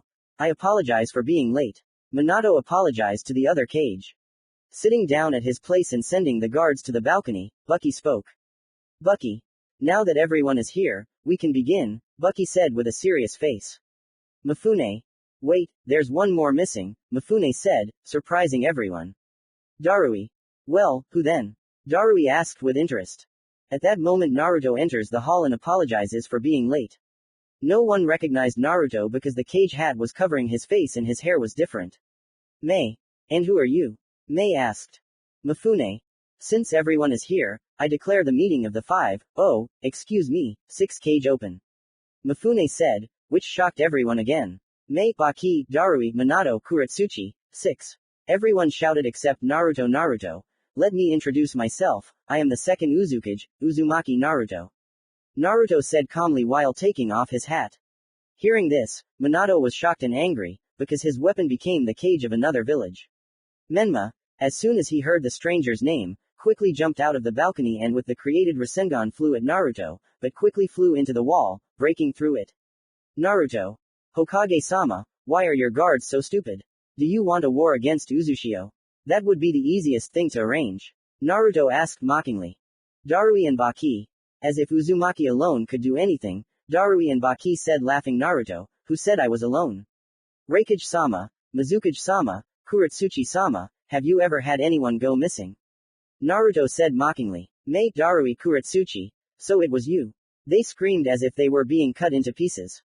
Naruto. Yes, it was me. So what? I took my clan, and you are not satisfied with something. Releasing his ki, Naruto said everyone was afraid of this ki and could not say anything. Minato overcame himself and answered the question asked earlier. Minato. There is no point in war. Minato said fearfully. Naruto. Then I expect a public change from your son once he wakes up. Naruto said with a straight face. Minato. Okay, Minato said through gritted teeth. Minato realizes that war will bring a decrease in reputation.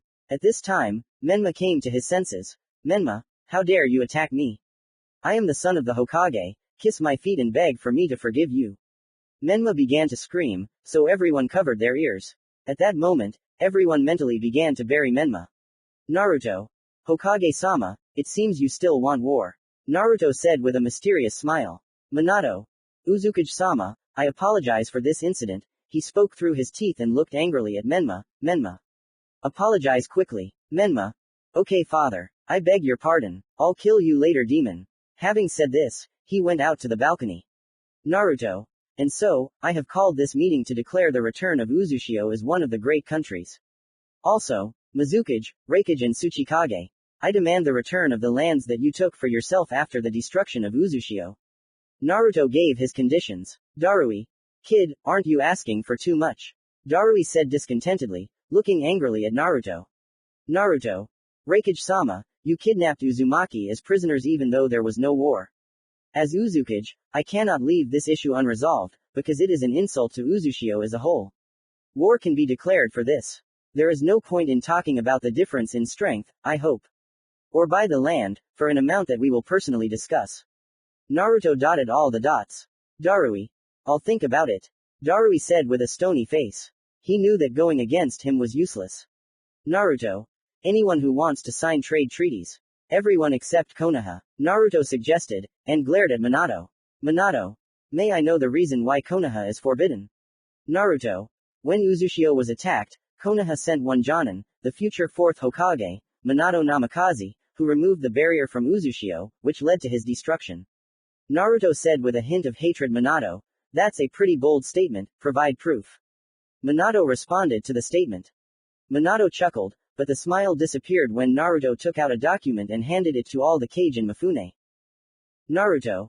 From the above facts, I decided that not concluding trade alliances is a small punishment. Konoha must pay compensation in the form of 65% of the entire Konoha treasury. Or give away the two Uzumaki who live in Konoha, namely Kushina Uzumaki and Karen Uzumaki. Naruto said calmly. Minato. We need to think about the options, we will send an ambassador. Minato said calmly, and began to think, 65% is a lot, but Karen is an excellent medic and a future Jinchuriki. Naruto. Kazekage-san, I will send you an envoy with an interesting proposal. Now, I must go.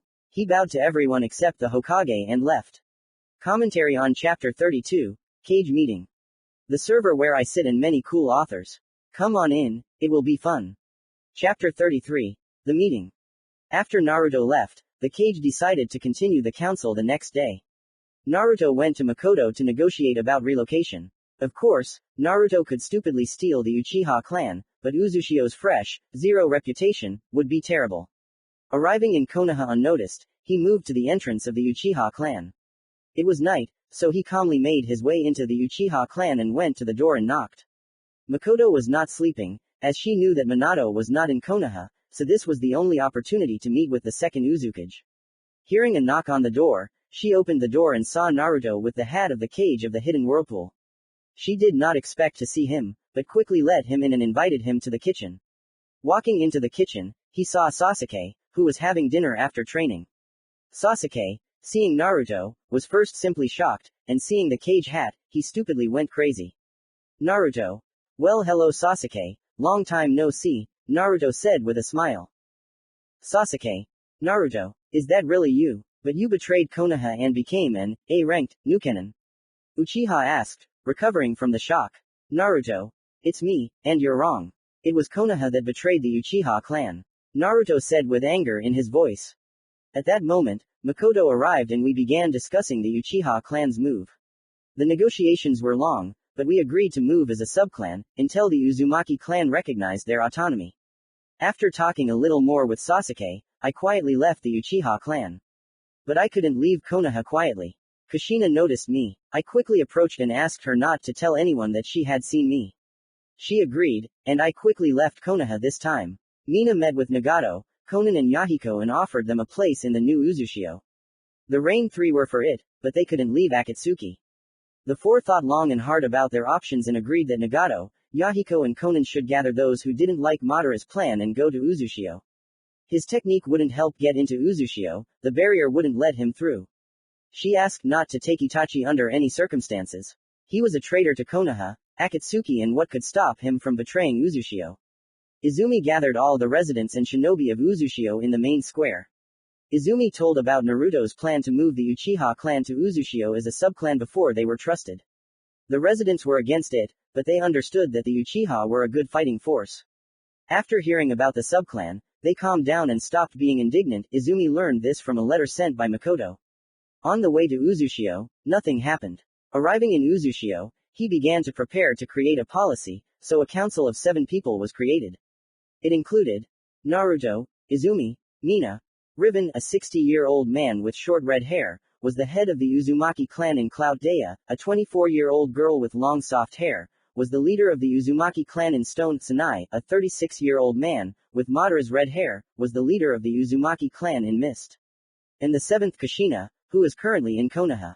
Naruto created and convened a council for the Uchiha clan issue and Suna's upcoming proposal. There were 2 people missing from the council, Mina and Kushina. Sanai was the first to speak. Sanai, Uzukage-sama, I propose 2 more seats on the council for the Uchiha clan to increase their loyalty to Uzushio. Riven, that's a good idea, but they might influence decisions in a bad way. Izumi, Riven-san, no one from the Uchiha clan will wish harm on Uzushio. The Uchiha clan will never betray the saviors. Daya, I support Sanaya. His idea is useful. The benefits are many times greater than the disadvantages. Riven, Izumi, Daya, the main development is Uzushio. If everything is as Izumi says, then I agree too. Naruto, I completely agree with you. Riven, Deja, Sanai, when you were prisoners in the villages, you saw dissatisfied clans. Daya, in the stone there was one clan with whom we were equal in status, but we were slaves, and they were a clan. Kamizuru clan, Sanai, Yuki clan, is considered a traitor clan and its rights are almost zero. Riven, there are no such clans in the cloud. Naruto, Daya, Sanai, will you be able to contact them? Daya and Sanai, yes. Naruto, then contact them after the meeting, but be careful. Izumi, now I propose to discuss the second question, the proposal for Suna. Naruto, what is your idea? Naruto, as you know, only the sand didn't take Uzushio's territory. Everyone nodded. Naruto, I want to propose a deal. After the death of the 4th Kazekage, the Jinchuriki's seal was severely damaged due to the shock that turned into panic and rage. I wanted to propose that they restore the seal, a trade and military alliance. In exchange I want to ask for a part of the desert as a military training ground, to train new and dangerous seals, and to resettle clans that are having a hard time in the desert. Riven, the idea is good, but why exactly land for the landfill? Naruto, so that Uzushio wouldn't get hurt during the tests. After all, it's dangerous to train outside the barrier because of the powerful Fuinjutsu techniques. And it's not safe inside. Daya, Izumi, Riven, Sanai, okay, we're in. Naruto. That's all, everyone is dismissed. Naruto walked up to Izumi and they went for a walk. Commentary on Chapter 33, The Meeting. The server where I sit and many cool authors. Come on in, it will be fun. Chapter 34, Minato's Choice. The next day, at 9 o'clock, a red-haired boy was sitting at the cage's desk inside the residence. Naruto was writing a proposal for the village hidden in the sand. He thought a lot about the expansion of Uzushiogakure and how the residents would perceive it. So before leaving, he created a clone and it went to warn the residents about the meeting at 12 noon. Naruto spent 3 hours thinking about the general situation in the world. It was clear that Naruto had entered the world arena too aggressively, but it had borne fruit. There were no downsides yet, but there might be an attempt at a second destruction of Uzushiogakure. It was time to go to the meeting. Arriving at the main square, everyone began to bow, which made Naruto very uncomfortable, and he bowed back. Coming out on stage, he began to broadcast, strengthening his voice with chakra. Naruto. Good afternoon, citizens of Uzumaki-Namikaze. I have called you today to ask your opinion on the expansion of Uzumaki-Namikaze, and the alliance with the village hidden in the sand. Anticipating your questions, the expansion of Uzumaki-Namikaze will be additional clans that are despised in their villages. So far, there are 2 clans in the plan. These are the Kamazaru clan and the Yuki clan. Regarding the alliance, we need it to increase our goods on the world market. Residents, we are not against Uzumaki-sama. Konoha. After the cage meeting, Minato was in a bad mood. Not only had the weapon of the village become Uzumaki, but Konoha's reputation had been damaged by the fact of an ally's betrayal. Minato had betrayed Uzumaki-Namikaze, and now it was necessary to decide what to do, because Uzumaki-Namikaze could declare war, and other countries would not help Konoha. It was impossible to pay 65% of all income, because a crisis would begin, which would entail negative consequences. But he did not want to give Karen away because she was the ideal vessel for the tailed beast. Minato could not decide for a long time, but Menma burst in and said, Menma, just try giving Karen to that demon. She's my girlfriend. Minato didn't really care about it. Minato. Menma, go away, I'm busy. Menma was saying something else, but Minato wasn't listening anymore. As soon as Menma noticed this, he walked up to his father and said, Menma, she will leave and you will lose me as a son. Minato realized that this would entail the destruction of his reputation. Quickly knocking out Menma, he called Inoichi and Karen. Karen arrived first and Minato knocked her out just like Menma. When Inoichi arrived, Minato gave the order to place bookmarks on Menma's love for Hanabi Hyuga, and Karen to block the memory of Karen's love for Menma. Inoichi did this and took payment for this and went to his clan. Menma was the first to come to his senses and ran away to the Hyuga clan. Hanabi does not like Menma, because he is arrogant and too proud. When Karen came to her senses, she received the order to bring Kushina Uzumaki. When they arrived, Minato said that they were expelled from Konoha. In 3 days, the Uzumaki will come for them. At that moment, Naruto sneezed while sitting in his office. After sending a letter to Uzushio with the transfer of 2 Uzumaki to Uzushio, after 3 days they must be picked up at the gates of Konoha. Meanwhile Naruto sent an ambassador to Suna with a letter of proposal. Suddenly Izumi enters the office, hugs him and gives him the letter. After reading it Naruto kissed Izumi and said that he was going to Konoha for Netamama and Karen. On the way to Konoha they wanted to rob him 3 times, but seeing the cage hat they immediately ran away, from which Naruto laughed a lot. Arriving in Konoha, he ordered the 2 Uzumaki to follow him. After walking 2 kilometers, Naruto summoned Kurama, 3 meters in size. Kushina and Karen were scared when they saw the fox, but Naruto ordered them to climb on him, and they obeyed the order. Along the way, they changed their minds about Kurama, and Naruto and Karen became friends, but Naruto kept his communication with Kushina as businesslike as possible. Arriving in Uzushio, they were met by an ambassador who said that the cage was waiting for him to visit within a week to sign the contract and fix the seal. Having sent Kushina and Karen to move into free houses, he went to Izumi, whom he missed very much. Having bought flowers on the way, he went to the house where they live. Opening the door, he immediately found himself in the arms of a dark-haired beauty.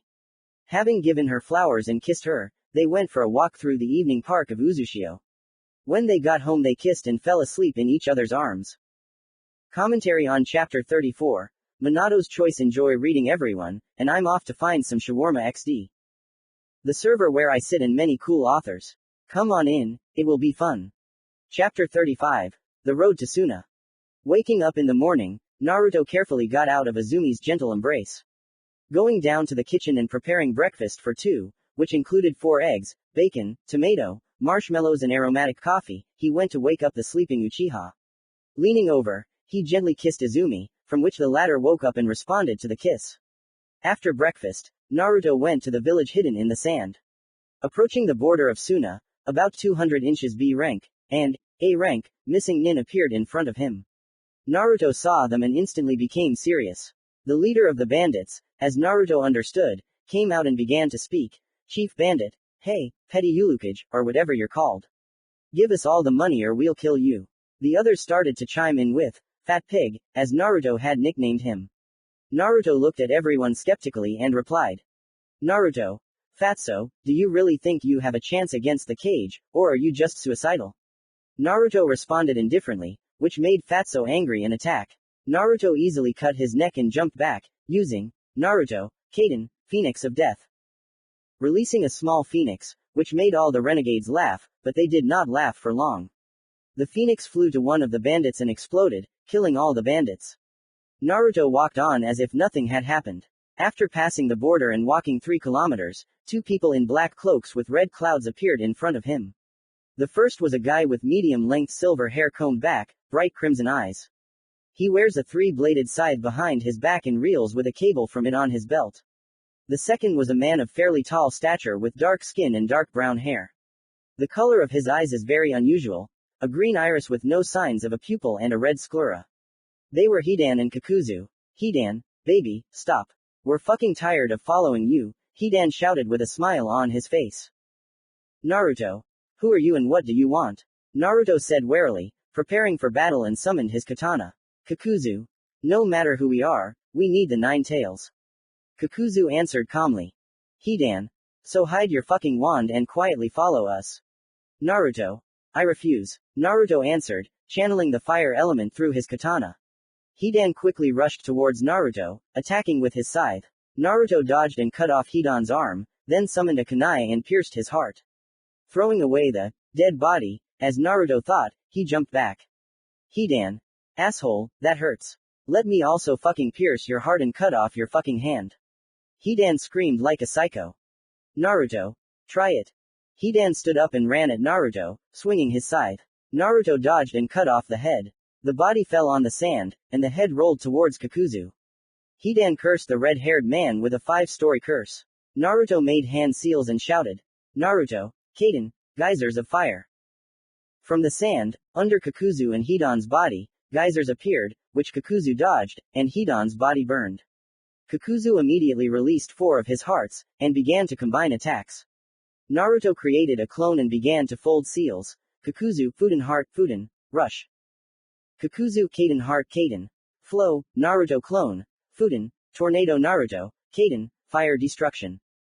The combined techniques collided in a dance of fire. After 10 seconds, Naruto's flames engulfed Kakuzu's flames and flew at the latter. But even the protection of Sweden did not save him from fatal wounds. Naruto decided not to torture him and used Naruto, Kaden, Death Sphere. Naruto hit Kakuzu square in the head, causing an explosion with a radius of 50 meters. Commentary on Chapter 35, The Road to Suna. The server where I sit and many cool authors. Come on in, it will be fun. Chapter 36, Alliance with Suna, Part 1, Akasuna Clan. A day later, Naruto arrived at the village hidden in the sand. The guards met the Uzumaki and led him to the residence. On the way, Naruto looked at the architecture of Suna. The residents threw surprised glances. Suddenly, a tearful 15-year-old girl with cuts all over her body ran up to them. She was from the Akasuna clan. The girl began to ask the guard for help, but he refused because he was on a mission, but Naruto took the floor. Naruto, girl, what happened to you? Asked Naruto, who remembered his childhood. The girl looked at him in surprise and wanted to say something, but the guard said first. Guard, Uzumaki-sama, please do not stop, Kazekage-sama is waiting for you. The girl understood and wanted to leave, but Naruto couldn't stand this attitude towards people. Naruto. Don't worry, I'll help the girl and go to the Kazekage. I think he'll understand the reason for the delay. Girl, what's your name and what happened to you? Suddenly, men aged 25 to 30 ran out from around the corner behind her and shouted that she was a nobody and the scum of Suna, as was her clan. The whole thing was that Akasuna, but Sasori betrayed the village hidden in the sands by killing the 3rd Kazekage. After that, the Akasuna clan began to belittle and the clan lost 90% of its power. It went to expulsion, but due to the fact that Akasuna Chiyo was one of the main advisors to the Kazekage, they refused to exile. Those men began to throw stones at her, but not a single one hit the girl, who closed her eyes in fear. Naruto caught all the stones and threw them aside. The men began to get angry. Then Naruto asked the guard a question. Naruto, you don't punish people for attacking civilians. Guard. They punish, but no one helps the Akasuna clan. Naruto. Then you can give permission to detain these subhumans. Men. You're fucking nuts, little bastard. We're gonna kill you, the Sand Jonins shouted in unison. Guard. You are under arrest for insulting the Uzumaki. Uzumaki-sama, I apologize and authorize their detention. The Jonins started laughing and smelled like a wild stench. But the laughter quickly stopped when they smelled Naruto's ki. He quickly moved behind them and knocked them out. Naruto sealed them and went to the girl and started to calm her down. When the girl calmed down, she said, "Girl, thank you Uzukage-sama." Naruto. "I'm Naruto, what's your name?" Girl. "I am Arya Akasuna." Guard. "Sorry to interrupt, but the cage is waiting for you." Naruto. "Right, Arya, let's go, you're coming with us." Arya. "Okay." Arriving at the residence, Naruto knocked on Baki's office. "Bucky. Come in." The guard did not go in and went back to his post. Naruto and Arya entered the office. Baki was surprised and asked, "Bucky, girl, you can wait in the quarry." But Naruto interrupted Baki. Naruto. "Kage-sama, I apologize for interrupting, but in addition to the contract, a new reason has appeared, this is the attack on this girl." He pointed at the girl and unsealed the Junin. By these Junin, Baki, Scorpion, and an Anbu with a scorpion mask appeared in front of Baki. "To jail these Junin, when they come to their senses, call me." Scorpio. "Yes," and he disappeared into the Shunshin along with the criminals. Naruto. "Arya, can you bring the head of the Akasuna clan while the Kage and I talk about political matters?" Arya. "Okay, may I go, Kage-sama?" Bucky. "Yes."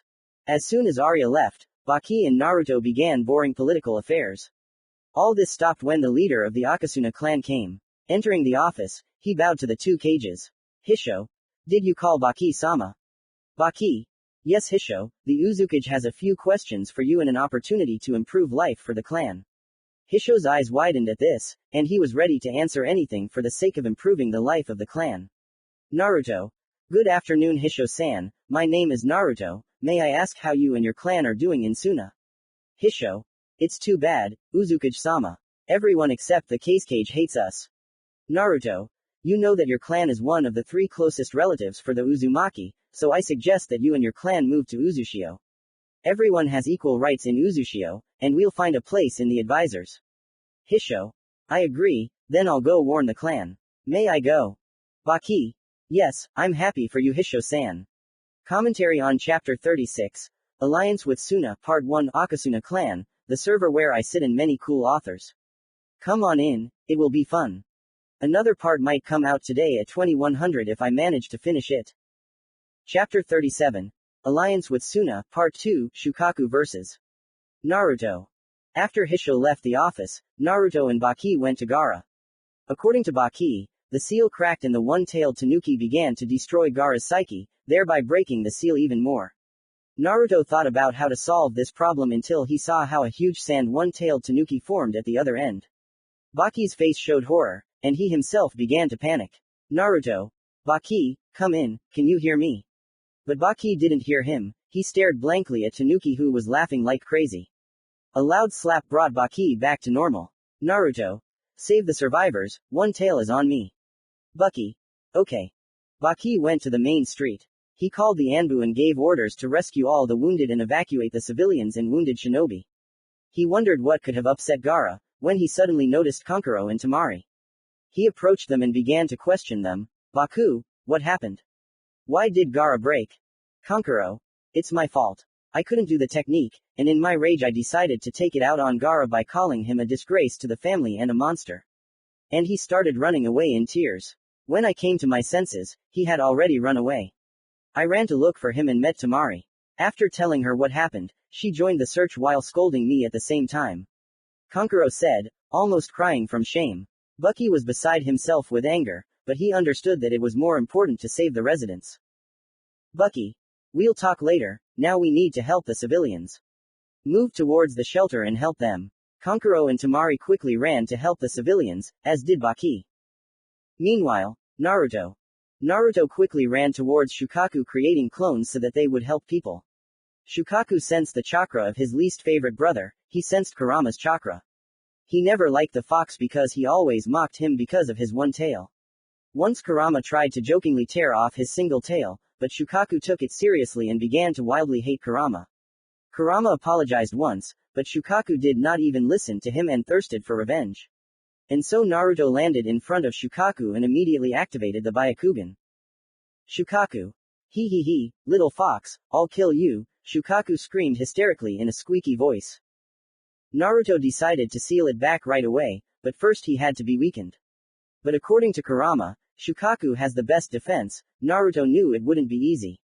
Summoning a katana and soaking it with fire chakra, Naruto flew straight at him, but Shukaku simply pushed him back with his tail. Landing, Naruto made a cross-shaped seal and shouted, "Naruto, Kage Bunshin no Jutsu." Naruto created 150 clones and all of them performed the seals at the same time. Naruto, Kaden, Fireball.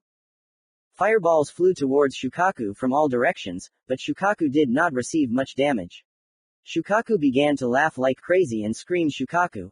Hi hi hi hi hi hiya, Kurama, you're so weak, Sandstorm." All the clones after the sand technique flew away and dispersed, and Naruto himself flew into the wall and fell. Quickly getting up, he headed towards Shukaku while making seals. Naruto, Kaden, Dance of the 17 Dragons, Dragon Mass Combo. The technique took 70% of Naruto's chakra. 17 dragons flew out of his mouth, each delivering a powerful blow, leaving severe burns.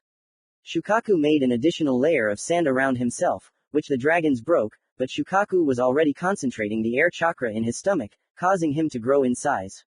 Naruto saw the density of chakra inside Shukaku and was horrified. Quickly summoning 3 clones, they began to fold the seals of the barrier of 4 crimson lights. Shukaku began to hit the barrier with his tail, and if he held on for the first 15 hits, then after the 20th hit the clones dispersed and Naruto fell to his knee. Suddenly the sand grabbed Naruto's legs and Naruto couldn't get out. Shukaku laughed and screamed in a squeaky voice, "Shukaku, this is your end, 9 tails. FUNN, Tail Beast Special Bomb." Naruto understood that if it hit him, he would die. And so the ball flew towards Naruto, who was making seals. Commentary on Chapter 37. Alliance with Suna, Part 2, Shukaku vs. Naruto, the server where I sit and many cool authors. Come on in, it will be fun. Chapter 38. Alliance with Suna, Part 3, Sealing. A second before the bomb hit Naruto, an absorption seal appeared in front of him. Another second and Naruto would have died. The seal absorbed the bomb and turned it into chakra, which Naruto took for himself. Shukaku, on the contrary, began to feel very tired. After all, such a bomb is very exhausting. Naruto created 4 clones. They immediately ran away and took the form of a square. Naruto clones. Barrier of 4 crimson flames. Unlike that barrier, this one had 5 times more chakra invested in it. Naruto himself stood inside the barrier and made seals. Naruto, Uzumaki clan special chains, Biju absorption. Uzumaki chains come in 3 forms. 1 form, form of protection. 2 form, attack form. 3rd form, chakra absorption form. From Naruto's back, 12 chakra chains flew out, which enveloped the Biju and began to pump chakra out of Shukaku, transferring it to Naruto. Shukaku fell down, exhausted. Naruto ran up and made a series of 79 seals. Naruto, reverse sealing seal. Shukaku, don't you dare. Without finishing, he began to disintegrate into sand. Naruto quickly ran to Gaara, who was unconscious, and began to form other seals. After he formed a new series of seals, which included more than 100 seals, Naruto placed his hand on Gaara's seal and said, "Naruto, Fuinjutsu, Uzumaki's special seal." This seal binds the Biju inside the seal, preventing it from influencing the Jinchuriki's psyche. After the seal was placed, Naruto lost consciousness. Baki arrived and saw Gaara lying unconscious and Naruto unconscious due to fatigue. The Kage immediately ordered that they be given a place in the hospital to rest. Kankuro, who had received a good beating from Temari, and Temari were sitting in the room that had been allocated for Gaara and Naruto. Konoha. Minato sat and thought about how to bring back the 9-tailed demon fox and the surviving Uzumaki to himself. He thought about attacking Uzushio again, but he knew that he would not be able to get through the protective barrier. After thinking about this problem for a long time, he decided to call a meeting of the 4 Kage, which consists of Minato 4th Hokage, Darui 5th Raikage Mei 5th Mizukage, and Kuretsuchi 4th Tsuchikage. Having sent the letters proposing a meeting in Konoha, he sent them. Suna. The first to wake up was Gaara, who immediately found himself in the arms of Temari and Kankuro, who immediately began to apologize to Gaara, which woke Naruto up. "Naruto, I understand everything, but could you please be quieter?" Gaara saw everything through Shukaku and understood that the guy was very tired, but Kankuro began to complain about why the hell he was interrupting them. Suddenly the door opened and Baki entered the room, who listened to Kankuro complaining about Naruto. Gaara and Baki quickly explained that it was Naruto who defeated Shukaku and strengthened the seal, but as the doctor said, he spent 99% of his chakra. And Naruto had the same chakra as Shukaku. But the final blow for Kankuro and a strong blow to Gaara and Tamari were the following words of the Case-Cage.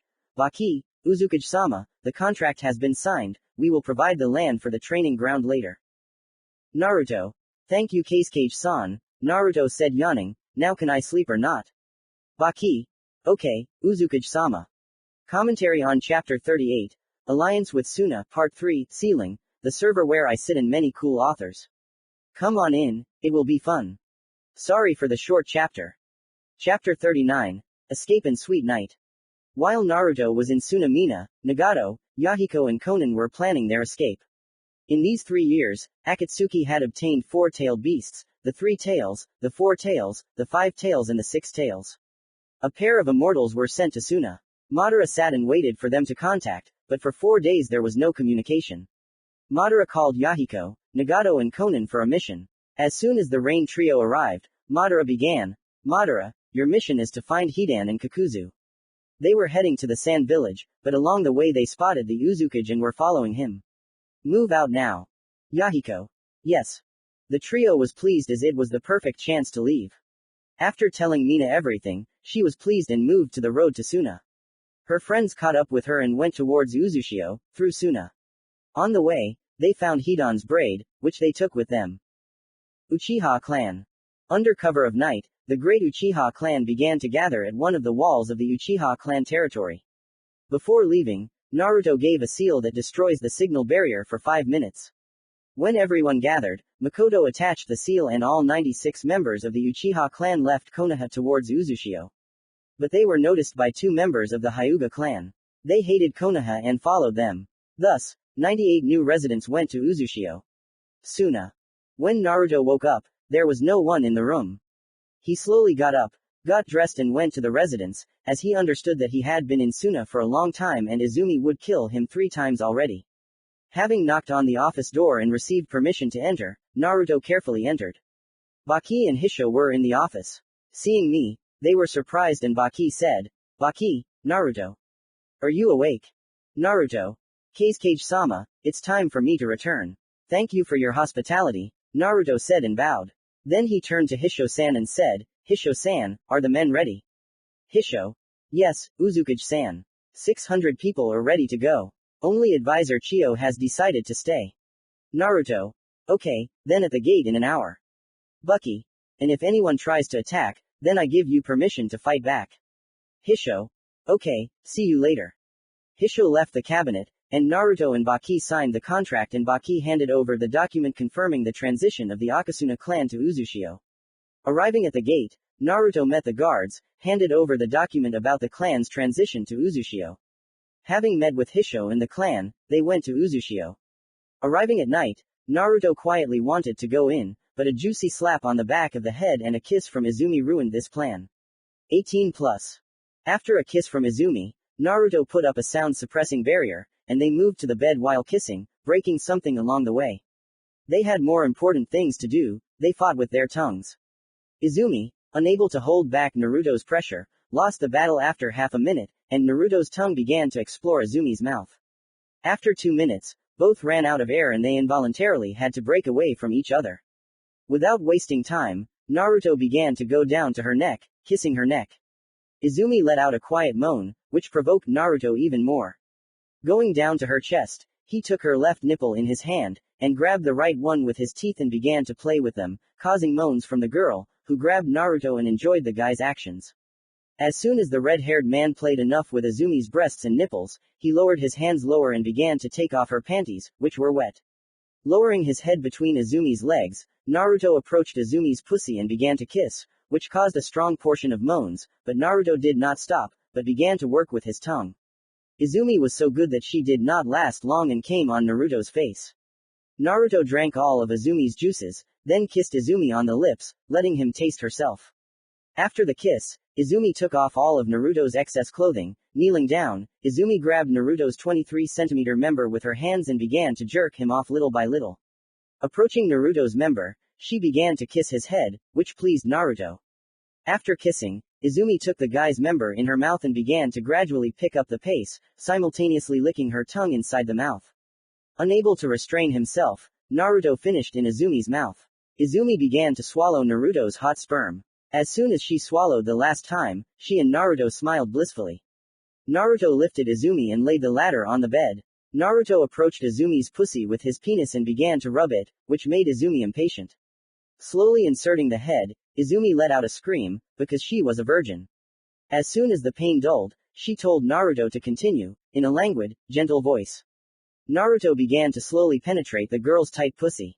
At first, Izumi screamed in pain, then, when the pain passed, she began to scream in pleasure.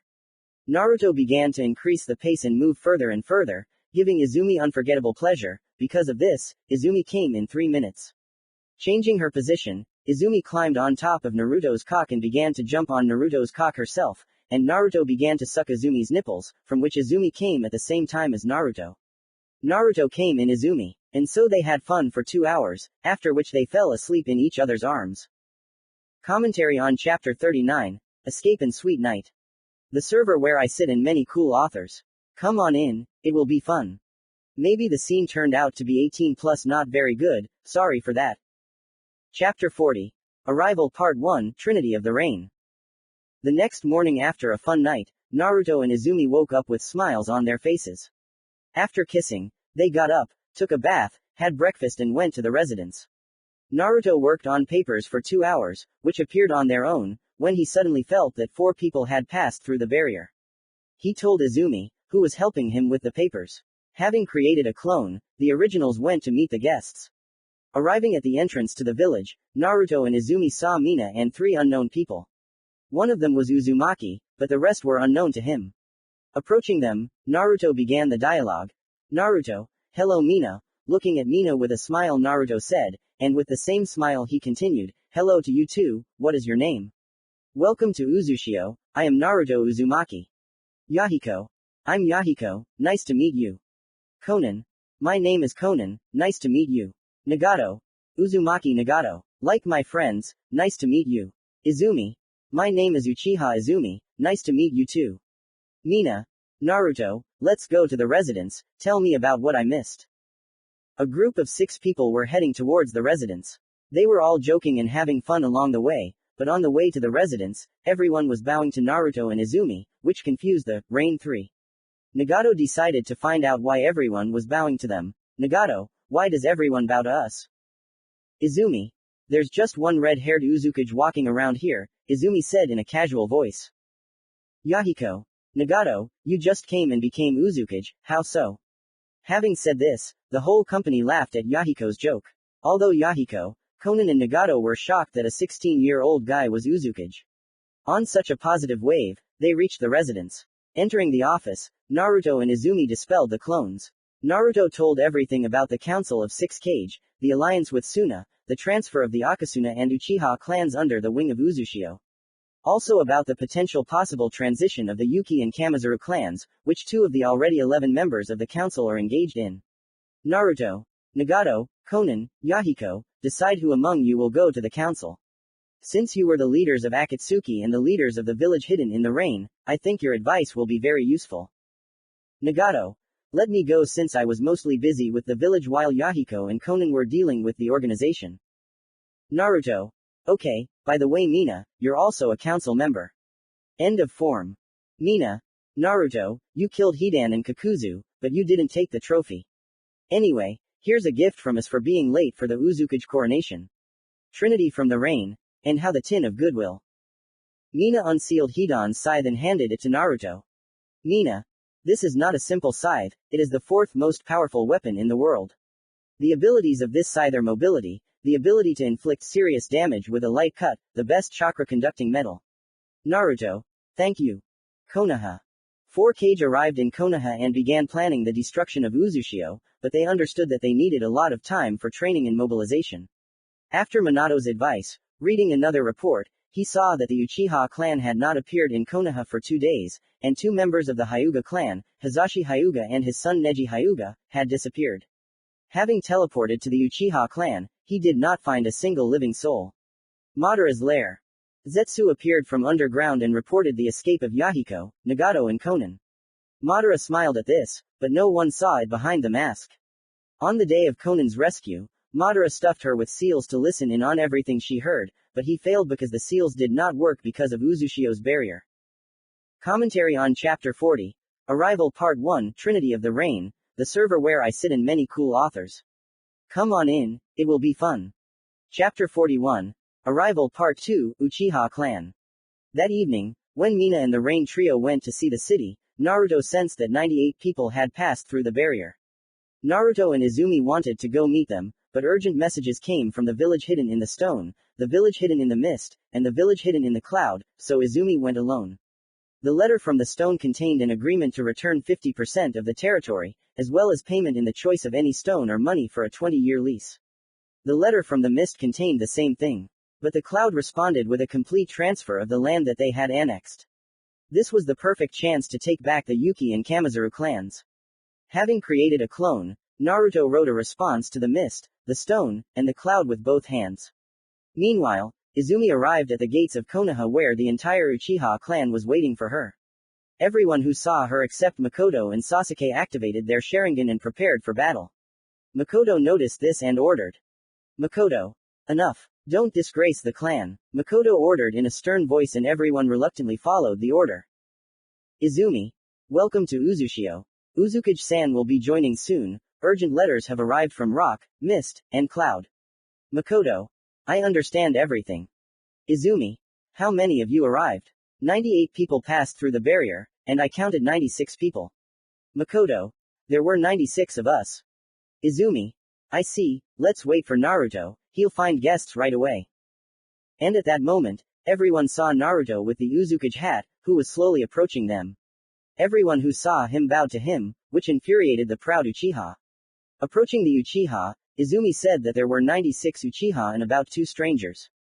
Naruto activated the Byakugan and began to examine the area.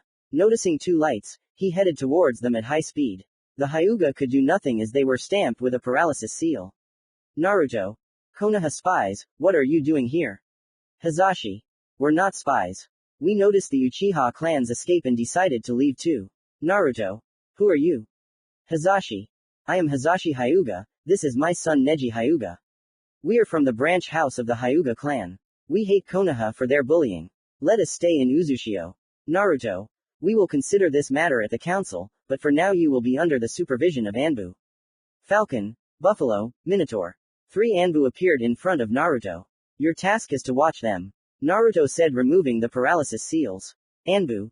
There is Uzukage-sama. That same evening, a council of 11 people was assembled. 4 new council members. Uchiha Makoto, Uchiha Shikun, First Advisor Fugaku, Uzumaki Nagato, Akasuna Hisho. Naruto. Good evening. I have called you here regarding the 2 Hyuga clan members who have come. They wish to live in Uzushio. They are willing to give up their Konoha citizenship. Kushina. They hate Konoha. Their clan bullied them. Makoto. I agree with Kushina's words. I saw it all myself. Sanai and Daya. We can give it a chance. Ribbon. I'm all for giving them a chance. Nagato, Hisho, Shikun, Izumi and Mina trusted the general choice. The next day, Naruto removed the subjugation seals from Hazashi and Neji's foreheads. Hazashi became a Jonin and Neji a Chunin. Thus, the Uchiha clan, the Akasuna clan, and the Rain Trio joined Uzushio. Now there were 1,201 people in Uzushio. 2 days later, confirmation of the Yuki and Kamazaru clans' transfer came to Uzushio. A week later, they arrived in Uzushio. There were now 1,399 people in Uzushio, of which, 564 civilians. 210 academy students, 183 Genina, 158 Chunin, 61 Junin mentors, 150 Junin, 50 Anbu.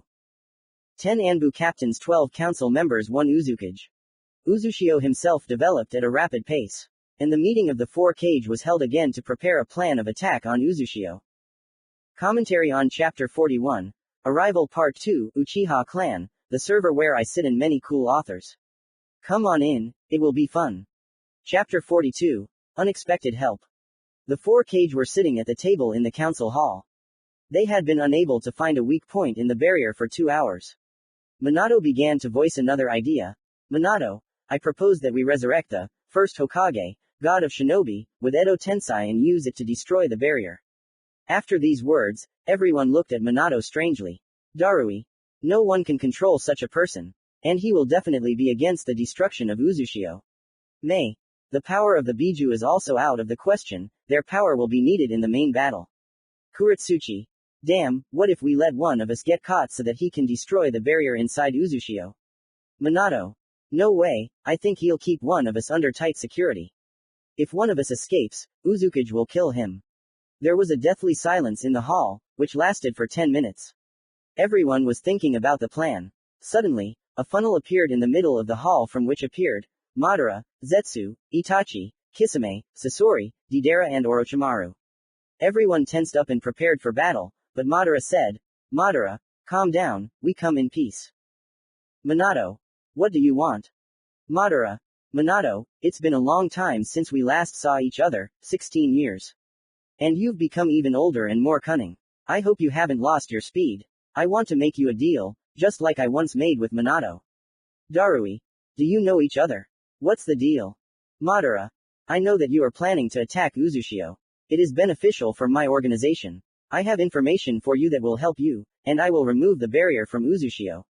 In exchange, I need 90% of the chakra of the 1-tail, 2-tail, 7-tail, 8-tail, and 9-tail. They will recover their strength over time. We need to think about it. Kuretsuchi. I think that's an acceptable proposal. Darui. I think it's too high a price. But we have no choice. Minato. We agree. Give us your information. Madara. Minato, that's why I like you.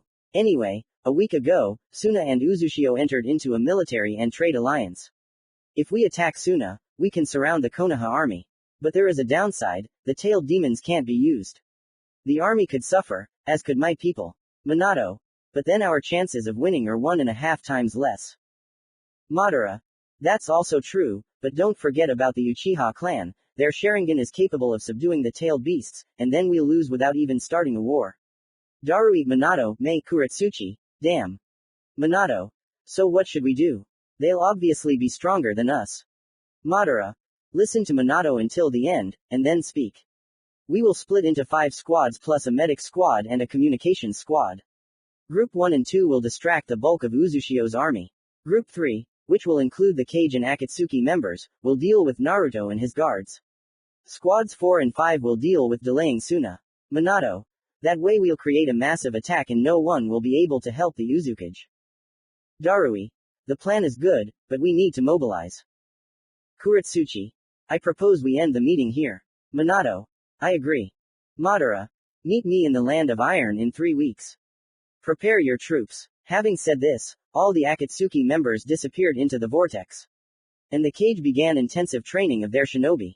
Uzushio's boundaries. At the entrance to the barrier there were 3 people who were having a dialogue. One unknown. This is what happened in Konoha at the Uzukage-sama meeting too. Madara and the 4 Kage planned to attack Suna to escape the barrier. Naruto. So that's how it is.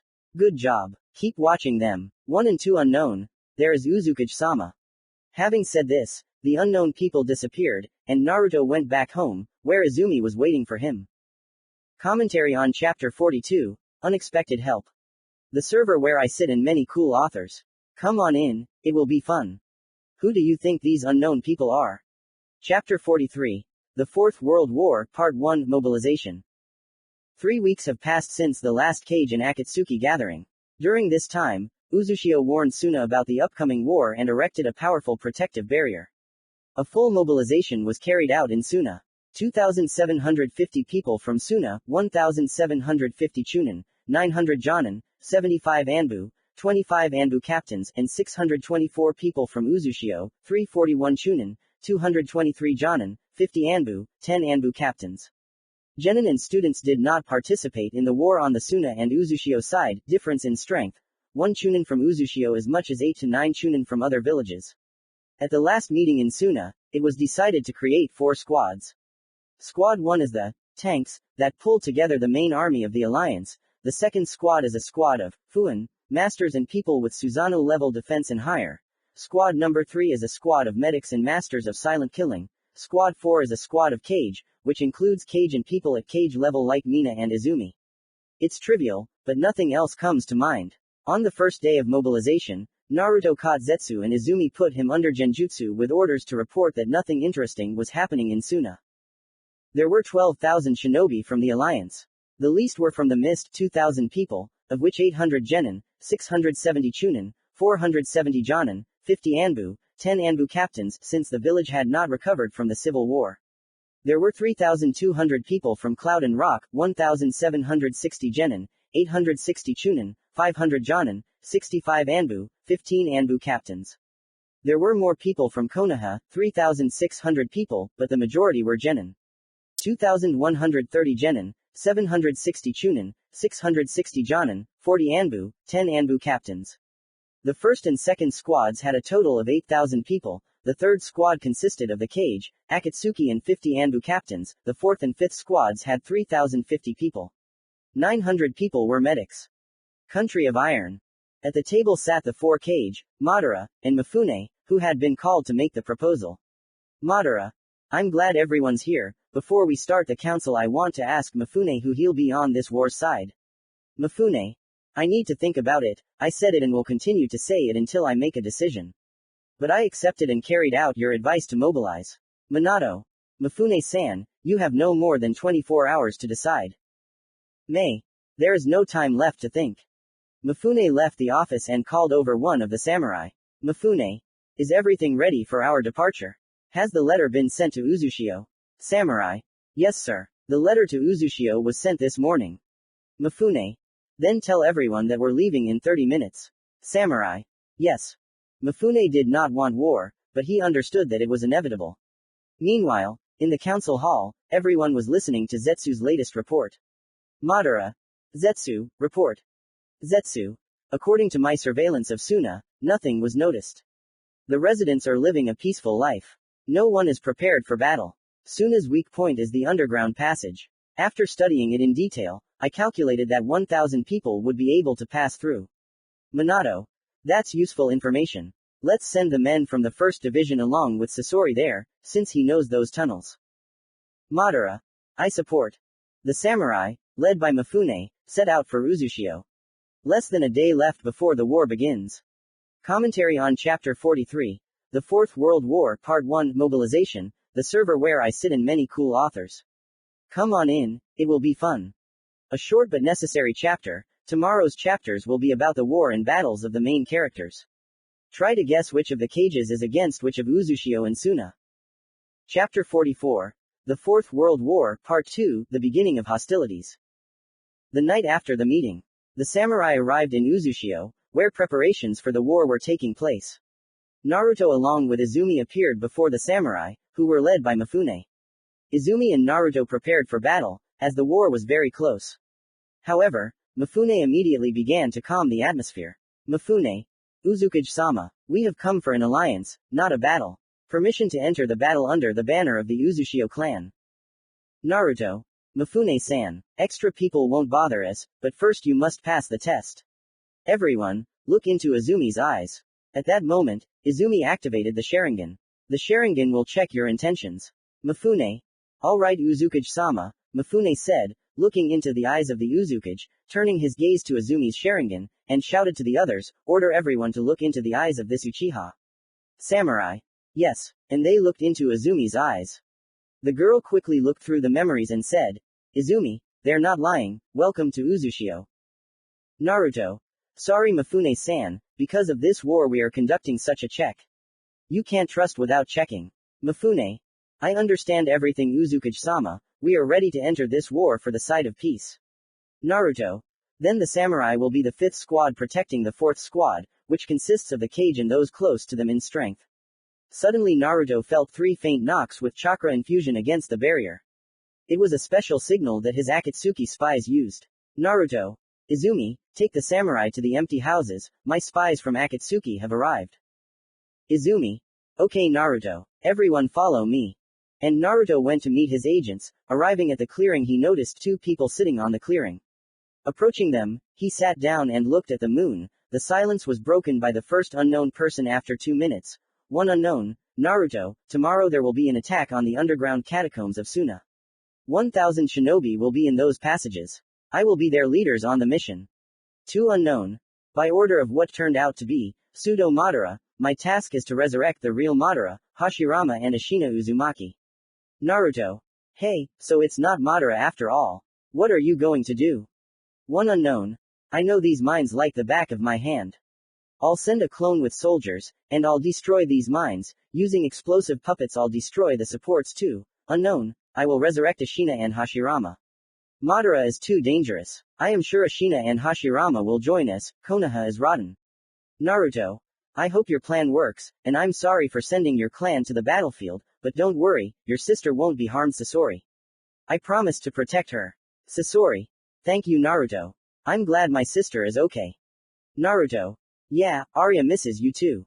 And I think she even found herself a boyfriend. Too unknown. Naruto, you remember our agreement? Naruto.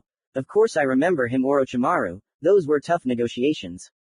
You will have a laboratory and permission to experiment on people, but you also remember, peaceful and innocent people will become victims of your experiment, then I will seal your soul. Orochimaru. I remember, it's all for the benefit of science. Naruto. I think it's time for us to go our separate ways. I believe in you, Sasori. Orochimaru. Sasori. Everything will go well. Morning. Suna Mines. A squad of 1,000 shinobi advanced through the mine. Among them were about 500 chunin, 250 genin, 250 jonin. Sasori was jubilant. Suddenly, there was an explosion, and the mine began to collapse. Poof! Was heard by everyone and they looked where their commander was standing, but he was gone. There were no survivors, and Sasori had already arrived at the place where Naruto, Baki, Izumi, Mina, Mifune, Sasuke, Ashina, Hashirama and Orochimaru, and 50 of the strongest samurai were standing. He jumped down to them, stood and waited. In front of them appeared, Sudo Madara, Minato, Darui, Mei, Kuretsuchi, Hiashi, Itachi, Kisame, Deidara, Zetsu, Menma, he asked for it, and 50 Anbu captains. Commentary on Chapter 44. The Fourth World War Part 2, The Beginning of Hostilities, the server where I sit and many cool authors. Come on in, it will be fun. Chapter 45. The Fourth World War Part 3, Battle Between Leaders. While the leaders of the two sides stood opposite each other, there was a bloody battle between the two sides. Uzushio's warriors cut down their opponents one by one. Uzushio's Anbu restrain the Jinchuriki, which gives them complete superiority. The Biju simply does not have the chakra to escape the absorbing barrier. Suna lost a lot of troops. The alliance of four nations lost 97% of all troops and surrendered. During the battle, people such as Jiraiya and Tsunade, who changed sides killing more than 500 genin, 200 chunin and 100 jonin, Yahiko, Kakashi, Kushina, Asuma, Kurenai, etc. died. Meanwhile, on the battlefield of the strongest, Menma saw Naruto and rushed at him, but Sasuke stopped Menma with a kick, making it clear that he was his opponent. Darui flew with his sword at Mifune, because he thought that he was a weak samurai. Minato approached Naruto at full speed, but his attack was intercepted by Mina and she threw Minato back, making herself his opponent. Deidara saw Sasori and attacked him, shouting something about betrayal. Orochimaru and Zetsu immediately disappeared underground and began fighting there. My Zetsu is capable of this. Izumi ran into close combat with Itachi, activating Mangekyo. Having moved far enough, Izumi stopped holding back. Mei and Kuretsuchi used a blind attack combination, but Baki dispersed the mist and attacked Mei. And Ashina made a sneak attack on Kuretsuchi. Kisame wanted to test his strength on the god of shinobi, and attacked him in close combat. Hiashi, screaming for revenge, tried to attack from behind, but Naruto with a precise blow to the head threw Hiashi, who flew towards Madara. Madara himself simply sat, not particularly wanting to engage in battle and waste energy against fresh opponents. Sasuke and Menma's fight was very fast.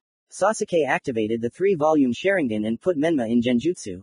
While Menma was trying to get out of the Genjutsu, Sasuke pierced the guy's chest with Chidori. Menma could not bear the pain and died. Deidara was throwing bombs at Sasori. There was an explosion behind Sasori, which raised dust around Sasori. Deidara thought he had killed Sasori, but something happened that Deidara did not expect. A thick stream of water flew out of the curtain of dust, which cut off Deidara's arm. Deidara became more serious, and created a bird out of clay and flew up and from the air began to throw spiders out of clay into the center of the curtain. Deidara. Art is an explosion. But there was no explosion. The dust cleared and inside stood Sasori with a puppet from which electricity was radiating. Sasuke. Chidori. The last thing Deidara heard. He was too busy fighting Sasori that he didn't notice Sasuke who appeared behind Deidara. After the fight, Sasuke and Sasori started to keep an eye on Madara, as they knew they couldn't defeat him. Hiashi continued to attack Naruto, who was closely watching Madara. Hiashi was increasingly thirsty for revenge. Naruto decided to kill Hiashi so that he would not interfere with him. Naruto. Kage Bunshin no Jutsu. After creating a clone to keep an eye on Madara, Naruto pulled out his scythe and activated his Byakugan, further enraging Hiashi. Hiashi charged towards Naruto, delivering 256 heavenly blows that Naruto barely dodged, and attempted to counterattack with his scythe. Hiashi attempted to defend himself with a spin, but the scythe broke through the spin and dealt serious damage. Infusing fire chakra into the scythe, Naruto delivered a second vertical blow and cut Hiashi in two. Darui and Mifune's fight took place exclusively with katanas. Darui caught Mifune in a mistake and pierced his heart. Mifune fell dead, but Darui did not live long. Naruto appeared behind Darui and pierced Darui's heart. Meanwhile, two yellow flashes were moving across the field, damaging each other. Suddenly, Mina spoke. Mina. A bit weak for great yellow leaf lightning, watch for real yellow lightning. After these words, Mina doubled her speed, and unlike Minato, she did not use Hiraishin. Now Minato received strong and accurate blows. Minato decided to go with his trump cards and began to concentrate natural energy. Entering the hermit mode, he was equal in strength to Mina, but Mina entered a special Namikaze mode. This mode brings chakra into the body and increases the speed by 6 times, but in return it tears the muscles of the legs and they cannot be restored. After a combo of 7 blows, Minato died, since all internal organs were destroyed. Mina lost consciousness. Commentary on Chapter 45. The Fourth World War Part 3 Battle Between Leaders, the server where I sit and many cool authors. Come on in, it will be fun. Chapter 46. The Fourth World War Part 4 Reinforcements. After Mina lost consciousness, Madara suddenly moved to her and was about to pierce her head with his katana, but Naruto blocked the blow with his scythe and threw Madara away from Mina. Having landed, he summoned the Gedamazo statue and transferred Yugito, B, Gaara and Fu. Having removed the seals from all the Jinchuriki, he jumped to the side. And not in vain. After 10 seconds, the one-tailed tanuki, the two-tailed cat, the seven-tailed kamitobushi and the eight-tailed ox octopus were standing in the clearing. Madara folded a couple of seals and chakra chains flew out of the Gedamazo, which enveloped the tailed beasts' necks. No matter how much they resisted, they flew into the Gedamazo statue. At this time, Bucky tried to hit Mei with his wind attacks, but the lava genome was causing him great problems. Mei was simply trying to lure Bucky into a trap to kill him. Mei. Lava element. Lava dragon. Bucky dodged the dragon and was about to strike when a lava dragon flew into his side. Bucky pierced Mei's stomach before he died, and Mei lost consciousness. Ashina, due to being resurrected, could use 50% of his power, but this was enough to seal Kuretsuchi's chakra, which fell for the trick and went straight into the barrier, which in turn absorbs chakra. Ashina did not kill Kuretsuchi, only putting a paralysis seal. Hashirama, on the contrary, was many times weaker than Kisame, but because his chakra was infinite, Kisame began to receive an excess of chakra. At first, this gave an advantage, but when the natural energy from the hermit mode came into play, Kisame began to turn into a tree. Only thanks to this, Hashirama won. Orochimaru and Zetsu fought for a long time in a defensive mode, sizing each other up. They were equal in strength, quality could not surpass the quantity that Zetsu used. Zetsu used special clones of himself that did not waste chakra. And then Orochimaru opened up and Zetsu took control of his body, freeing himself from the white Zetsu. Itachi and Izumi fought in Susanoo. Thanks to the artifacts, he held the upper hand. The Yata mirror successfully absorbed Itachi's chakra. And the Totsuka sword did not give Izumi freedom of action. Itachi. Amaterasu. Izumi. Fire release. Amaterasu ball. The two Mangekyu techniques clashed in Izumi, like Amaterasu Izumi won 3 years ago. The Yata shield was unable to contain the power of the flames and Itachi's Susanoo was destroyed, and Izumi dispelled her Susanoo in order to save chakra. Itachi was sitting on one knee and breathing heavily, holding his eye with one hand and leaning on the floor with the other. Itachi thought that it was not his destiny to lose, but destiny had other plans for him. Izumi quickly approached Itachi and stabbed her in the heart with her katana, and Itachi pierced Izumi's stomach parallel to her strike. Itachi fell into eternal sleep, and Izumi was on the verge, but her wound was healed by Hashirama. He immediately realized that Izumi was pregnant, but did not tell her that the child died because of the wound in the stomach. Suddenly Ashina and Hashirama began to disappear. Everyone was surprised, because the battle was not over yet, but all questions disappeared when Zetsu appeared next to the fake Madara and took over Orochimaru's body. Zetsu. I am ready to resurrect him. False Madara. Begin. Zetsu made the seals and a coffin appeared from the ground. Suddenly, the lid of the coffin flew off, and from the coffin came the legendary Uchiha Madara. Obito. Welcome back, Madara-sensei. Madara. This is Edo Tensei, which means Nagato has betrayed us. Zetsu. Bring me Nagato's eyes. Zetsu. There is Madara-sama. Naruto stood in shock. In front of him stood the god of shinobi, the living legend. Deciding not to take any risks, Naruto decided to call off everyone else. It would be a life or death battle. Madara summoned his gunbai and created his complete Susanoo. In contrast, Naruto poured fire chakra into his scythe and summoned Kurama. The battle for peace begins.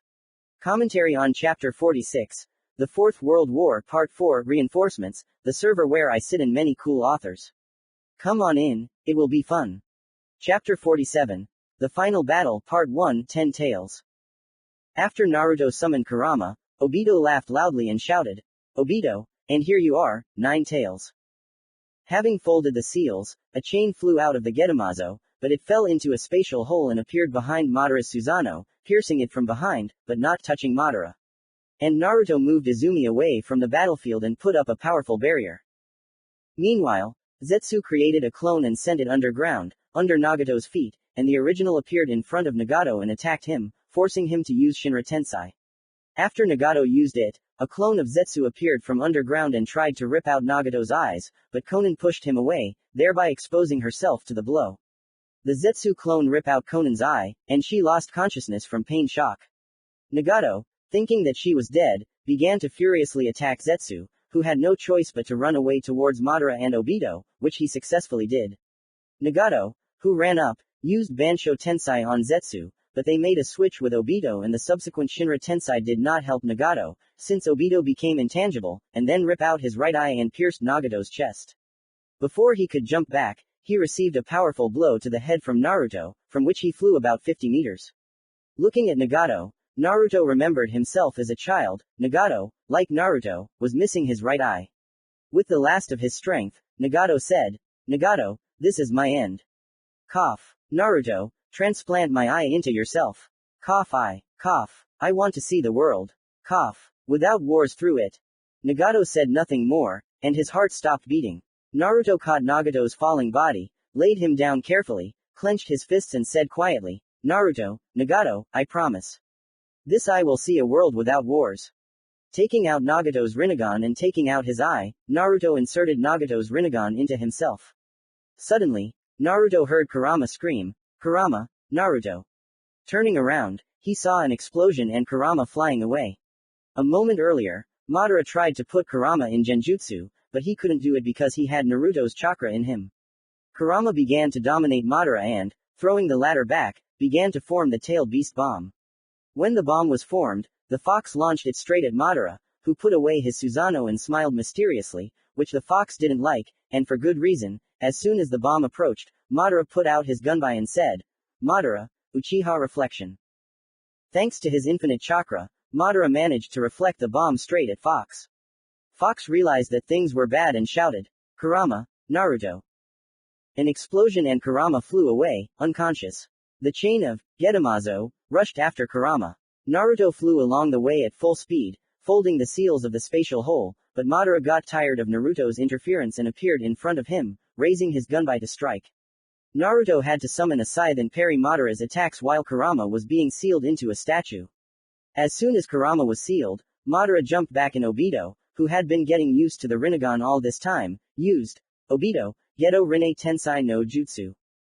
After that, Madara came back to life, but his eyes disappeared and Obito fell dead. After tearing out Obito's eye, Madara put it in himself. Looking at Naruto, he smirked and said, Madara, let's begin Uzumaki-Naruto's final dance. The 10 Tails transformation began to happen quite quickly. Naruto knew that he had to stop the process, but he had no way to do so. Zetsu appeared from the ground in Orochimaru's body and tried to rip Naruto's Rinnegan out, but Orochimaru knew about the attack and sealed Orochimaru's body and soul in a powerful seal. Since Zetsu did not have time to detach himself from Orochimaru, he was also sealed. Suddenly, everyone who survived on the battlefield heard the roar of the 10 tails. Commentary on Chapter 47. The Final Battle Part 1 10 Tails, the server where I sit and many cool authors. Come on in, it will be fun. Chapter 48. The Final Battle Part 2 Jinchuriki or New God. Commentary on Chapter 48. The Final Battle Part 2 Jinchuriki or New God, the server where I sit and many cool authors. Come on in, it will be fun. Fear pierced the battlefield. Everyone felt the terror that emanated from the 10 tails. Only 2 people stood there, not giving in to the terror. The first was the god of shinobi, Uchiha Madara, in whose right eye the rinnegan was burning, the left eye was missing. He stood in front of a red-haired boy of 16 to 17 years old, with a hairstyle, a la Hashirama. In his left eye, exactly the same rinnegan was burning, and in his right eye, the Byakugan was activated. Naruto understood that it would be difficult for him against Madara alone, and he also had to hold back the 10 tails. But Madara did not give him long to think, who made a series of seals and shouted, Madara, Kaden, fire destruction, and a flame measuring 50 by 80 meters flew towards Naruto. The fire consumed everything in its path, but Naruto responded with a couple of seals. Naruto. FUNN, absorption. A seal appeared in front of Naruto, into which Madara's flame flew. The 10 tails, or Jubi, entered its second stage, starting to create its tailed beast bombs and aim at Naruto and Madara. Naruto created 8 clones and sent them to create a protective barrier. The original and Madara fought in taijutsu. Madara had the advantage due to his ability to control the rinnegan, but Naruto countered this advantage with his Byakugan and FUNN. Naruto delivered precise blows, imperceptibly blocking the tenketsu. When Madara realized this, he immediately jumped back and summoned his gunbai. Naruto in turn summoned a scythe and a battle in kenjutsu began, in which Madara had a slight advantage due to experience. The clones also put up 2 barriers. The first is the Uzushio 4 Flames barrier. This is a 3-fold enhanced version of the 4 Crimson Flames barrier, with the additional ability to partially reflect damage. The second is the Natural Energy Absorption barrier. The clones put up this barrier because they couldn't see the chakra with the Byakugan in Jubi. Little by little, Jubi was losing power. Madara jumped away from Naruto at this time and created Susanoo, but Naruto responded with fire destruction, which he had sealed earlier. With the help of the rinnegan, Madara absorbed the fire, thereby opening up a new ability for Naruto. The bomb inside the barrier exploded, destroying it, but Jubi itself was also damaged. The blast waved through Madara, who did not have time to activate Susanoo, and Naruto, who had no chance to defend himself. Naruto came to his senses first and it dawned on him. Naruto's thoughts. According to Kurama, the sage of the 6 paths sealed the Jubi into himself to defeat it, and before his death, he divided it into 9 beasts. There is no choice, I need to seal it into myself with the artificial seal of the god of death. But Madara won't give me time to prepare, unless. Naruto. FUNN, Supreme Seal of Paralysis, Inner Flames, approaching Madara, Naruto said. Madara, who clearly did not expect this, was unable to dodge. Madara fell and gritted his teeth in pain, and Naruto quickly moved towards Jubi, simultaneously concentrating his chakra. Madara freed himself from the seal, but it was too late. Naruto. FUNN, Artificial Seal of the Death God. The battlefield was covered in smoke. As soon as it disappeared, Madara saw a black dome made of Gudodama. The dome began to crack and black fragments flew to the side, and a white-skinned guy with red hair appeared in front of Madara. The Byakugan disappeared and the rinnegan appeared instead. Behind him, 8 spheres of black color called Gudodama were flying. Madara was in a state of prostration. His goal, which he was striving for the second life, was destroyed. He began to accumulate natural energy, Hashirama's hermit mode, which he achieved by implanting the cells of his friend and enemy Hashirama. Madara knew about the weak point of the Jubi. Madara decided to finish everything with one blow. Having created Susanoo and filled it with natural chakra, he struck with a sword, which lost to Naruto's scythe reinforced with Gudodama. Madara's Susanoo fell apart, and he himself fell to one knee, as the scythe touched Madara's leg, piercing it through, but Hashirama's hermit mode healed the wound in 4 seconds. Now Naruto humiliated Madara with special cruelty. Madara died from the fact that his body was torn into 10 parts. And Naruto heard a sound from the subconscious went into it. What he saw there amazed him. Filler. Madara's plan and past an important announcement. Filler comment. Madara's plan and past an important announcement. The server where I sit and many cool authors. Come on in, it will be fun. Madara was born during the Warring States period, the eldest of Tajima Uchiha's 5 sons. He and his brothers grew up on the battlefield, caught up in the Uchiha's endless war against their eternal rivals, the Senju clan. 3 of Madara's brothers died as children, leaving him with only one brother, Izuna. Madara and Izuna became very close to each other due to their shared losses, and constantly competed with each other to become stronger.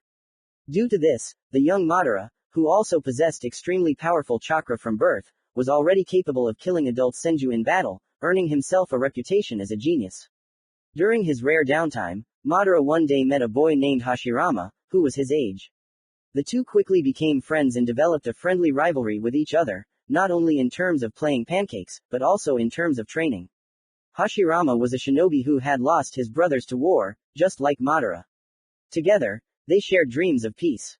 Madara was born during the Warring States period, the eldest of Tajima Uchiha's 5 sons. He and his brothers grew up on the battlefield, caught up in the Uchiha's endless war against their eternal rivals, the Senju clan. 3 of Madara's brothers died as children, leaving him with only one brother, Izuna. Madara and Izuna became very close to each other due to their shared losses, and constantly competed with each other to become stronger. Thanks to this, the young Madara, who also had extremely powerful chakra from birth, was already able to kill adult Senju in battle, and thus earned himself a reputation as a genius. During his rare downtime, Madara one day met a boy named Hashirama, his age. The two quickly became friends and developed a friendly rivalry, not only over playing pancakes, but also in regards to training. Hashirama was a shinobi who had lost his brothers to war, much like Madara. Together, they shared dreams of a world where children like them would not have to fight. As a precaution, neither Madara nor Hashirama told the other their last names, but they nonetheless soon learned the truth about their parentage. Madara was an Uchiha and Hashirama was a Senju. It was the duty of one to kill the other, even though they were friends. Forced to choose between his family and his dreams of peace, Madara chose to end his friendship with Hashirama so as not to hesitate to kill him in the future. Madara's determination in this choice was strong enough to awaken his Sharingan. Over the following years, the two continued to face each other in battle. Madara was unable to defeat Hashirama, even after acquiring the Mangekyo Sharingan, and Hashirama could not bring himself to kill someone he considered a friend, causing their battles to repeatedly end in stalemates that lasted for decades. Over time, the two became leaders of their clans, and Hashirama attempted to use his position to broker peace between them. Although many Uchiha found his offer increasingly tempting, Madara firmly refused due to Izuna's death at the hands of Hashirama's own brother, Tobirama. Despite this, some Uchiha willingly surrendered to the Senju clan to spare their lives.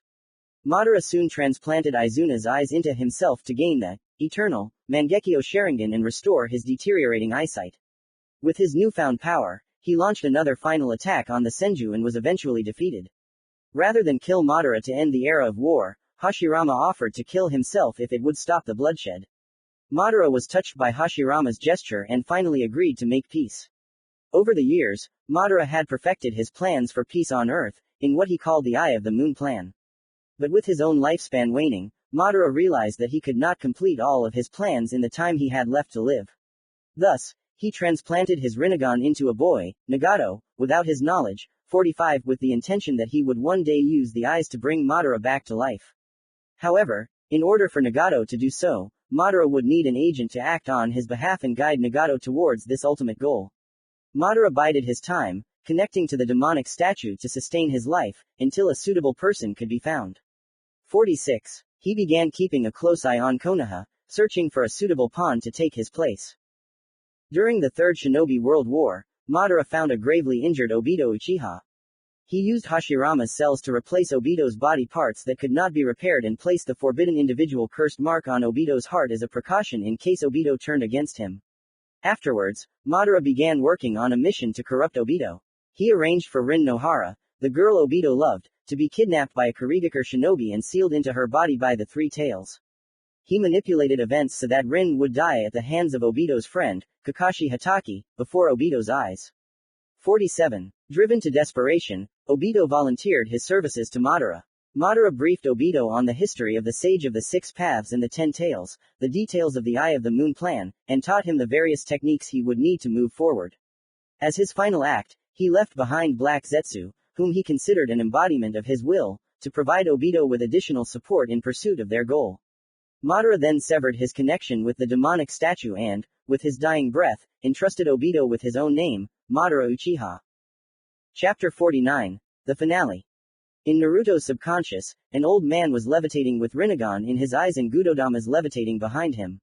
A pair of horn-like protrusions protruded from his head, a red circular symbol with two wavy patterns in the center of his forehead. He wore a full-length white kimono with a pattern of 6 black magatama around a high collar, under which he wore a necklace that was also made up of 6 black magatama. On the back of his kimono was a large black Rinnegan symbol with a pattern of 9 magatama arranged in 3 rows. Hagoromo. Hello Naruto, the savior of this world. Naruto. Good afternoon, and who are you? And what are you doing in my subconscious? Naruto asked with interest. Hagoromo. My name is Hagoromo Otsutsuki, but on Earth I am known as the Sage of the 6 Paths.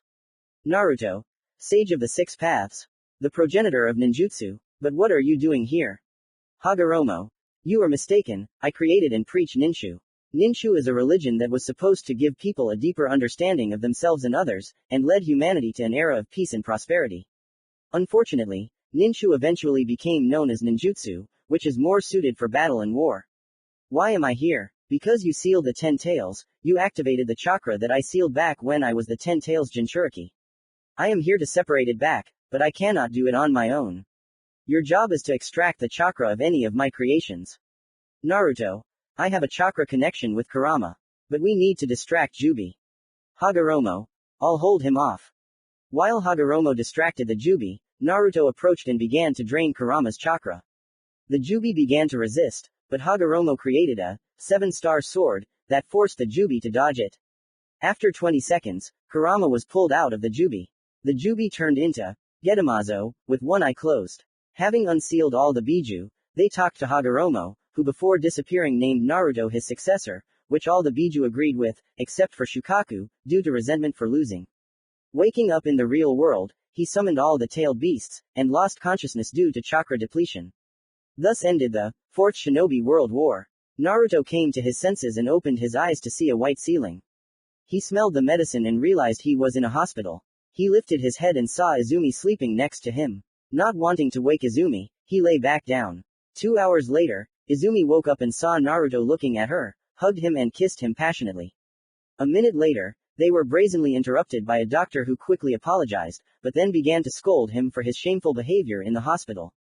After checking Naruto's condition, he discharged Naruto, since Naruto's condition was completely fine. A day later, Naruto came to the residence where he was given a scroll about the surrender of the village hidden in the leaves, the village hidden in the stone, the village hidden in the mist, the village hidden in the cloud. Having signed them, Naruto began to read the losses. 9,000 shinobi of the Alliance of 4 Nations died, 530 in serious condition. From Suna, 1,200 people died, 350 people were seriously injured. From Uzushio, there were almost no losses, 45 people, including Nagato, Yahiko, Kushina. 55 people were seriously injured, including Konan, Mina, Sasori, Ribbon, Sanai, Daya, Makoto. Naruto, leaving the clone, went to the cemetery to pay his respects, and then to the hospital to check on the seriously injured fighters. A month later, Izumi and Naruto learned of the child's death and recommended surgery so that the next child would be completely healthy. That night, Naruto and Izumi cried uncontrollably. A week later, they decided to have the surgery, which was successful.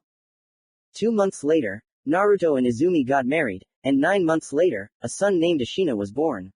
2 years later, a daughter was born, who was named Manaki. End.